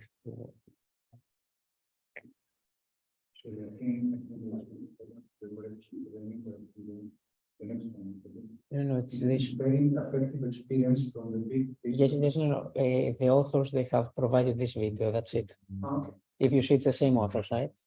Yes. We linked this metaphor to real-life experience in tourism and tried to explain this phenomenon with 2 kinds of visual breaths. Thus, big picture brings happy traveling, a 2-dimensional visual breath model. It is an interesting phenomenon that we have the visual metaphor of seeing the big picture across world to uplift people. For example, we also have 看开点 in Chinese. Numerous psychological studies have demonstrated a bidirectional relationship between positive affection and widened attentional scopes. However, it remains uncertain whether and how the whole structure of seeing the big picture plays a role in real-life affective experience. Here comes 3 key questions. The first one is, does seeing the big picture really brings better affective experience? The second one is, how to define big? And the third one is, what's the potential underlying mechanism? We based our theoretical framework on 3 important psychological theories, emphasizing the bidirectional and interactive relationships between cognition, emotion, human, and the world, which are the broad and build theory, claiming that people with heightened emotion also tend to have a bigger thinking behavior repertoire, the embodied cognition theory, and affordance theory, claiming that the environment itself and the body feeling with it also reshape cognition. By doing so, we finally reached a trilateral network which is interactive among environment, perception cognition, and affective experience. The key relationships are also supported by empirical studies, as shown here. After deciding how to approach the big picture metaphor, the second question follows. What does the big mean? To link our research better to the original daily understanding, we considered both the literal meaning and the extended metaphorical meaning according to the dictionaries. Mapping the 2 understandings, we defined 2 kinds of visual breaths: the physical breath and the contextual breath. Together, they constitute the big. A wide physical breath is concerned about a very vast and wide scene, relating to an enlarged angle of vision. You may think about the prairie or the magnificent sea. A wide contextual breadth is featured by a broad range of visual elements, thus leading to a dispersed attended domains to multiple categories, whereas a contextually narrow place features a high concentration of attended domains. The picture here demonstrates a famous Chinese tourist attraction, Chenghuang Temple, where you can find food, toys, people, architectures, and so on. While the street in it is physically narrow, it widens our visual experience with its diversity. Here we delineate our whole research structure. Basic relationship is the trilateral interactive network between visual perception, cognition, visual content in the environment, and the affective experience. Based on this structure, a 2-dimensional definition of big is composed of the physical breaths and the contextual breaths. Photo was selected to show this interaction between human and their environment, as it's exactly a production based on this interplay. On the other hand, photo becomes almost omnipresent in our daily life, thus providing huge and representative sample for analyzing. World-famous tourist attractions were used to structure our analysis. The tourist attractions in the study are shown here.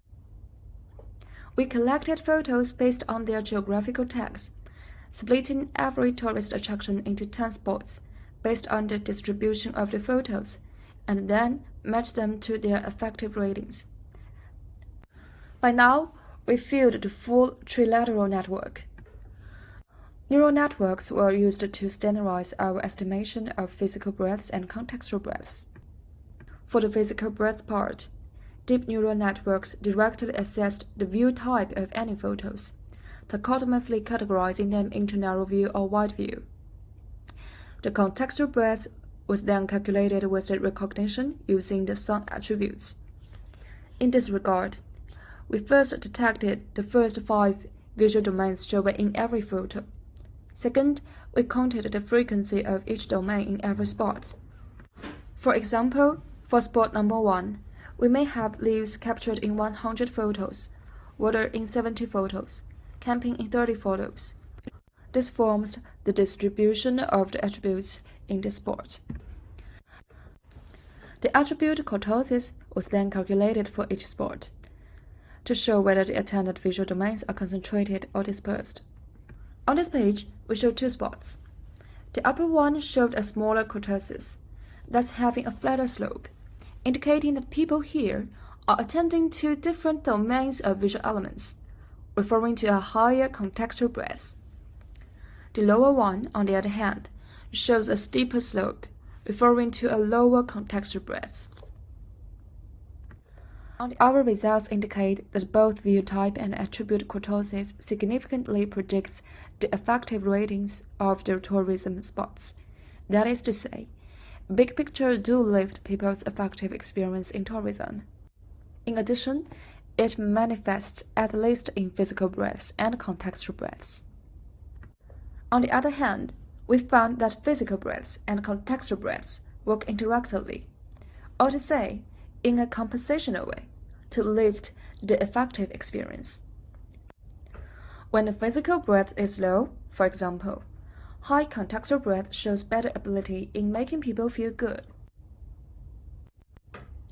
For the discussion part, this research first structured a theoretical model about the big picture metaphor by emphasizing the interactive whole of the trilateral network among environment, perception cognition, and affective experience. Secondly, it operationalized the two kinds of visual breadths, namely assessing physical breadths and contextual breadths with neural networks. In terms of the application, it offers suggestions to optimize environmental design. Limitation of this work could be its restriction in selecting tourist attractions, and not distinguishing different kinds of attractions. Future studies may validate these proposed methods on both high and low rating spots, refine the algorithm of contextual breadth based on qualitative research, and search for more direct indexes for affective experience. Thank you. Okay, let me ask, are the authors of this paper available online to answer any questions?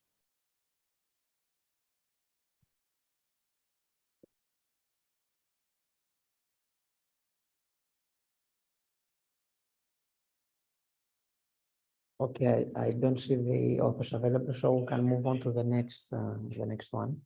Okay, so the next one, compound expression recognition in the Y with AU assisted meta multi-task learning.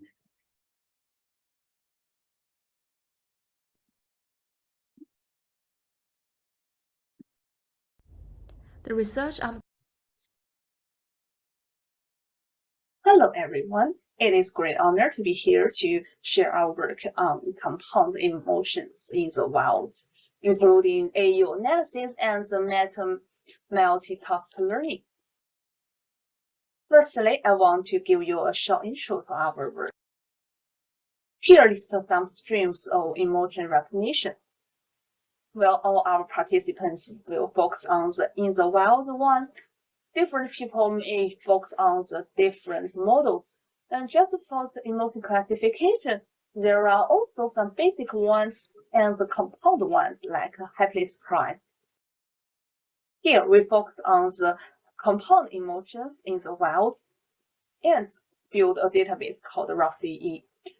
It contains both manually annotated compound emotions as well as AU labels. And based on RAW-CE, we also provide an AU-based multi-task learning. Let's talk about RAW-CE. It covers 14 compound emotions as well as 22 AUs, and the image and the label sources are from RAW-ML and the RAW-AU, and these two databases have same images. Since RAW-ML provides the emotion distribution of every image, we selected the top 2 emotions to form the new compound emotions, and directly use the AU annotations of the same image from RAW-AU, and the samples of our database are listed here. Now we have both AU labels and compound emotion labels, which are enough for us to do the AU analysis. Shichuandu has analyzed the AO analysis of lab-controlled compound emotions. So we mainly did the unconstrained one and made some comparisons. And the very first thing I want to mention is that in the table, we underlined the AOs that are exclusively observed in unconstrained emotions or lab-controlled emotions. And for one particular emotion, if the proportion of one AU is more than 70%, it is called the prototypical AU. And if it is more than 20% but less than 17%, it is a warrant AU. And here we also call these two AUs, observed AUs. Observation 1. The most obvious change is that the AU patterns of the activation. People use different AUs to express their feelings in the wild. For example, AU7 is prototypical in anger, rarely observed in rough CE, and conversely, AU16 is rarely activated in the lab, but can be observed in rough CE. So an interesting thing is that the most of changes happens in warrant AUs, which indicates that the prototypical AUs can still help us to indicate the emotions. And observation 2, people habitually activated several AUs.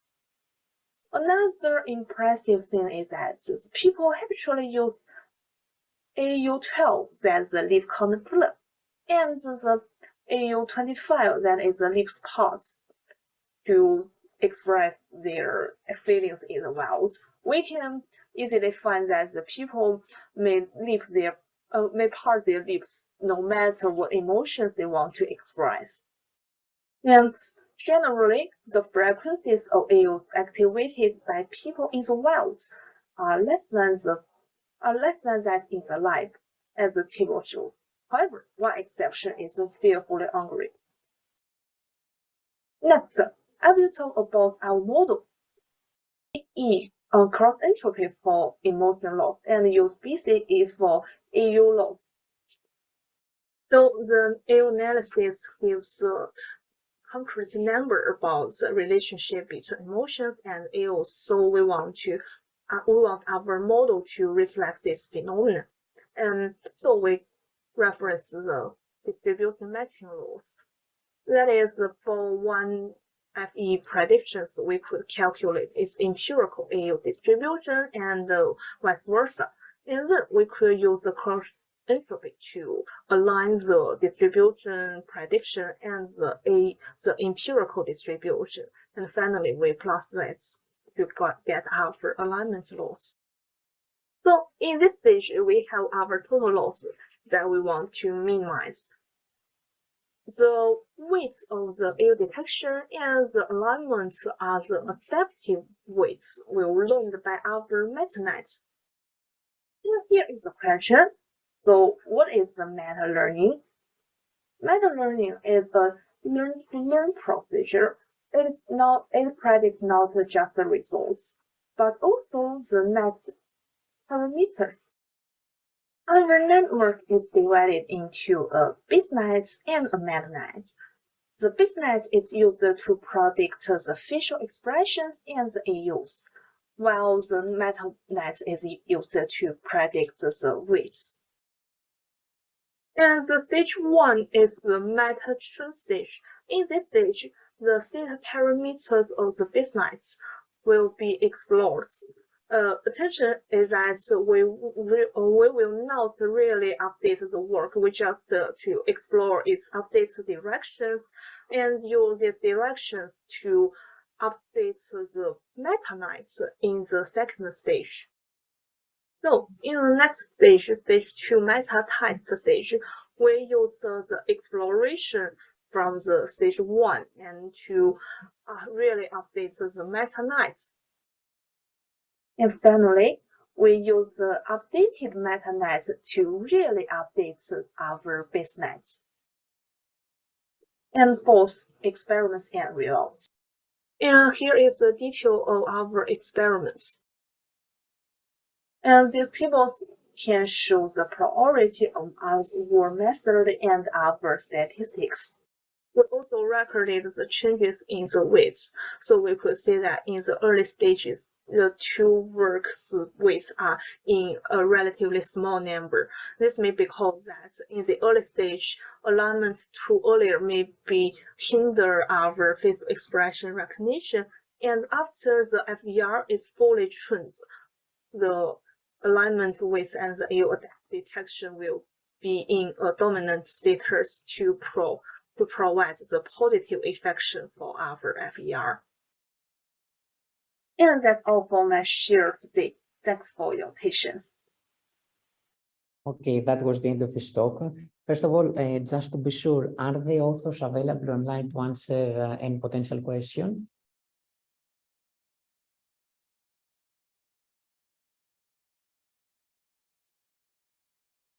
Okay, I don't see the authors, so for any questions, you can email the authors and we can move on to the next presentation. So the next presentation, the large-scale facial expression recognition using domain effect fusion for network levels, and we have the here. Yes, okay, we can yes.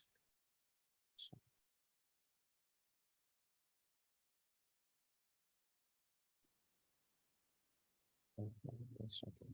Would you mind if because I'm putting it would you mind if you have the music on there and you present? Is that fine? Or like all you have to do, not just with okay, good. Yeah, thank you. Hello everyone, I'm Dexter. I'm a PhD student at US, and thank you everyone for attending the workshop presentations today. So this is my research work on large-scale facial expression recognition using dual domain effect fusion, and this is a work done with my PhD supervisors, Professor Stefan Winter and Chen Suhan. So human emotions are complex and they are difficult to fully represent using single labels. So in this work, we propose a novel form of label fusion to generate mixed labels from dimensional effect. Our experiments show that our method achieves state-of-the-art performance for classification and regression on AffectNet. And we further show that mixed labels provide an additional robustness against label noise. So in this work, we mainly focus on these two models of effect, which is the categorical model and the circumflex model of effect for dimensional effect. So the limitations to the categorical model is that prototypical high-intensity facial expressions are rare, and that expressions typically have varying intensities, and that emotions tend to be a mixture of other emotions. So it's due to these reasons, it's difficult to categorize emotions into a single class. So an alternative would be to use mixed labels so that human facial expressions can appear as a combination or mixture of other basic emotions. And each facial expression can then be represented with a probability distribution.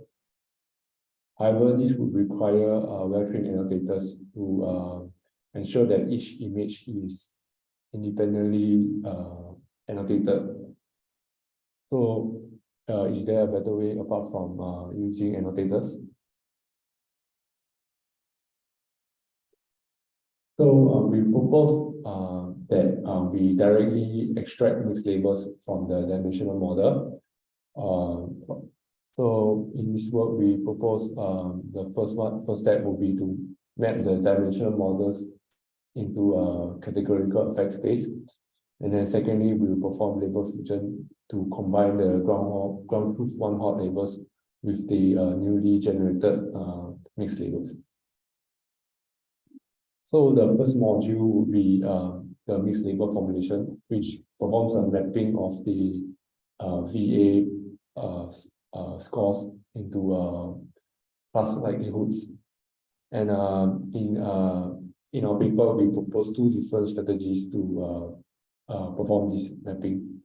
So one will be the Gaussian mixture labels, and the second one will be the Euclidean mixture labels. So more details will be included in our paper. The next step will be we perform dual domain affect fusion using a hyperparameter alpha, which controls the strength between the ground truth and the mixed labels. And we do this because we found that distributions derived from the dimensional model effect space do not always coincide with the ground truth, and that fusion helps to preserve training accuracy. So for experiments, we use the following data sets which contains both categorical and dimensional labels for our evaluations. So firstly, we use AffectNet. Secondly, we use AFFWOW, and lastly, we use MOSEC, which is a lab-based data set. So on our experiment results, we benchmark our fusion method on AffectNet, which is using the A category, and our method achieves competitive performance against the state-of-the-art for both categorical and dimensional model of effect. So next, in our ablation study, we found that label fusion helps to keep model performance robust against label noise. And the optimal value for alpha in our experiments, we found that when alpha is equal to 0.5, overall improvements can about 2% in accuracy and F1 compared to using only one-hot labels. So in conclusion, we presented a novel label fusion method for FVR, and we jointly learning dimensional model and categorical model of effect has been shown to improve model performance, and that label fusion further helps robustness against label noise. Thank you.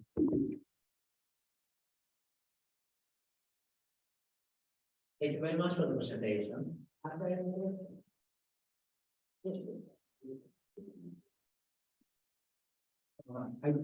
general question about the label fusion. So is it still a categorization problem, or is it now a regulatory problem? Oh, so the fusion is for classification problem. So it's discrete. Yeah. It's still discrete. Yeah. Yeah. I also have some questions because I think this is a very interesting work, and something that I mean in the past years I've been trying to fuse labels, making action unit and motion consistent within each other. And that's the next step, because I also think how we can fuse the vast or continuous space into the discrete level. So I just wanted to ask, according to your experience, is there any specific threshold that above this threshold you are saying that, okay, I have something that is the noise is meaningful, and below this threshold the noise is detrimental, let's say, for the performance of the network? So to say it in other words, and I think one such experiment would be advantageous, like the AffectNet is a database that is not containing a lot of errors. The databases have some errors inside. And for instance, one extreme case would be when someone is annotated as happy and the balance is negative. Oh, yeah. I think this is generally a case that is an error, it's not something else. So in that case, by doing your method, you are, I mean, one approach would be to just delete the signals. Yes, correct. And train only with the clean affect. Yeah. So have you done any experiment that you trained only with the clean affect, and then you trained with your own method with the noisy labels, and show, the performance. No. So what I'm trying to say here is that if the clean affective displays a better performance than your method, it means that probably you shouldn't use all of those labels. You should just have another approach that first discard some labels that are wrong, and then with the other labels, you are doing this fusion. Okay. Firstly, for some general comments on my part before I answer your question. So yeah, Prof. Kolas, you're correct that AffectNet and also many other datasets have a lot of noise, label noise. And this is not just true in the training set, but also in the test set and the validation set. Yeah, so it is quite tedious and not so easy. I mean, a simple way would be just to do a simple check, like, for example, variance arousal score, does it coincide with the happy region? And then if it does, we keep. If it doesn't, we throw, something like that. Yeah. So regarding your question about whether we've done some cleaning on the AffectNet, whether this label fusion, I believe that this is a relatively good area to explore in the future. Yeah, and I believe you're correct that we should focus on like cleaning up the data sets, etc. Yeah. So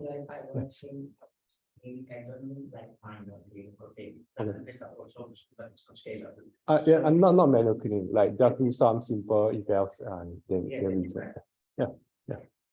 Thank you very much. Yeah. Okay. So thank you very much. Here. Brain level emotion.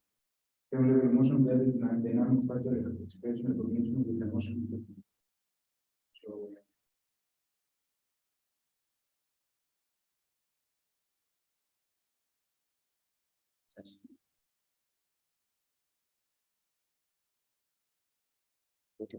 just look at there, present, because you will not see the screen here.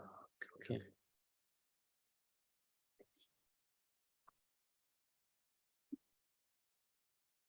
Hi, my name is Sipulungli. I will introduce frame level emotion guided dynamic facial expression inclusion with emotion grouping. This is the content of the presentation, and this is the examples of facial expression recognition. Static facial expression recognition classifies the emotion classes from a single image, but these methods have some limitations from a generalization point of view in real scenarios. So dynamic facial expression recognition also classifies facial expression classes from a video clip. So it is considered as a more practical approach. This is the several problems of the DAPL. DAPL suffers from occlusion of the pulse and the presence of irrelevant frames to the targeted expression. Specifically, the presence of irrelevant frames makes it difficult for a network to produce discriminative feature. So we focus on solving the ambiguity of the sample.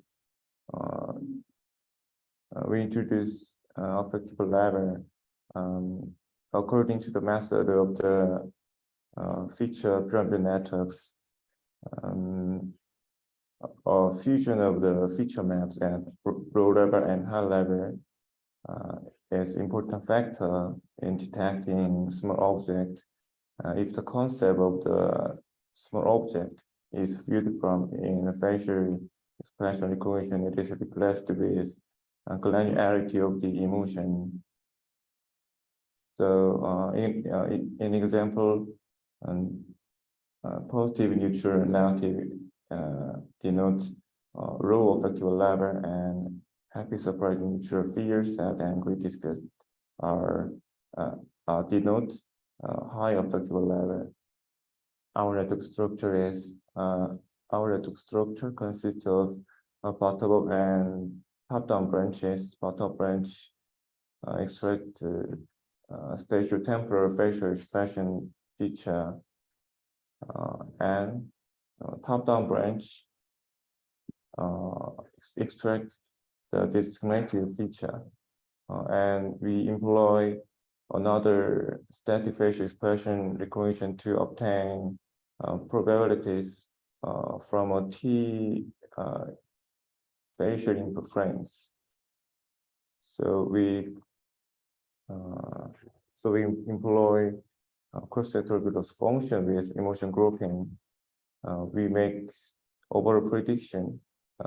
In the number one, we make overall prediction by adding the predictions of local classifier and global classifiers. And we proposed frame level emotion guided loss functions.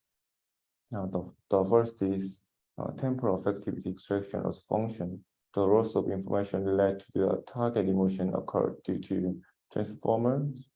So we minimize the difference between the weighted sum of special features with target emotion probabilities.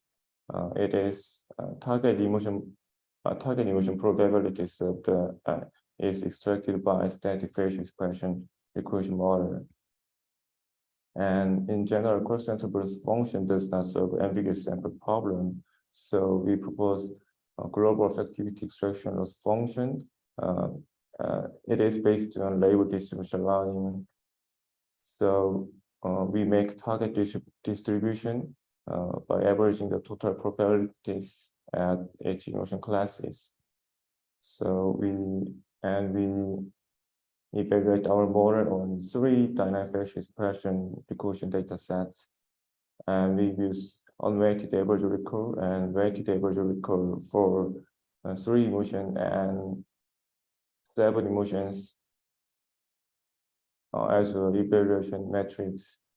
And also our proposed method outperforms or mostly outperforms state-of-the-art methods. And the left figure is the graphical widget of the learned feature map. S denotes symmetry level. The activation maps at high symmetry level pays attention to general face area, and low level the activation map at low symmetry level focuses on specific region of the face area. Then the right figure is the TSN results. The fine-grained emotion classes are clustered into the emotion coarse emotion classes. Thanks to the person my presentation. Thank you very much for the presentation. Are there any questions?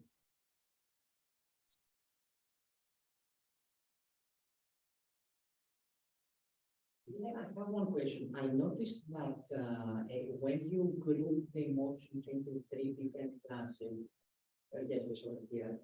You have okay, neutral as neutral, fear as aligned as negative, and that's positive. You have been surprised.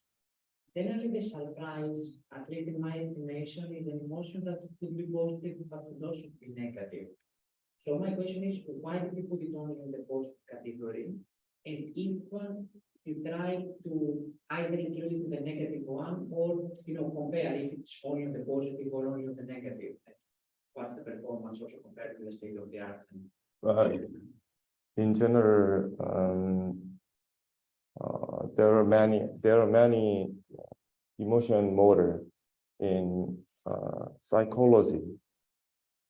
But in the facial expression recognition and static facial expression recognition, surprise is considered as neutral classes, neutral class. But heuristically, we experiment surprise class in the positive class is it shows best results. You mean it shows best results for the positive or all the three classes show the best performance? Oh, yes. All the three classes, right? Yes. Okay. Yeah. Thank you very much. Any further question? Any further question? And we move on to the next one. Next one is analysis of emotional application strength improves generalization in speech, emotion recognition. Hello, I'm Joao Palotti from the EarCake team.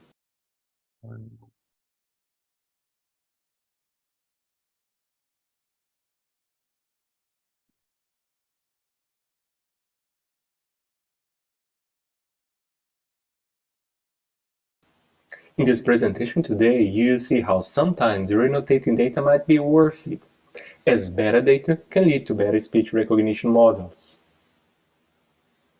For those who don't know EarCake yet, we are a mental health app with the goal to support mental health in real time. For that, we measure mental health in different modalities, like speech, video, and text. Today, let's talk about speech recognition part of our system. To create our voice-based emotion recognition model, we use datasets that we internally created at EarCake and community datasets. And while investigating the different community datasets, we faced problems and issues that we wanted to share with you. For example, there are these two groups of datasets, the in the wild and the acted datasets. Given the natural in the wild setting of our app, should we only use the in the wild datasets or should we combine them somehow? While investigating the largest of the in the wild datasets, CMU mosaic, we found this factor of a magnitude for one emotion. But how should we use this? Should we use the default threshold that everybody uses or should we use another threshold? And we wanted to investigate this in this presentation. We also had some philosophical questions like, are all the emotions equal? Should surprise be harder to classify than happiness? Let's see. To study these data sets and try to answer our questions, we decided to re-annotate 1% of each one of the 4 data sets below. We followed the same CMU mosaic labeling procedures and re-annotated with 3 team members from 3 different cultures, 3 different continents, with no time pressure at all. As in the wild datasets, we re-annotate CMU mosaic and F-wild too. As active datasets, we use Trimady and RevDes. All 4 datasets are extensively used by the research community. To annotate this data, we created a label studio instance as shown below. For each one of the emotions, the annotators follow the same procedure as the original CMU mosaic creators and mapped how much of that emotion would be in the audio from 0 to 3, for none to extremely. Let's see, for example, here. The annotator might have classified the happiness of this audio as moderate, or as little, or as none. Here there are 3 different opinions from our annotators, and we averaged them all to get the final score of 0.33. There are a total of 10 label possibilities listed below. Now with the final numbers in hand, we could start correlating numbers. We highlight from our experiments that the overall correlation is just medium, showing how hard the emotion recognition task is, even for us humans. Among the emotions, happiness and anger show the highest agreement. On the other extreme, fear had the lowest correlation between our annotations and the original ones from CMU mosaic. This finding is interesting and needs to be further studied.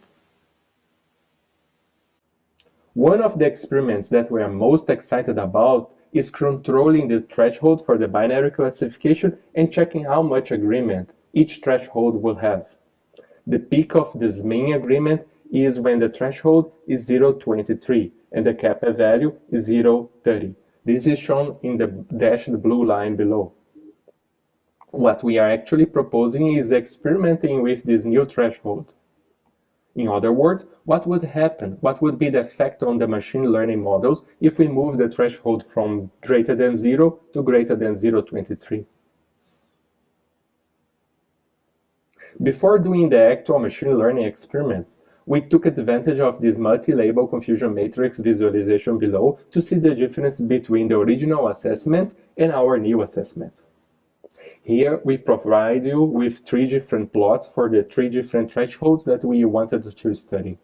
This confusion matrix usually allows us, for example, to understand what are the pair of emotions that are most often misclassified.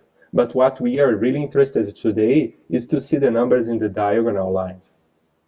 Inside each cell, we have the percentage of agreement for a given emotion and the number of samples for each case. When we increase this threshold, the number of samples of each emotion decreases.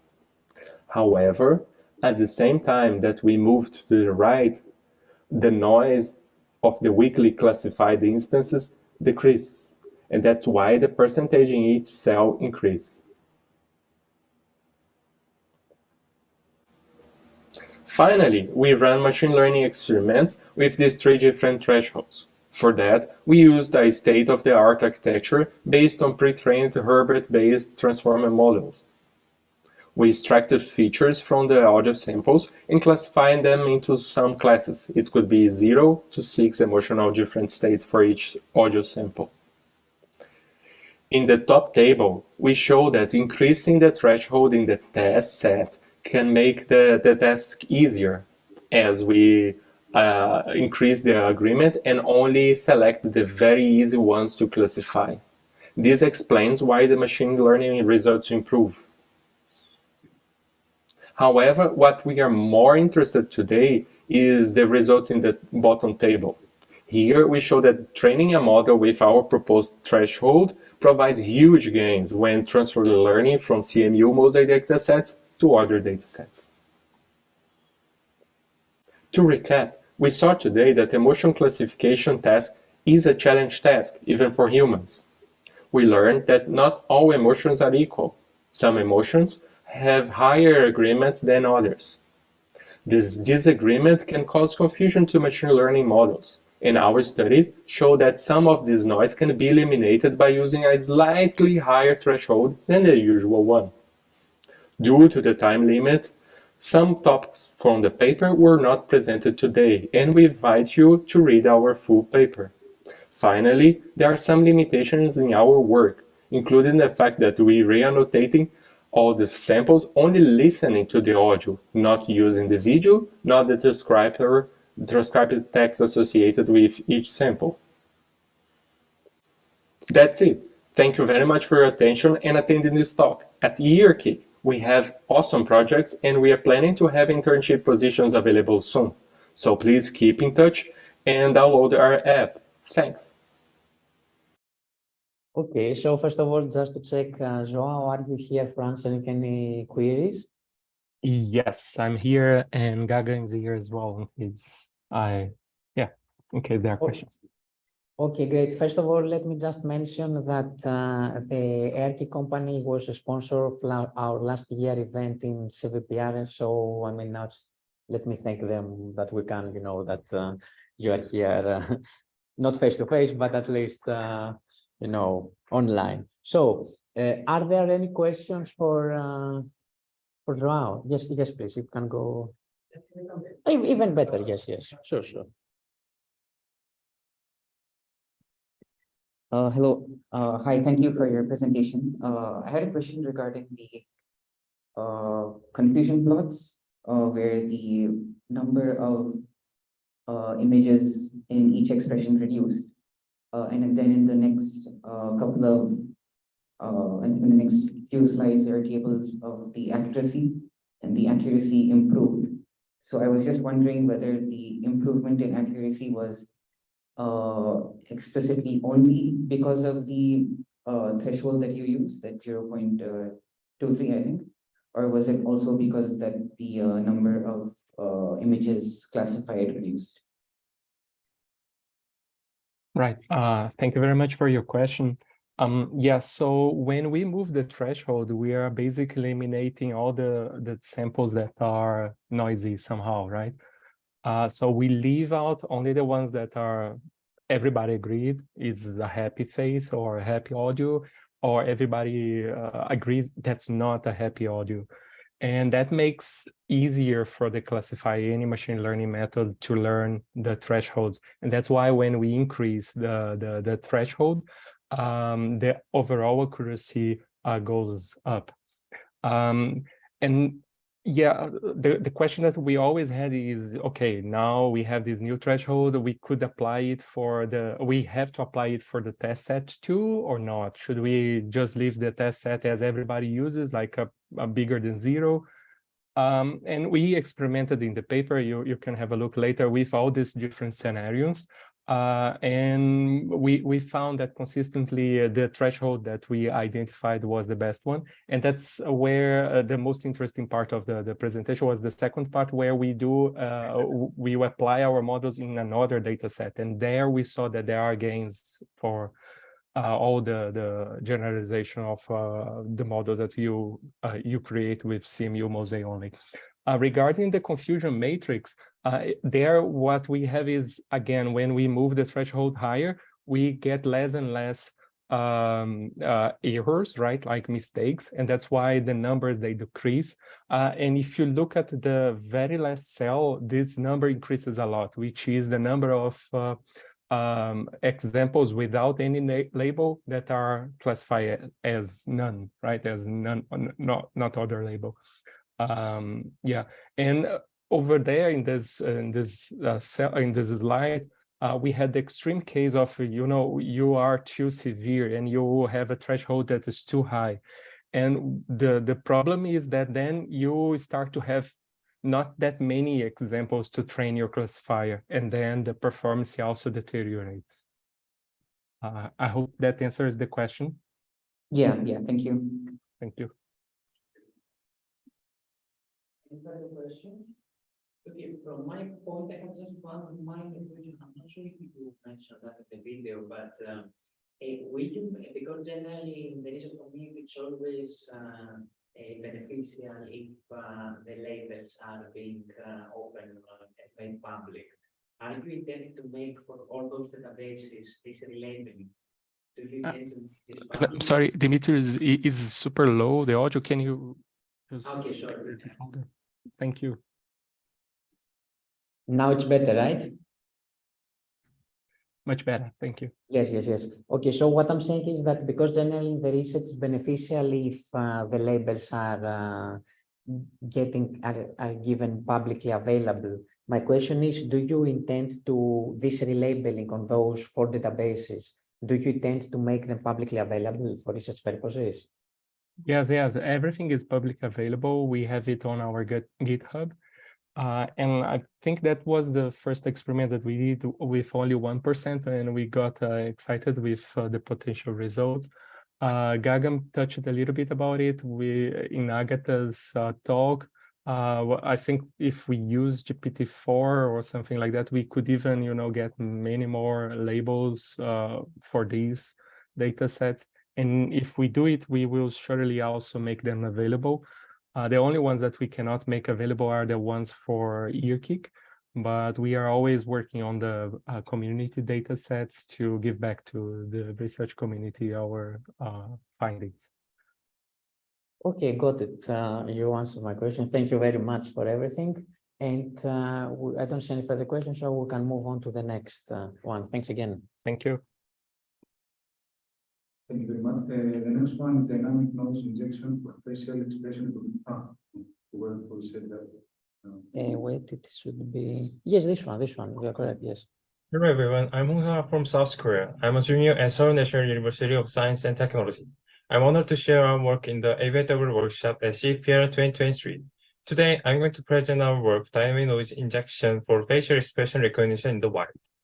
Facial expression recognition, known as FAR, a crucial task in artificial intelligence researchers for analysis of human emotion to achieve the interaction between the AI and users. However, facial expression recognition in the wild is also one of the most challenging fields until now because overfitting can be severe from the lag of the large square in the wild data set.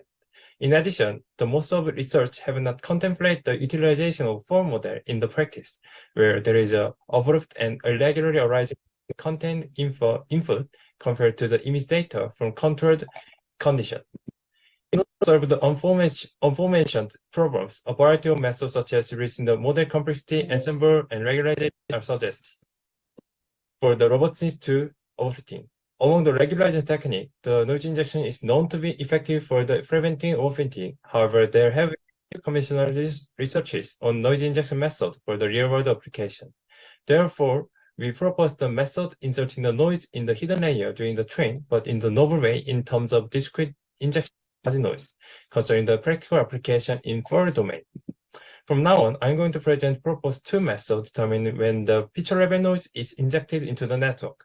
First one is periodic noise injection, and second is dynamic noise injection. In the case of noise injection, the hyperparameter interval T must be configured to toggle the flag, deciding whether the noise injection will be applied or not. The noise injection emerges after the batch normalization layer if the flag is true. However, the limitation of the periodic noise injection method is evident. The trial and error are entered unavoidably to find optimal time interval T.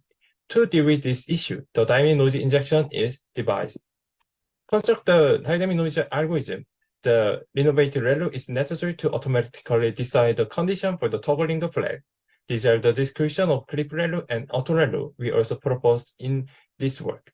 The critical point is that if the runnable parameter W is updated with the backpropagation, it oscillates near the zero and sign of change alternately. In addition, if the W becomes negative, the noise injection occurs.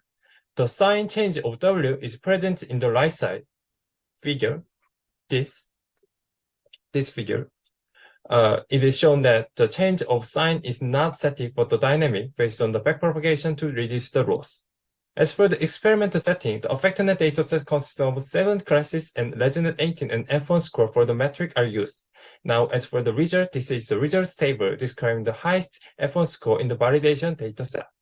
This is the graph describing that the periodic noise injection outperformed the basic ResNet 18 in near 3% F1 score in validation set. The graph describing that the dynamic noise injection slightly outperformed the periodic noise injection in score of F1 score on the validation dataset. As for the interpretation of the result, we infer that the model can be trained in heterogeneous environments, manipulating those environments by changing the sign of the input features. So these different environments, the ensemble-like effect may occur, and the performance of model may have been increased. The clue that the model is adapting to different environments around F4 can be known by the value of drastic increase of training loss caused when the environment is flipped by the change of sign for the input feature. In conclusion, we confirm the performance improvement of modified model by using our method. However, there are limitations such as extension for the diverse dataset model and using scheduler running rate carefully. Thank you for listening. Just to confirm, is the author available online?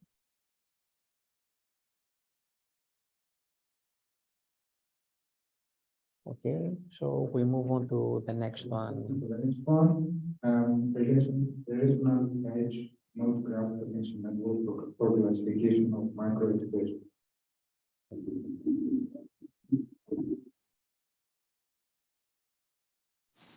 Oh, I'm sorry, what was that a question?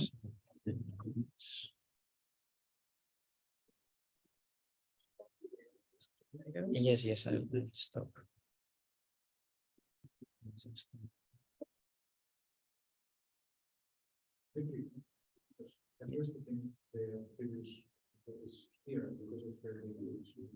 Maybe it was this sound. Is the previous author here? I think the author was Ji Yong-woo. Okay. Okay, yes. Okay, let me stop sharing.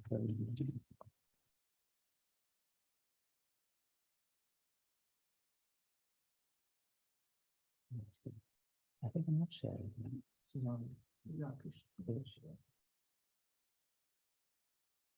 Right.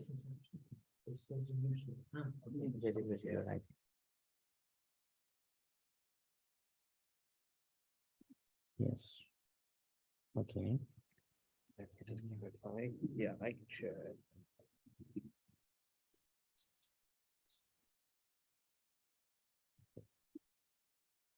Yes.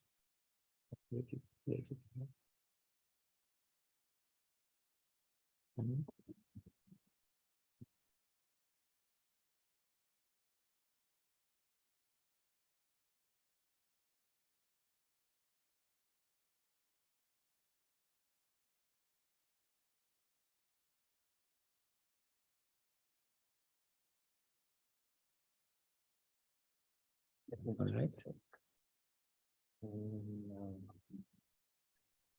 Why isn't it full screen? I think if it just go.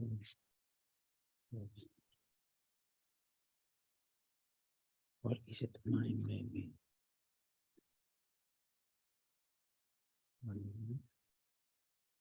But are you sure that this is your? Yeah. And maybe if you just put it. It's not. It's still showing in that. Yeah, showing it to me.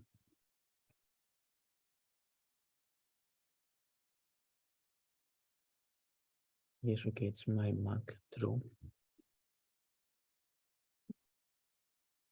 Okay. Yeah. Stage is yours. Yeah.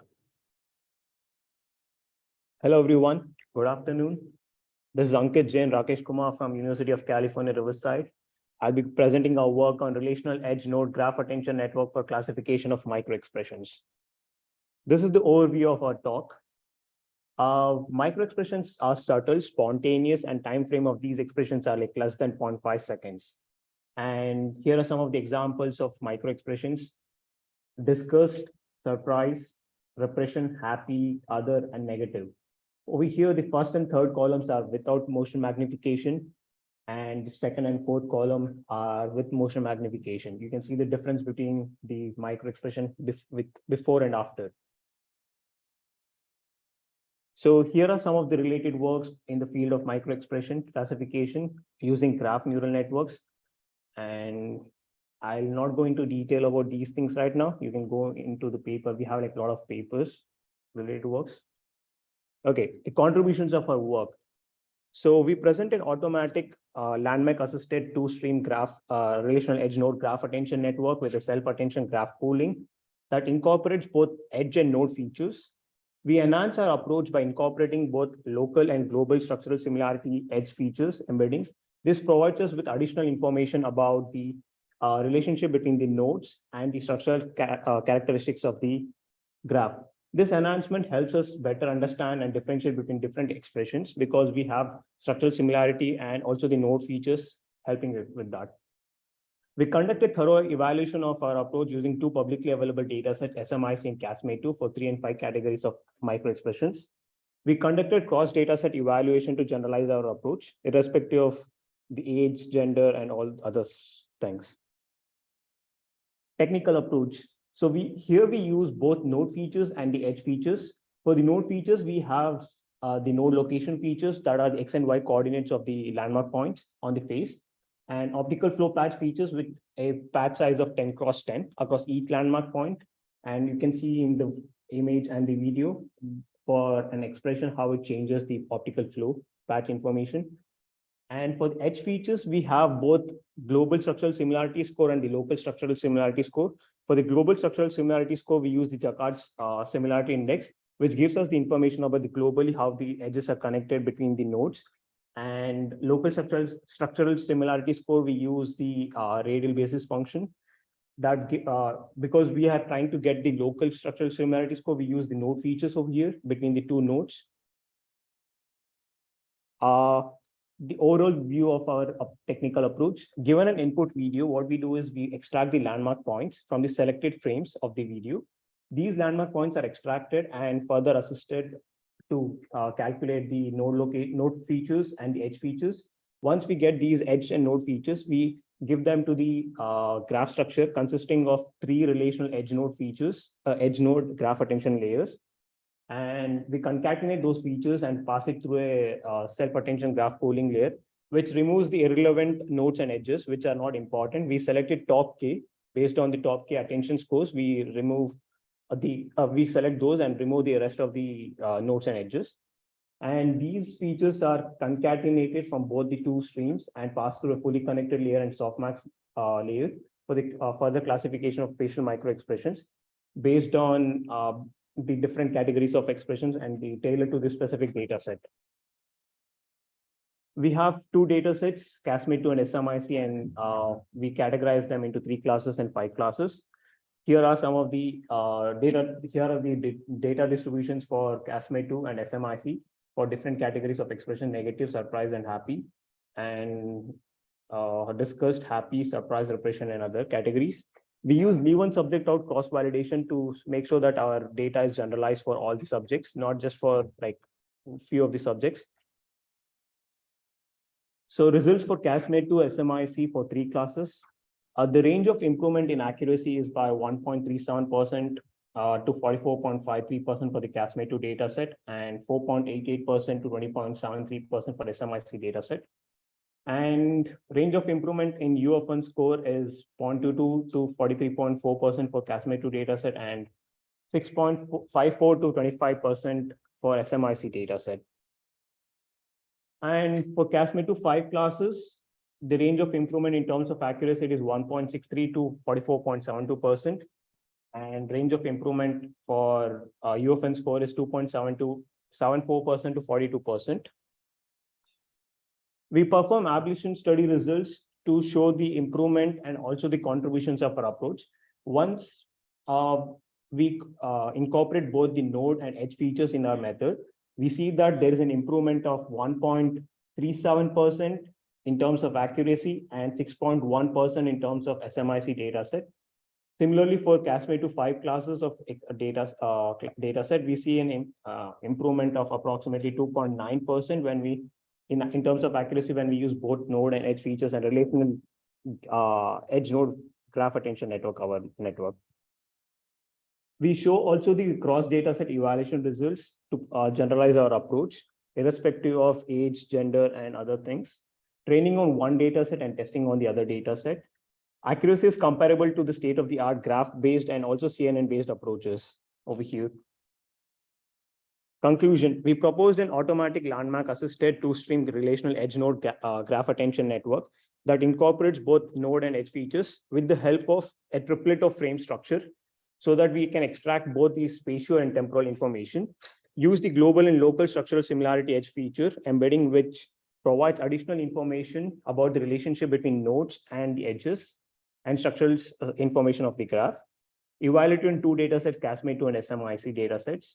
Our approach outperforms the state-of-the-art CNN graph-based and state-of-the-art other methods in terms of both accuracy and U of N score.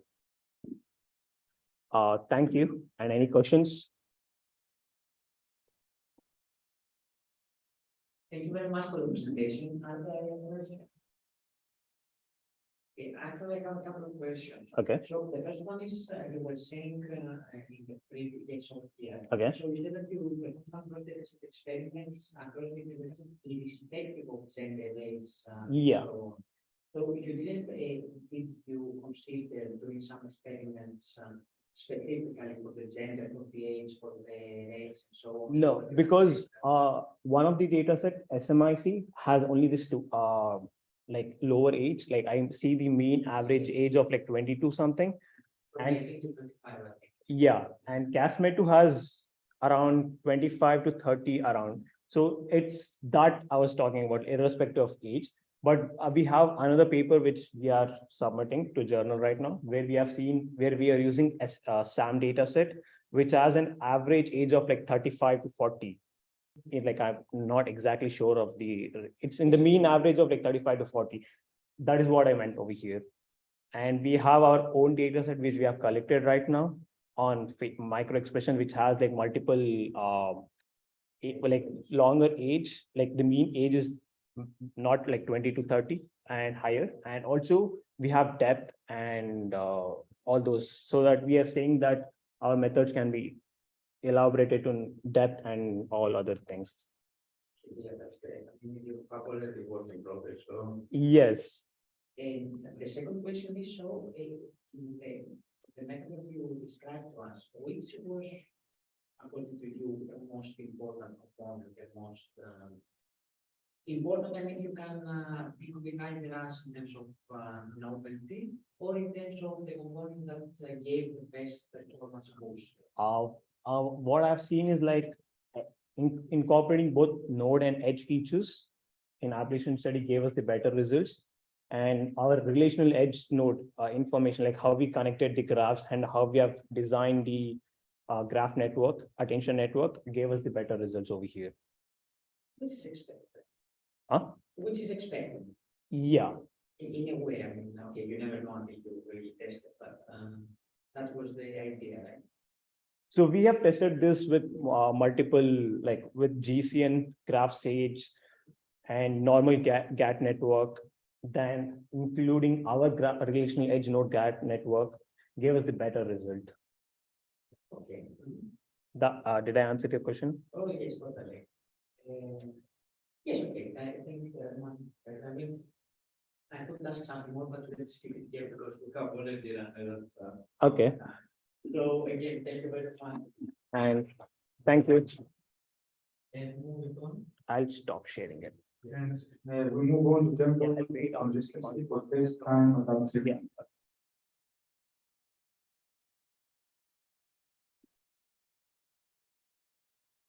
Hello everyone, my name is Jamie, and today I will talk about our work on. Oh, wait, I need to share my screen as well.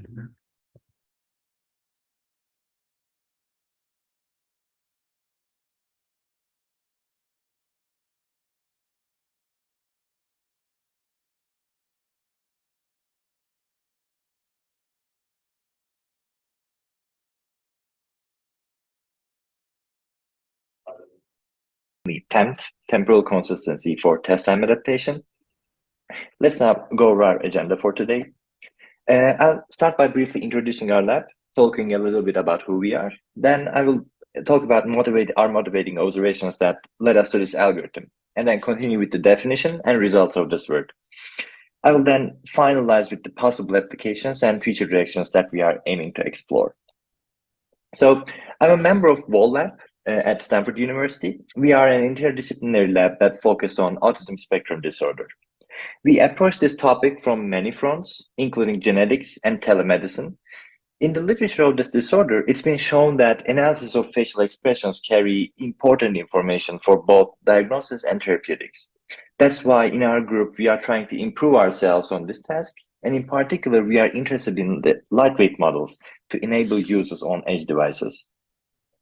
And this brings us to our motivation. Here on the left, we see a fragment from an F-File2 video, which I believe everyone here today is familiar with. On the right, we provide our model predictions for a 7-way emotion classification task.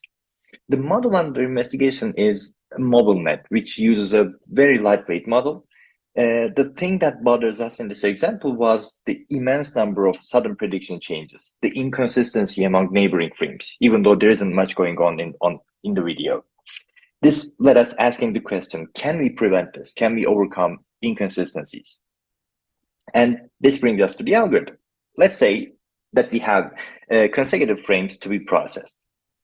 We feed them to a facial expression recognition model and obtain prediction time series, which includes strong high-frequency components that we don't like. One natural action at this point could be low-pass filtering the signal to obtain what we want, cleaning sudden jumps and obtaining a smooth, consistent signal. But we take things one step further. We calculate the difference between these two time series, and we use the mean squared error as an error signal to update the network parameters. More formally, our loss can be declared as such, simply suppression of high-frequency signals to obtain a consistent signal. We hypothesize that this training signal could potentially steer the network toward making smoother predictions and moreover improve its predictive performance. Now let's see the algorithm in action.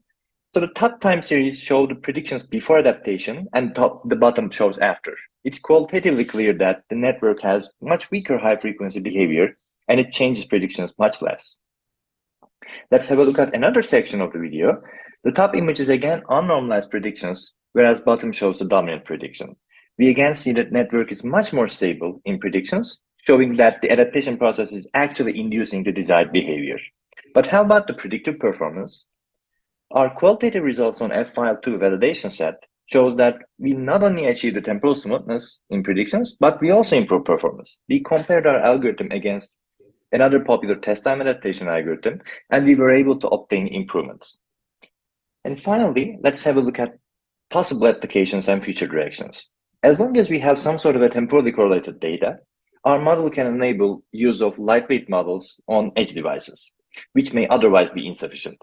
It can allow for continual adaptation to shifts and personalization. And also, one can use it for bias reduction from fairness perspective. Thank you for your time, and I'd be happy to answer any questions you may have. Okay, just want to be sure that the authors of this paper are available online right now to answer any questions. Yes, we are available. Okay, great. Are there any questions? Yes, please. Can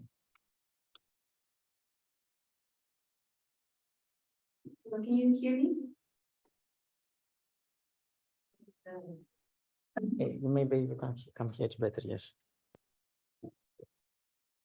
Hello, can you hear me? Yes, I can hear you perfectly now.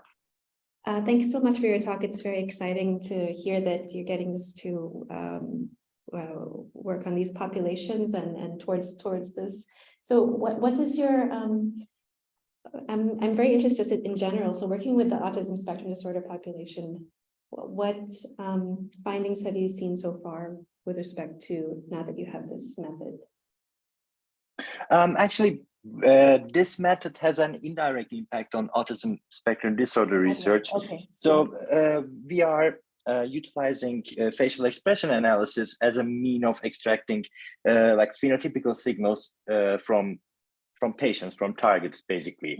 And our claim is that if we can perfect our method for facial extraction analysis, and by perfecting, I mean like improving our accuracy, it could be, or improving our stability, it could be either. But this is one of the fronts that we are approaching the problem from. So that's why we chose this workshop to show our progress in like emotion or facial expression approach.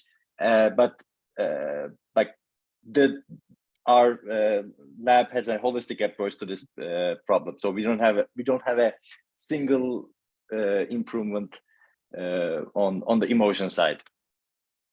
Okay, thank you. Okay. Are there any further questions? Okay, thank you very much for answering the question. So now time to move to the next presentation. The next one, I'm asking your expression for different VAN for marketplace.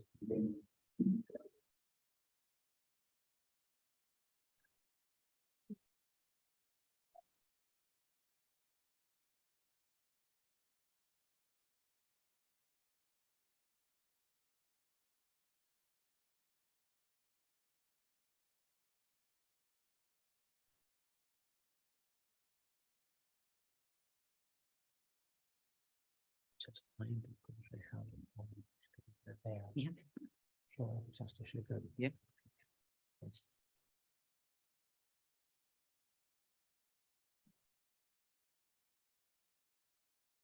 And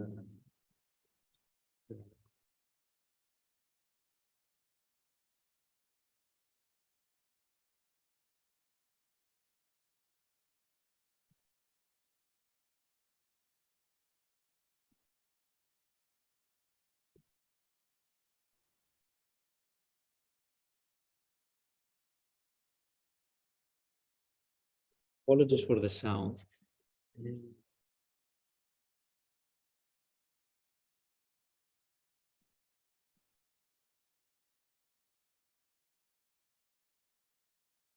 Hello, everyone. I'm Sridhar Sola, and I'm a graduate student at the University of Birmingham. And I'll be presenting our work, Unmasking Your Expression, Expression Condition GAN for Masked Face in Painting. So the objective of face in painting is to reconstruct the occluded, or in our case, masked portion of a facial image. And usually this is done with the aid of some contextual clues or hints. Previous approaches have used the face segmentation, binary map of the mask, and landmark points, and even hand-drawn sketches. Now, while these have been able to generate good and convincing reconstructions, one interesting case that has not been experimented with is when the images are expressive. So suppose if the nose and the eye regions are very expressive, and this is the context for our work. So in this work, we present an expression condition GAN, or EC GAN. And what we do is it takes the binary map of the face mask and in an expression label that is reshaped and concatenated as an input along with the masked image. So we have a binary map of the face mask, an expression layer, an expression embedding, and the masked image as input. The unmasking generator is an encoder-decoder based network, which is very popular in literature and makes use of skip connections to make use of both global and local information in the image. We use two discriminators, one for the whole image and one for just the masked region. And they have contracting blocks so that to promote the unmasking generator to produce realistic content in the masked region while maintaining an overall coherent structure of the image.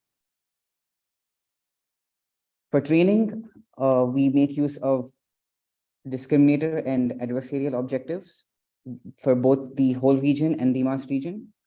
And we also make use of a reconstruction objective, which makes use of structural similarity index measure, the L1 loss, and a perceptual loss.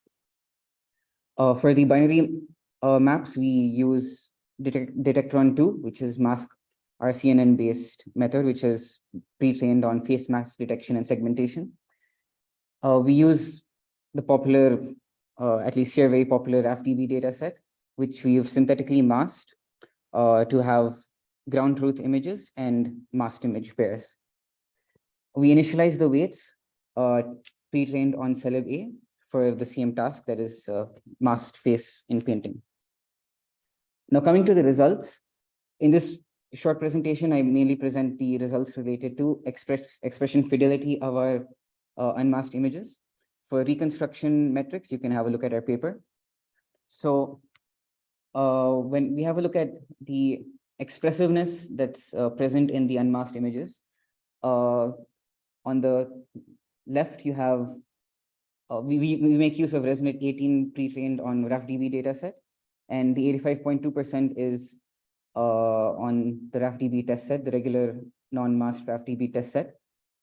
And on images unmasked by our EC GAN, there's a slight dip of 78.5 to 78%. But then when we remove the map, the binary map and the label, there's a very significant drop to roughly 65%. And this tells us that both the mask and the label matter. And there's a slightly smaller dip when there's no label, indicating that labels are important for reconstructing expressive faces. To further demonstrate this, we compare with a similar architecture that uses only the binary map input. And we demonstrate this by producing the TSNE plots to visualize the features. So on the left is the features of the test set unmasked by EC GAN, and the one on the right is by the deep GAN.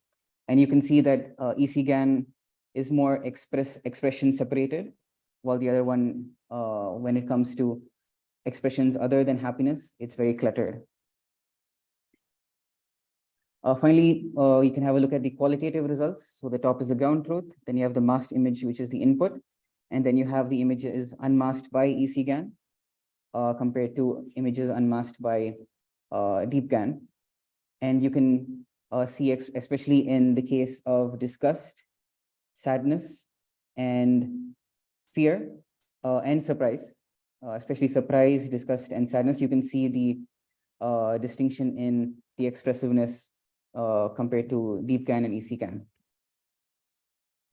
Finally, our future work, we want to add an expression-related objective, and we have a real-world data set of masked and unmasked images called MSDE, and we want to get ECGAN working on real masked images as well.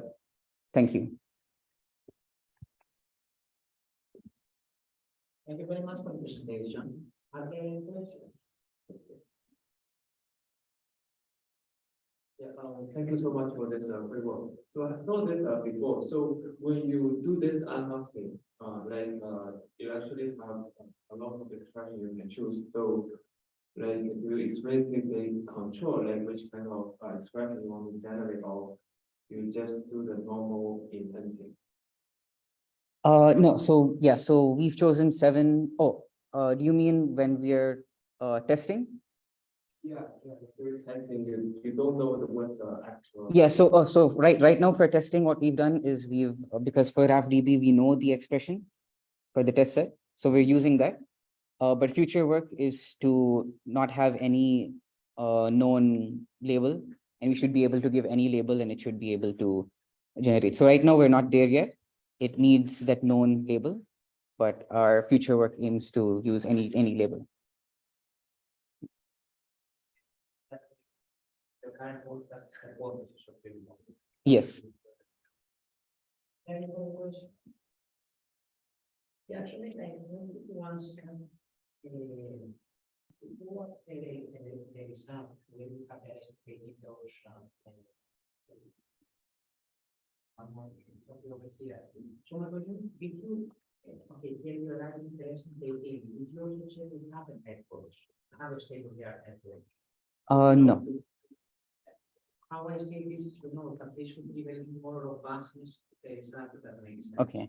Yeah. Because, I mean, okay, there is considerable difference here in the performance, but it would be nice to see without the other variants like SFP or other networks, including those transformers, necessarily with CNNs, how this would go. So is it like because of the network like REST for REST and this works, or for Yeah. to other networks, and the performance drop is on similar level. Yeah, so the reason we chose ResNet 18 is just simply because of computation and resources. Yeah, so it's not, if we could have used ResNet 50 or other state-of-the-art methods, we would have. But it was just a choice of the computation. On the other hand, something that we have not presented here and something that we've not put in the work because it was not done formally is a user study, a short user study that we did. And the user study also was similar, if not on the same scale, but similar results where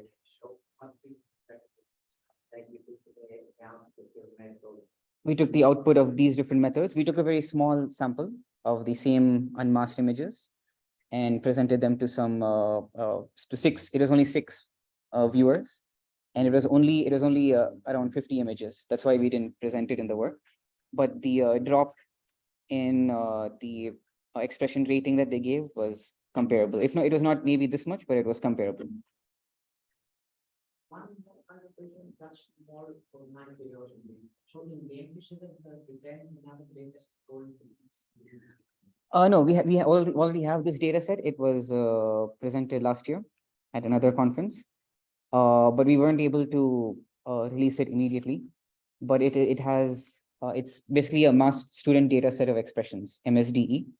So it has masked and unmasked image pairs of real world. So instead of synthetic, usually like here we have a synthetically masked image and the real image. but this is the same person first expressing happiness normally, and then putting on a mask and expressing it again. So it's a real world data set. Yeah. Okay, yes, I just want to understand what's the difference. Yeah. Clear. Thank you Yeah. very much. Thank you. Any further questions? Thank you. Okay, that's the final presentation before we conclude this workshop. The title of the paper is T-Rain Robust Generalization under Weather Analyzing Latency Capacity.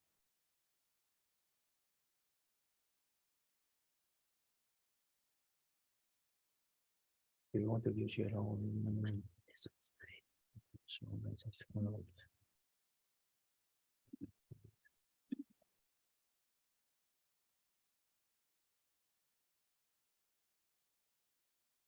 also that might shade here. Okay. Thank you.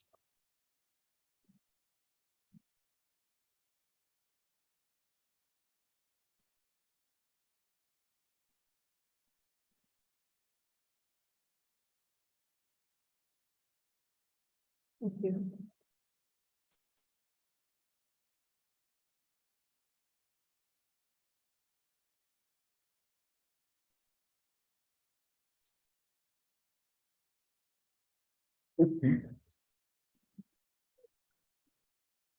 Maybe I'll just take it out. Sorry about that.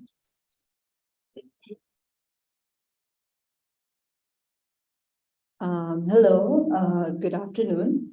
I'm Aboli Marathe from the Machine Learning Department of Carnegie Mellon University. And today I'll be presenting our work called T-Rain, which is robust generalization under weather aliasing label shift attacks at this affective behavior analysis in the wild workshop at CVPR. So this work was done by myself and Sanjana Prabhu. So today I present to you from a world where developments in generative AI are like constantly disrupting the barriers to content generation every single day. And notably, the progress of large-scale vision language models seem to precede a possible adoption of synthetic data in computer vision. But how feasible exactly is this data generation method? And can it aid in like real-world tasks? So we explore one such direction in this study, which I shall present today. So we begin with the classical image classification task. And more specifically, we'll be classifying adverse weather images from the dawn dataset. So this is a real world dataset, and it has the weather conditions, rain, fog, snow, and dust. So we select 10 standard deep learning architectures to classify these images.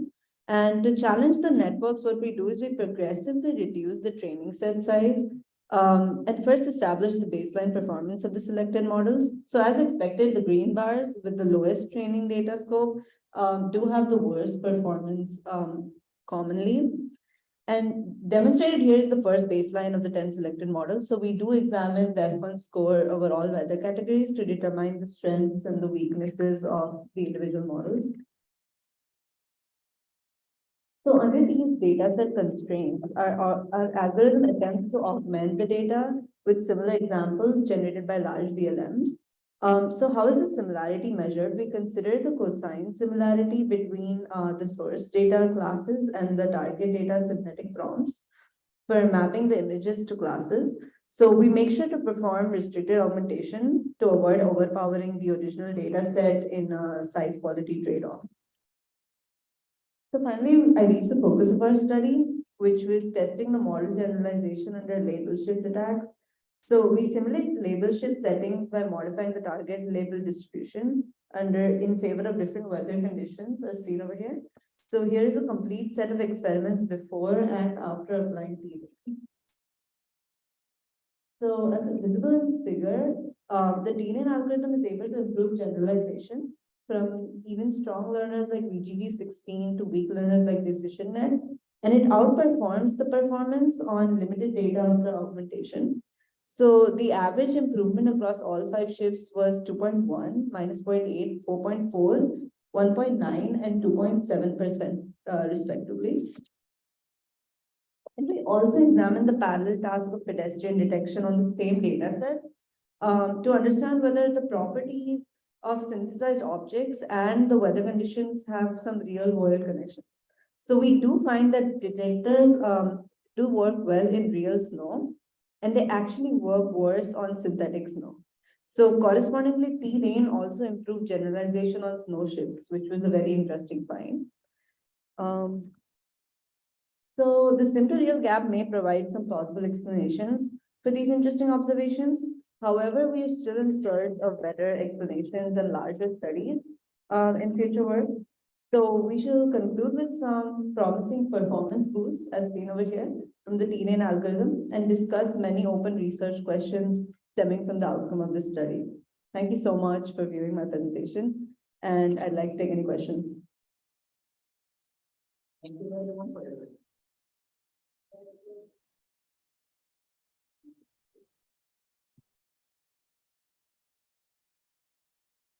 Yeah, hi. That's a quick question. You would clarify the difference between generally using synthetic data for training and how T-rain is different. Oh, sure. So in general, first of all, it depends on what sort of synthetic data you generate. So suppose I just scrape images of cats and dogs, then they wouldn't be helpful for autonomous driving settings. So in this very specific task, what we are doing is we're augmenting images with only similar classes. So like if I have rain, I want to classify rain images, I would only augment it with rainy images from synthetic. So that's what the difference is. Thank you so much. Are there any further questions? How much are if I recall correctly, you mentioned that the performance of the pedestrian detection task, the performance in synthetic data was worse, right? Yes. So for snow, it was worse in synthetic snow than on a real data set, right?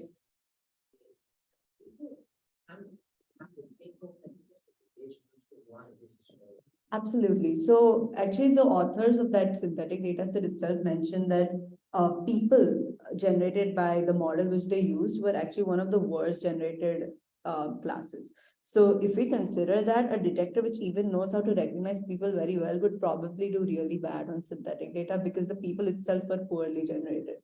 So I think it makes a lot of sense if we do have a model which is performing bad on synthetic people detection. According to your answer, so you use in order to detect against that, you use like standard techniques that take the whole Yes, the whole body. And also to use face detector. Oh, that would be very interesting. We did not consider that right now, but there's one more small challenge in that. So what happens is like the DALI 2 model, which was used to generate this, it does tend to blur faces to protect the privacy of individuals from the training set. So if we do have face detection and if it's not able to find those features, the performance might go even lower. May possibly, but I think that's definitely something worth exploring. Oh, for sure, yeah. Just having general face detection, the detection working very well even in the wild past years. And in a way, the blurriness could be similar as to if you have like low resolution images. Oh, for sure. So maybe. Oh, it might even improve the robustness. Your answer just. Oh, yeah, it sounds very interesting. I'd like to explore that direction. Thank you. Thank you very much. Yeah. Thank you.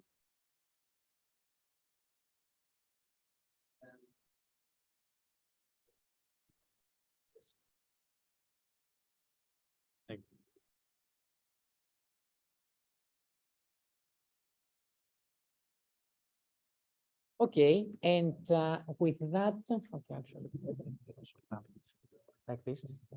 Okay, so with that, we conclude this session. I want to thank very much all of you, both the attendees, the in-person attendees, and also all the virtual attendees. And I hope that you really enjoyed this event and this workshop. Okay, we ran a little too much out of time. Apologize for this.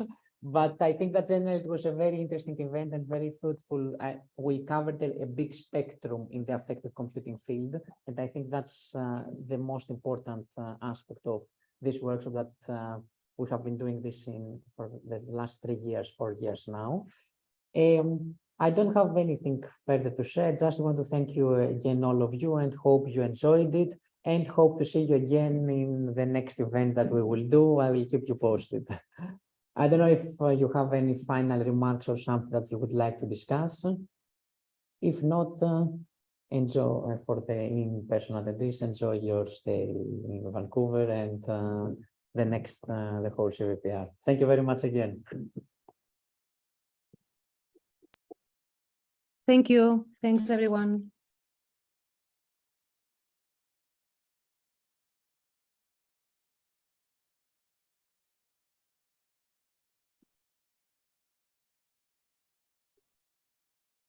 Thank you, Agatha.